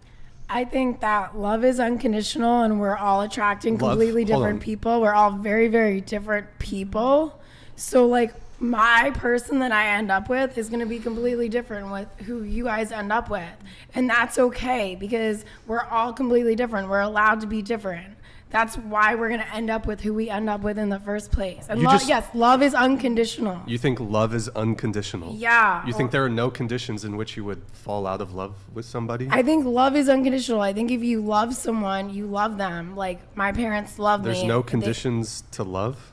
I think you can know that you're not meant to be with someone. That's not based on conditions. But that's because you know that you just aren't meant to be with that person. There's a difference between intuition or being on the same wavelength and conditions. Like if I'm genuinely in love with someone and I marry, whoever I decide to marry, yeah, it's unconditional. It's not unconditional. But that's why I'm still single. You're like, why are you single at 33? Because I'm waiting to meet my person. No, because you said you've only been in a relationship for a month. I'm also 23 years old. So I don't think that has any relevance to what we were talking about at all in terms of traditionalism. But I do want to talk about what you said between like harmony between the sexes. I think women have kind of found themselves in a place where they almost have to be like men. And manly like and protect themselves and defend themselves and provide for themselves. And so yeah, I think it's hard then for women to be in these relationships where they have to like tone that down when they're not in an environment in the first place where they can even be feminine. Word. Okay, unconditional love. I mean, in your dating profile you say that you think the guy should pay for a date. That's a condition. That's like me not wanting to go on a date with a dwarf. Like I don't want to go on a date with someone. It's not a condition. That's a condition. Okay, love is unconditional. Like my parents love me no matter who I am, no matter what I do. Like I mean, if I have kids, categorical error. No, your parents' love is different than the love you would have for your husband and that he would have for you. Yeah, familial. And love when I have kids, love is unconditional. Be a different category. Are you gonna still love your husband if he starts beating the shit out of you? It seems that's probably a condition. Well, the way to love him would be to separate yourself from him, to protect him I'm from not committing going the act to of beating and marry protect yourself. someone to get myself in that situation. Then that sounds like a condition. There's no such thing as... No, it doesn't. It's not a condition. Yes, not being an abuser sounds like a condition that you need fulfilled in order to be in a relationship. Do you think every woman that ends up in an abusive relationship goes into the relationship knowing he's abusive? I know for a fact, no. That's not what I'm talking about, though. So we're just trying to explain words to you. Thank you. Thank you. No problem. But like, okay. Please mail me a dictionary tomorrow, please. I think I have one. She got the ratios down though. The airport. You know what? I need one so badly. No one knows my name, but. What's your ratio of picture books to chapter books? 0. But okay, can you at least admit that there are some conditions under which, like, in order for you to fall in love with somebody, probably certain conditions need to be met? Like standards and conditions are two different things. But unconditional. Love is unconditional. So there are no conditions. Standards. So if you start cheating, to date someone, if your husband started cheating on you, to even get to the point of marriage is not. Can we Google unconditional? Hold on.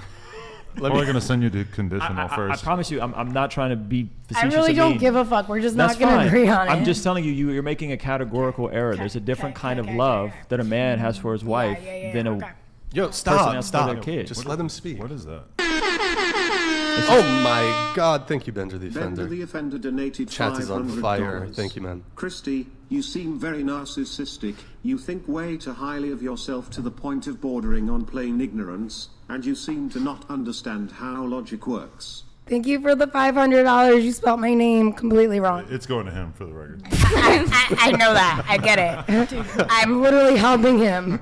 Like, this whole thing is making him so much money because of me. You're welcome. Partially because of you. I made you the most money tonight, all night. Wait, so but if you got married, right? So you would, the person you marry, you would have It's KRISTY. Bro, what's your deal? Can you just chill? Like, we've told you multiple times to not interrupt people. Sorry. You're literally doing it right now. Do you just not have any social grace? Like, can you just not interrupt people? You've interrupted. Look at you. You're kind of. You've interrupted people so many times. You've interrupted Isabella. You've interrupted everybody here at the table. Trying to not interrupt. I know, it must be difficult for you. Very. Can you stop? Okay. That's why I'm shaking my head. I know, but talking. it's like almost passive aggressive in the way you're doing it. Okay. Sorry. Apology accepted. There you go. Okay. We're all a happy family now. All right. I think amazing. You were saying something. I was. You were talking about your mom, and I was just curious. Like, do you feel like your mom, because she was in a different era, carried herself maybe differently than most modern women do today? And I don't want to use that term in a loaded fashion, but like where's that give and take? If we're saying men are built the same, but are women built, carrying themselves differently? So no, then, I get it. okay. So is it unreasonable then to expect men to act in a way where women aren't acting in the way that would attract a man like that? I don't know. I just think this generation of guys is just so completely different. But what about this generation of women? I think that. My mom was a stay-at-home mom that, she went to all the board meetings, and my dad was a pilot and flew across the world. But I guess it was different. Like, I don't want to be a stay-at-home mom. I don't know. I guess I have a different view on relationships because of my parents. But it's also just hard, maybe because of my dating past. So you're saying you don't want what they have? No, I definitely do want what they have, but you don't want to live the way they live. I think it was just different. Yeah. Get your last minute chats in. We're going to wrap up in about 10, 15 minutes. My wife is a stay-at-home mom who homeschools our kids and works part-time keeping our books. Yeah. It is different. Technology is different. Dating apps are different. But all my wife's friends are stay-at-home moms who have side hustles and are amazing moms, teachers, educators. I just think it's so different. Like I was saying earlier, the social media aspect of things. Like my dad was a pilot. I uncovered their box of like love letters to each other. Like it was just so different then. Like. But I think it is possible today. I think it's hard. I do think it's hard. I think there's a lot of people that are, because of social media, because of the sexual revolution. Yeah. I know we've talked a lot about porn, but I would say because of porn, all these things, it's a lot harder to have what you're describing, but it is possible. So you guys give me hope. That's good. But we're not like just lucky. I think, we were very blessed. I think I don't know about your family background, but I can say like my parents are together. Like that is a privilege I have. Yeah. But I will also say like, it is possible for everyone, but we just have to be that change we want to see. We have to choose it. Like if we want to be that with a man who's going to be that provider, that protector, who's going to be a man of honor, then our role would be to be that woman of honor who wants to cherish motherhood, and not prioritize careerism over it, and who's preparing for a life like that. Because it will maximize that opportunity for us. Go ahead, I also Isabella. would add that, like, even though I'm 23, a lot of my friends are already in their 30s, and the biggest thing that they say is that they feel that, like, at this point in their lives, that feminism really did have a big impact on them. Not in the way that it is now, but more so that women, like, were told, like, you can do whatever you want. You have your whole 20s. You have time to be able to settle down and have a family. And now, like, I have a friend who's 34 who, like, just ended a 2-year relationship, and she's like, I spent my entire 20s thinking that I had time, and now here I am, and I don't have time. But I also want to like revert back to, because I was seeing comments earlier and like, she has 2 eggs left. Like, don't just assume that. I mean, the truth is that women are on a biological clock, but genetics and the way that you take care of yourself is really crucial. Like to they that. shouldn't just automatically assume because I'm 35 and I don't have a husband and the white picket fence, like there's nothing wrong with that. My best friend's 34 and she just went to a fertility clinic and she's completely fine. So my I mom really think it's had the way that you take me care when of she was yourself. 40 and they said her ovaries look like that of a 21-year-old. No one's saying that you, me, I mean, I'm Yeah. 34, or actually I'm 35. I turned 35 last month. No one is saying that any of us, because we're older, Yeah. like we're doomed or anything I just like think that. we have this, like, as older women, I don't even want to consider myself that, but like you just have this. And then just seeing the comments, I'm like, Don't look at the comments. I know. I think the key is. I know. I think the key is, the point or the key here is this is a dating podcast. It's like, Yeah. okay, what's the way to maximize dating towards your goals? Exactly. You know? Yeah. Are you in Miami too?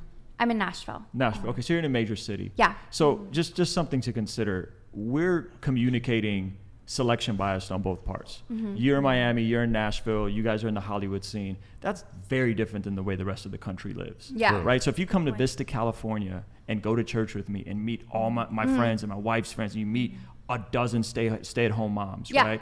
My world is completely different. Your world is different. Your world is different. And so my advice would be maybe be open to meeting some different people in different circles as friends, not like to date, but and that'll show you that like, oh no, there's actually a lot of people that still do hold to those values that you I feel like we're only talking about women who want kids. Like, what about the women who don't want kids? Well, I think we're talking about women who want to be with men that want to be that provider protector, and typically those women are seeking a family and wanting to have kids. And I think most women want to have kids, Most. Like 90% or 85% of women will have kids. I remember having a conversation with my dad when I was like 18, when I was graduating high school, where I asked him, what did you want to do when you were finishing high school or actually finishing college? And I remember him just telling me, well, I wanted to marry your mom and I wanted to build a family with her.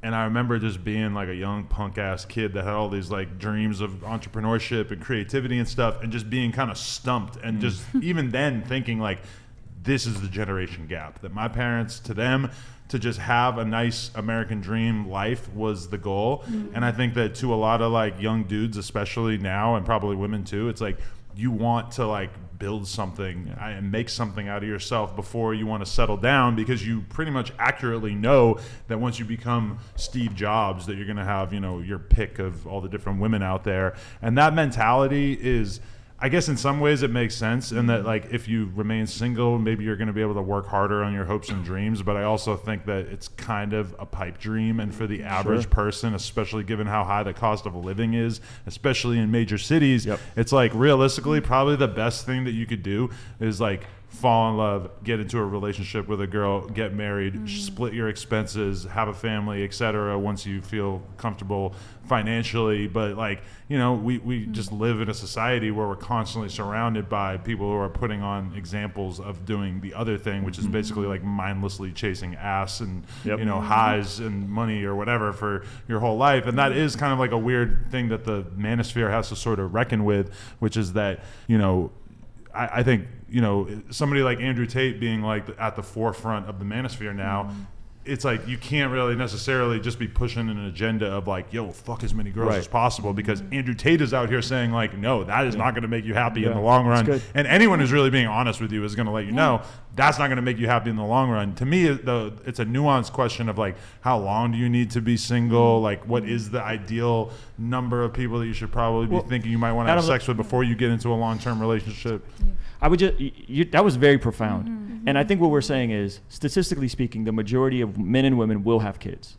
What is the optimal way to build a family? If we're talking about dating, we're talking about relationships, what's the optimal way to cause the most amount of flourishing to the most amount of people?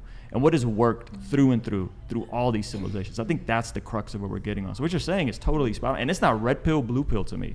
There's a lot of goofy things from both sides, a lot of nonsense being pushed. But if we're talking about the optimal flourishing environments, because we're all going to eventually have kids, majority of us anyway, how does that look? If you're a guy, I mean, I think it's probably, you spend however many years being single and sort of figuring out what you like and what you don't like. And then at some point, once you get into the relationship, you just take it serious. I think once, as a guy in my life, when I decided that I wanted to actually treat a girl good, it wasn't really that hard for me to then end up in a relationship with her, you know, whereas when I was trying to do the thing of like trying to be this playboy or trying to like be getting drunk and fucked up and just kind of treating women like pieces of shit, then that was like, it's very hard for you to land in a relationship when you're not showing the girl respect. But if you, as soon as you flip the switch and start like actually treating her like you give a shit about what happens to her or how you're treating her, usually it's it's not that complicated. That's right. Well, you know, it's like powerful too is we can learn from other people's experiences, because I do think like you sharing your experience, Adam, like other people sharing their experience, like, hey, this is how I lived and it didn't make me happy, and so then I wanted to, you know, get married or whatever it is. I do think that people don't have to sow their wild oats. Like, I think that is a mythology in our culture today of like, oh, when you're young, you're promiscuous and then you settle down. I know so many couples who were young and they were each other's first and they settled down and they have this beautiful life that they built together. Now, that's not everybody's story, obviously, but I think that we need to kind of make that normal again, because right now, if you're a virgin and, you know, you get married, you know, I got married at 30 and I was a virgin, and people were like, no one was like, oh, you're so crazy, you're so weird, like, how could that be? And it's like, why don't we normalize that instead of saying it's weird? I mean, literally, people get made fun of for being virgins, especially men, actually, which is so sad. It's true. And it should be the opposite. It should be like, no, let's celebrate that, not to shame people who aren't, but let's celebrate living that. People say it's traditional, but living that way, because it leads to and has led to so many beautiful marriages, like your parents and, you know, my parents and other people who have those role models. So really quick on chivalry. So do you think chivalry is dead? Yeah, but maybe I just haven't been around the right guys. Yeah. Well, to quote the great Dave Chappelle, he says, chivalry is dead and women killed it. Oh. Harsh. In what way? Some way. Well, yeah, I don't know if I... Well, I think, like, okay, when it comes to, like, this expectation that... dating apps killed it more than a certain gender. Yeah. Well, I think there's a whole bunch of factors. There's... Is there just... What's going on with you? I'm just telling you how I feel. I know, but like, can you not interrupt, please? Okay. Certainly, I think social media, dating apps have played a big factor. But I think that when it comes to like who should pay on the first date, guys doing these sort of traditional things, like a lot of women seem to just blithely assume that traditional gender roles assigned to men are something that they are entitled to the benefits of by magical default, instead of it being something that ought to, that women have to help culture and nurture for it to be there for men. And so I think like, in order for you to, like, you should be the type of woman that's deserving of the traditional, if you want traditional treatment, you ought to be a traditional woman. And that just comes back to our argument that we were having earlier is if you're not a traditional woman, if you're not a traditional woman, you cannot expect traditional treatment from men. I have to argue with that. Like, I think I'm a traditional woman. Like, are you? I mean, you said I you've had like am. what, 30 plus previous sexual partners? I don't think that has anything. You say you're what, like 33 or something? 34? I ain't none. Don't listen to them. Yeah. You're doing great, girl. I mean, I don't think there's anything wrong with that. Like, I go to church every weekend. I'm like very spiritual. I know what I want. Like, sometimes you haven't met the right person yet, and there's nothing wrong with you. It's just. Yeah, there's men out there that don't really care about body count, but there's a lot of men out there that do. Yeah. If I was your boyfriend, I would let you slide. Thanks. All right, well, there you have it. There we go. If Adam22 was your boyfriend, you'd let it slide. There you go. I'll let you fuck some other guys, too. Whoa. You know? I want to do that, but he's not chivalrous. You don't want to. Oh, I'm plenty chivalrous. I pay for half of everything. Oh. Yeah, but I mean, you know, you're rich.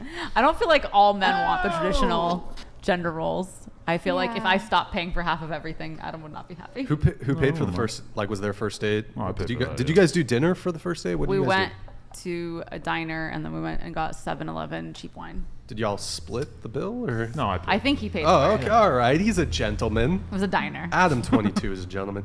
See, I wouldn't pay for the first date. Really? Yeah, I don't pay for the first date. wow. gangster as You fuck. expect the women to? No, I don't expect her to pay for me, but I think we should split the bill. Split. Wow. That's right. So you want a traditional woman, but then you want to do some things untraditionally when it's in your favor? Well, see, here's the thing, right? I'm saying not all men want like the traditional thing. Right.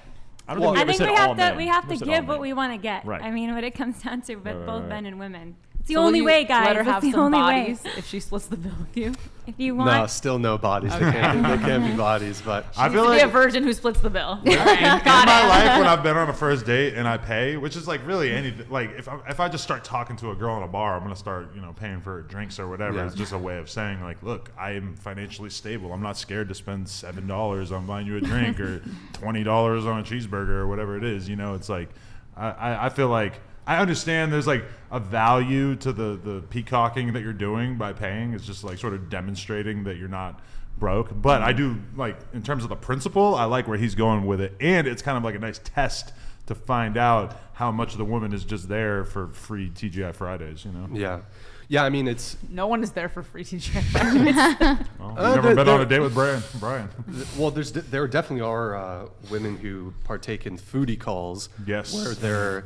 I've never heard this before in my life. Wait, you've never heard that Foodie term? calls? No. Wow. Yeah, it's a foodie call. Wow. This is a thing. Where Wow. And maybe it's not a dinner, maybe it's an experience. The guy's going to take her to a concert or take her on some experience or fly her out, take her on a vacation, take her shopping on the first date, which is that to me is way too much. But as a guy, you do kind of have to be cautious of that. And I do think if you don't pay for the first date as a guy, you are going to lose some girls. Like some girls are going to have an issue with it. I do think it's a good screening mechanism to find women who are that have high interest. They're so interested in you that perhaps even if they would prefer a guy to pay for the date, but they're still gonna pursue it with you. I think women pay their dues in other ways though. Like they're getting dressed, they're doing their makeup, they're doing their Guys hair. do that. Okay, Well, but not you're the not makeup, You guys take like 10 you're minutes not to get spending ready. an I got a haircut. And all the money the girl's putting into all of those things that she had to get. Oh. Do you know how expensive makeup but is? hold on. I thought women wear makeup for themselves and not for men. No, I mean I wear makeup for men. For men? Yeah. Oh, the patriarchy wins Paying- again.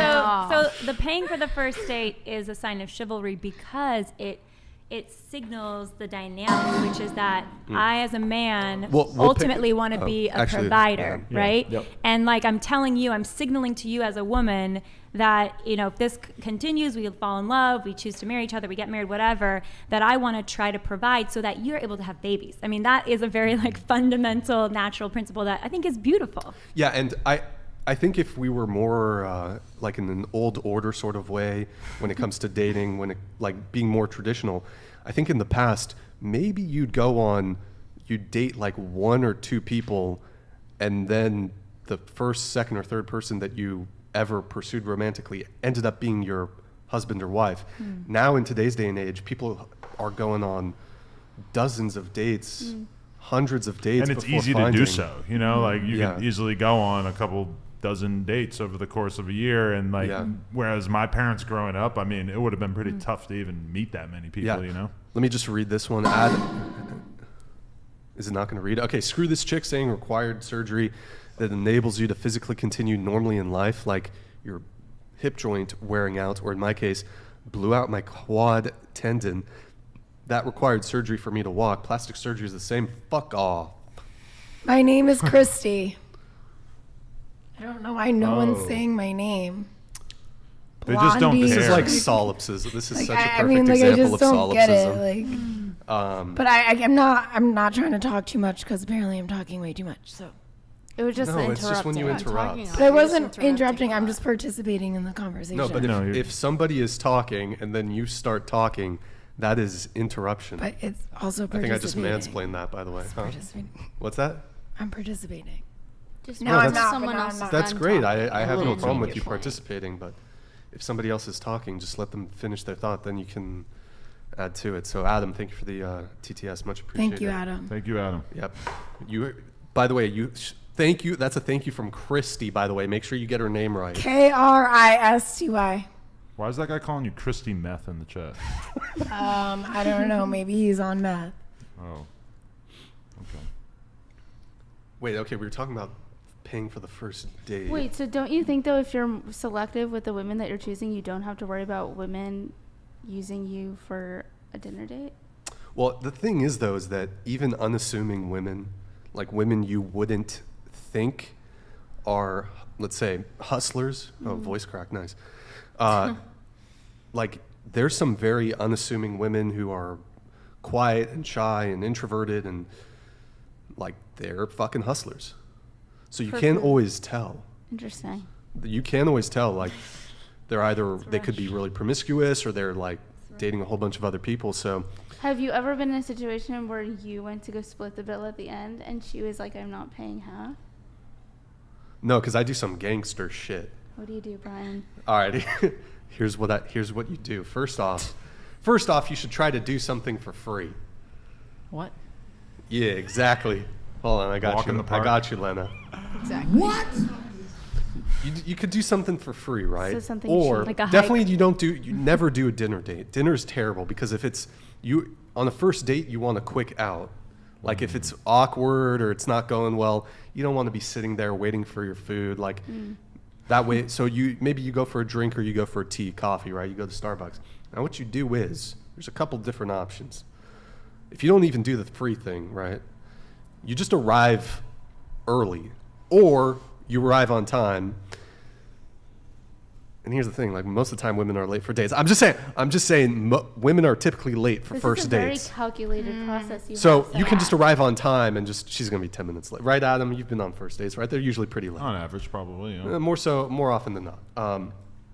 So you just get your drink. You go to the bar, you get your drink, then you go and sit down. And when she arrives, you don't walk up to the counter to help her get a drink. You're like, oh, I'm saving the booth. Do you want to go and get yourself a drink? If you're not willing to buy a girl a $3.50 coffee, come on. It's not about the money. It's not about the money. It's about the principle. That she'll pay for her own cup of coffee. She will.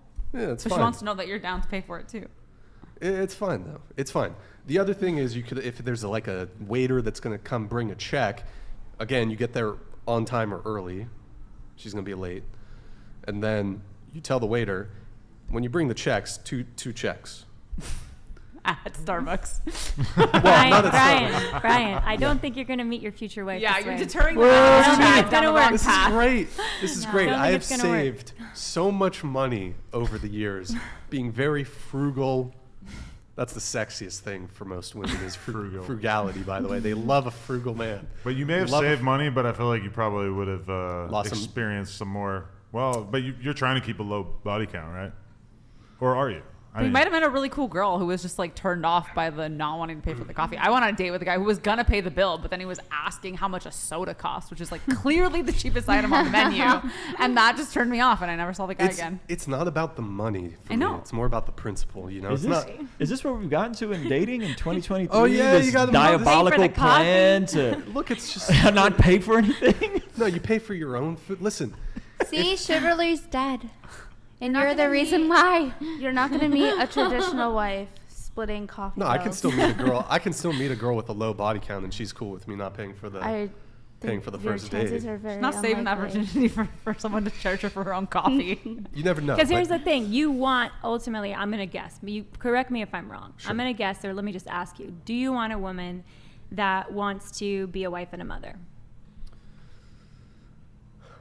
That's a high priority. I thought this was going to be an easy yes. Yeah. Well, he doesn't want to get married. That's then I guess it makes sense. Podcast. Then the whole you pay for the coffee. I could have like a long-term partner, but I'm not in. I don't want to get married just because. Do you want kids? I'm strongly leaning towards yes, but I have to, of course, find the right person to have kids with. So. But you don't want to marry their mother. What's that? You don't want to marry the mother of your children. No, because of the state of the marriage laws and divorce laws in this country, it's. I don't think it's a good move financially for a man. Prenuptial agreement. Yeah, what if you had a prenup? Well, I think looking at Kevin Costner, he had a prenuptial agreement with his wife. I don't know the full details of it, but a lot of men. My understanding is prenups are not bulletproof. True. Conceivably, the woman could say, you know. Let's say you were having a contentious divorce. The woman could easily say that she agreed to the prenup under duress and therefore it's invalid. Why would you trust someone enough to be the mother of your children, but you wouldn't trust them enough to marry them? Yeah, but I mean, how many people get married and have kids with people only for it to not work out? But do you think that was wise? For them, well, I just weren't a great judge of character, it turns out. Yeah, but I mean, or it could be the case that maybe people change. Mm-hmm. Can I propose something?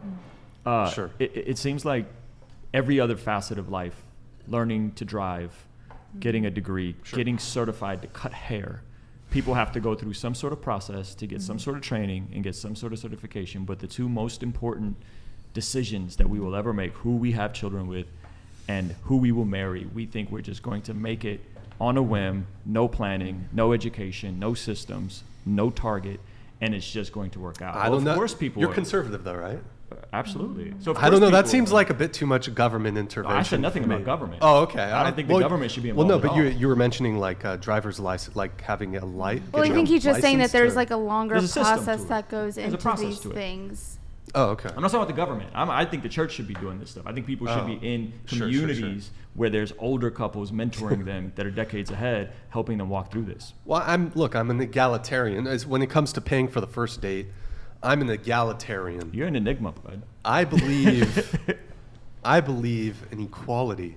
I mean, that's. I don't think that's equality in terms of equal dignity. I mean, it depends what you mean by equality. Well, but like you don't paying. expect the woman to be a man, right? Or maybe. Hopefully not. Okay. Hopefully. Shout out Gorlock. Nope. Yeah. No, I don't expect her. No, like obviously there are going to be certain roles that I'm going to fall into. I mean, I get why a lot of people are jaded today because divorce rates are so high and there's so many broken families.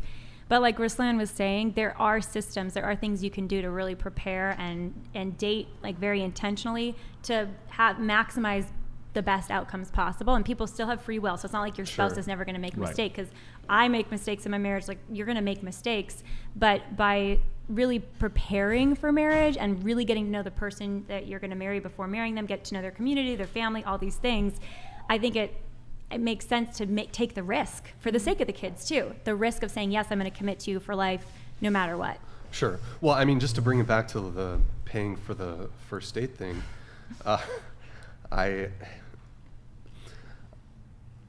as a guy, like if I'm first going on a date with a girl, I don't know her yet. So I don't know if she's worth it. In the same way that women are not obliged to sleep with a guy on the first date, I feel like I'm not obliged to pay on the first date. You think paying for someone's coffee is like sleeping with them? No, it's obviously different, but I don't personally understand the pushback against equally investing into the start of a relationship. And just me personally as a preference, I actually like it when women simp for me. Like I like it when a woman is that into me. In fact, it would be, not only should it be a split, I think it's better if she pays for me. That's some gangster shit. I think part of like, I like it. Every single girl here, I don't know about you, but all of us, at least 4, can agree that we disagree with you. I think part of the things that society has normalized is kind of like marriage isn't what it used to be. I think people don't take it seriously. I think 53 years of no-fault divorce in the United States has been completely to our detriment, where people kind of just like enter a marriage and they feel like they can get out anytime that they want. So I think that having no value of marriage leads people to think that like, oh, well, I'm looking at marriage as like a contract. Sure. Yeah. So, I mean, I guess if I could determine if a girl was actually, like if she was traditional, let's say, she had a low body count, she wasn't promiscuous, she was feminine, etc. Under those circumstances, I'd be much more open to paying for the first date. However, like if I'm dating a woman who's 30, she's professional, she's got a career, like to me, the whole reason men used to pay was because women were not like out there making money. But if I go on a date with an attorney, and I think I did long time ago, if I go on a date with a woman who's an attorney, let's say she's out earning me, why ought I to pay for her under those circumstances? Do you want her to stay an attorney working full time when she's a mother of your kids and just do that continuously? It depends on my financial situation. I think I'm in a financial spot where if I decided to have kids, I would be able to provide and have her just take care of the kids. I would be able to do that. But if I wasn't, then I might be more interested in her continuing to work. Meaning you'd be the breadwinner and she would be and you take care of the baby. She'd be the breadwinner, excuse me, and you take care of the babies. No. I mean, very few women would be satisfied with that arrangement, but do you want that? I wouldn't. No, not really. Although it would be kind of fucking awesome to like, if she's just rich like some billionaire heiress. Yeah, I'm gonna quit my. But then she doesn't have to work. She could still be the mom. Okay, and fair. be stay-at-home mom, or more I'll be I'll be the stay-at-home mom. Not that you can't be a mom when you work, but I'm saying that it's hard when you're an attorney. Can you give us 5 minutes? Yeah, We'll wrap up here. I know we're going a little late, so. Speaking of kids, let's get home to them. Yeah. Thank you for you guys' patience. We'll wrap up here in just a sec, but yeah, I don't know. There's a way to tip the scales in your favor in a marriage, man. That's all I want you to know. Yeah, I'm just like I've heard some absolute horror stories of men just getting divorced. They're financially ruined, and it's just brutal. And I've also, I went to family court once. It was like a small claims case, and we were waiting for us to get to the small claims stuff. And prior to that, there was a family court proceeding, and it was a divorce proceeding with involving custody of children. And it was the most depressing thing I ever saw. These two people who I suppose previously loved each other to be so cold towards each other and, fighting over the kids and and just the financial component. Yeah, I hear you. I don't see what can I get from marriage that I can't get from a long-term girlfriend. But I think that just like who you choose is so important. Like my mom works for a law office that deals with like a lot of divorces, and the stories that she comes home with sometimes are so like disheartening. And so, yeah, sometimes it makes me like a little nervous to get married because it's like, is this what it's like? But I think who you choose is just super important. I look at Meghan Markle and Prince Harry, like they're the perfect example of like why who you choose to marry is so important. I guess, but I mean, how many, like, what is the divorce rate? How many people going into marriage think, yeah, we'll probably be divorced, and inevitably they end up divorced? I think no prenup is going to save you if the woman is motivated enough. But Brxian, you're still going to have custody issues even if you don't get married. So like you're not going to escape those the brokenness. And I would just say like if you go into it, support. If you go into it expecting the worst outcome or fearing the worst outcome, and that's sort of like organizing how you make your decisions, then I do think you're not going to set yourself up for success ultimately. I mean, I think that's just being smart, though, is recognizing the potential risks. I'm sure there's plenty of men that got married who, after the fact, after their divorce, are like, maybe I should have thought that through a little more. Well, definitely think it through. I don't think, I mean, that's Ruslan's I don't point know. earlier. I don't think you should ever sign a contract with somebody who's rewarded for breaking it. I never really put that much importance into marriage, but then we had a kid, and all of a sudden it just felt so much more important. Like, oh, I actually am going to spend the rest of my life with this girl. Like, I should make it official, Like, that just kind of, once we had the kid, it just seemed glaringly obvious to me. Whereas I was kind of in the same spot where I just didn't see a reason to, involve the government in my relations, and never could have imagined myself doing it. Yeah, look, and if other people want, from a religious perspective, I have no issue with marriage. I more so, and this is something I'd love to see conservatives doing, because I feel like conservatives are definitely more on the side of men than liberals are. But I do think there ought to be a look at the marriage laws and the divorce laws to perhaps better protect men, when it comes to, there's alimony, community property. Just there's a lot of potential negatives when it comes to marriage. I'll just say this last thing on marriage, and then if anyone has a final thought, I'll give it to you, and then we'll wrap up. I would say if you're, as a man, you're dead set on getting married, the least that you can do is make sure of these three things. She does not have a child from another man. She does not have any cluster B personality disorder or other mental health issues. And she's either a virgin or has a low body count. I think those are probably the best circumstances for marriage. I'd agree. Well, I would just caution if you're going into it without striving for goodness and health yourself, it'll still be a train. It can still be a train wreck, even if she's all those things. So it always takes two to tango in a marriage. Like, you have to both give everything you can to be the best and to be the healthiest. Yeah, I guess like one of my issues with marriage is that, and I know a lot of people, again, from a religious perspective, no issue, but your religion does not exclusively preside over your marriages. The state presides over your marriages, not biblical values. I mean, they do, but like ultimately, if a woman is unhappy in a marriage, she goes to the state. She doesn't go to God. So I guess that's my ultimate issue. She probably goes to God first, and then if that doesn't work, then she gets divorced. I think she's praying not to get divorced. Can I ask the girls here, last thing? Have any of you broke up with a guy because you were bored with him? Be honest. No. I think that's a valid reason. I've never broken up with someone from boredom. No. For sure, I've stopped talking to girls because I just got bored. It's like the most reasonable thing. There you go. There you go. What if you get bored in marriage? Anybody final thoughts before we wrap up here? I just want to say that, like, I feel you when you're like citing your stipulations for marrying a girl and like low body count or whatever. But what I'll say is that it's the intangibles when it comes to a girl, because I can say that I have been at the lowest points in my life, and she was somebody who, you know, was just there for me 100% of the time, cared about, resuscitating. Oh yeah, what is that? It's gonna be weird if they. Yo, Nick, I think it turned the lights off in the bathroom or something. Has that been? That just started, right? I think it's the fan. And okay. Oh wow. All right.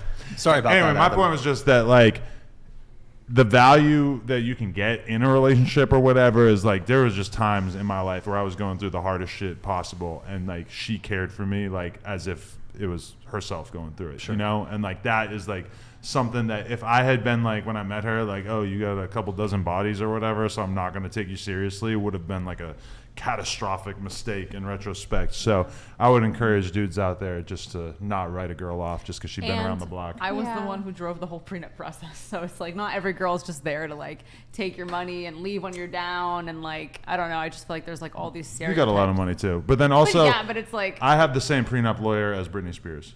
So I just want to throw that and Kim out there. Kardashian, you did good. Yeah. But I don't know, I just like, you know, you're saying like, oh, did you ever leave a guy because you were just bored? Like, is that what you really think girls break up? That's the number one reason that girls break up with guys? It's not, but it does happen. But I feel like guys break up with girls because they're bored too. Sure. Yeah. I think it's a pretty good reason, you know. I've just never done it. If you're just not interested anymore, then I mean, it sounds like it's probably. I mean, you could work on it, but you might. I feel like maybe that's what guys got when the girl's telling her why she's breaking up with him. He's like, oh, she was just bored of me, but like maybe she was making some really valid points that he was not hearing. Yeah, I would just add there's a book called The Good News About Marriage, and it dispels this entire myth that there's a 50% divorce rate. That when you actually look at the numbers, that was never actually a rate. That was a projection when no fault divorce passed. That the real divorce rate's around 38%. When you still high. It's still high though. When you factor in people who make above average income, and get this, practice their faith and attend church regularly, the divorce rate falls off the cliff completely. And I think there's something to that. Do you know what it falls down to? I believe 15%. People practicing born again Christians who or Catholics who attend church take their faith seriously. It's between 10 and 15%. It's better. My last word is marriage is awesome, but as Isabella, Ruslan, a lot of people said at this table, it's about trying to be the best you can be, serving God, serving other people, and then dating really intentionally, you know, not dating for lust, not dating for just hanging out, but dating it for, is this someone I could marry ultimately, and striving to be the kind of person you'd want to marry. I also wanted to say just like one last thing. I always had like a slight bone to pick with like open relationships, because I just thought they were kind of fake, but like talking to you guys today, like I can tell your guys' relationship is really real, you know what I mean? Thank you. And so sweet. like about like what Lila said, there are like 92% of non-monogamous relationships are failures, and like the number one factor to that was if you didn't have a healthy relationship to start with. But you guys really seem like you do have a really healthy, happy relationship. We also don't really have like the typical polyamorous relationship where we're like, oh, it's Friday night and she's off banging some dude and I'm banging some girl.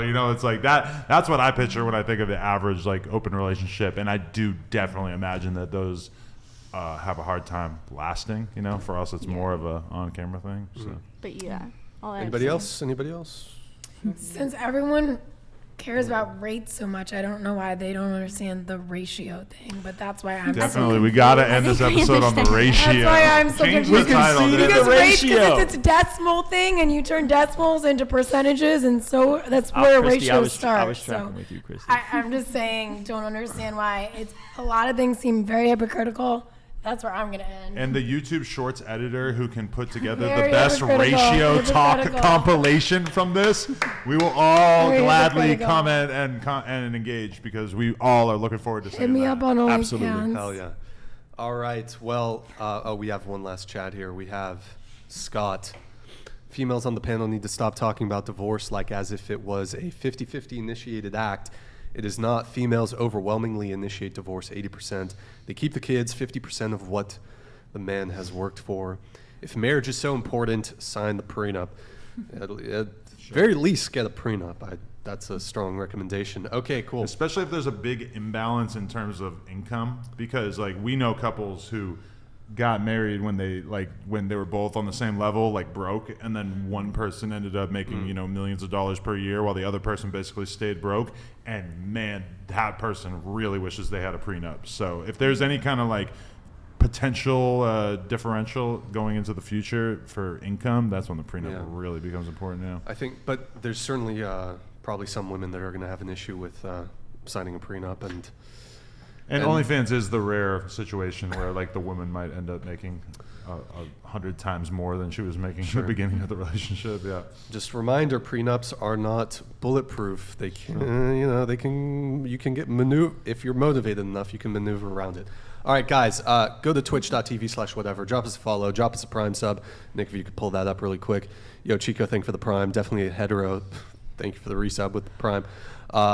Guys, twitch.tv/whatever. Drop us a follow. Drop us a Prime sub. Last call. Hit the like button, please, on your way out. Thank you for tuning in tonight. You could have been anywhere in the world, but you were here with me. I appreciate that. Thank you to everyone who super chats, donates, and supports the show. Your patronage is, your very generous patronage has been very much appreciated tonight. Thank you, guys. Big thank you to the wonderful panel for joining us tonight. I think it was a super panel, so appreciate it. Thanks to all our chat mods. Big thank you to Britt, who's helping with timestamps. Any women who want to be on the show, DM at whatever. Any female dwarves, my DMs are open. BD_Atlas. If you know, let me know if you know anybody. Okay, guys, we will be live again Sunday at, I don't know time-wise. I think we're doing 7 p.m. again. We are going to change it eventually, but we'll be live again Sunday at 7 p.m. Pacific. Thank you for tuning in, guys. 07's in the chat. We'll see you next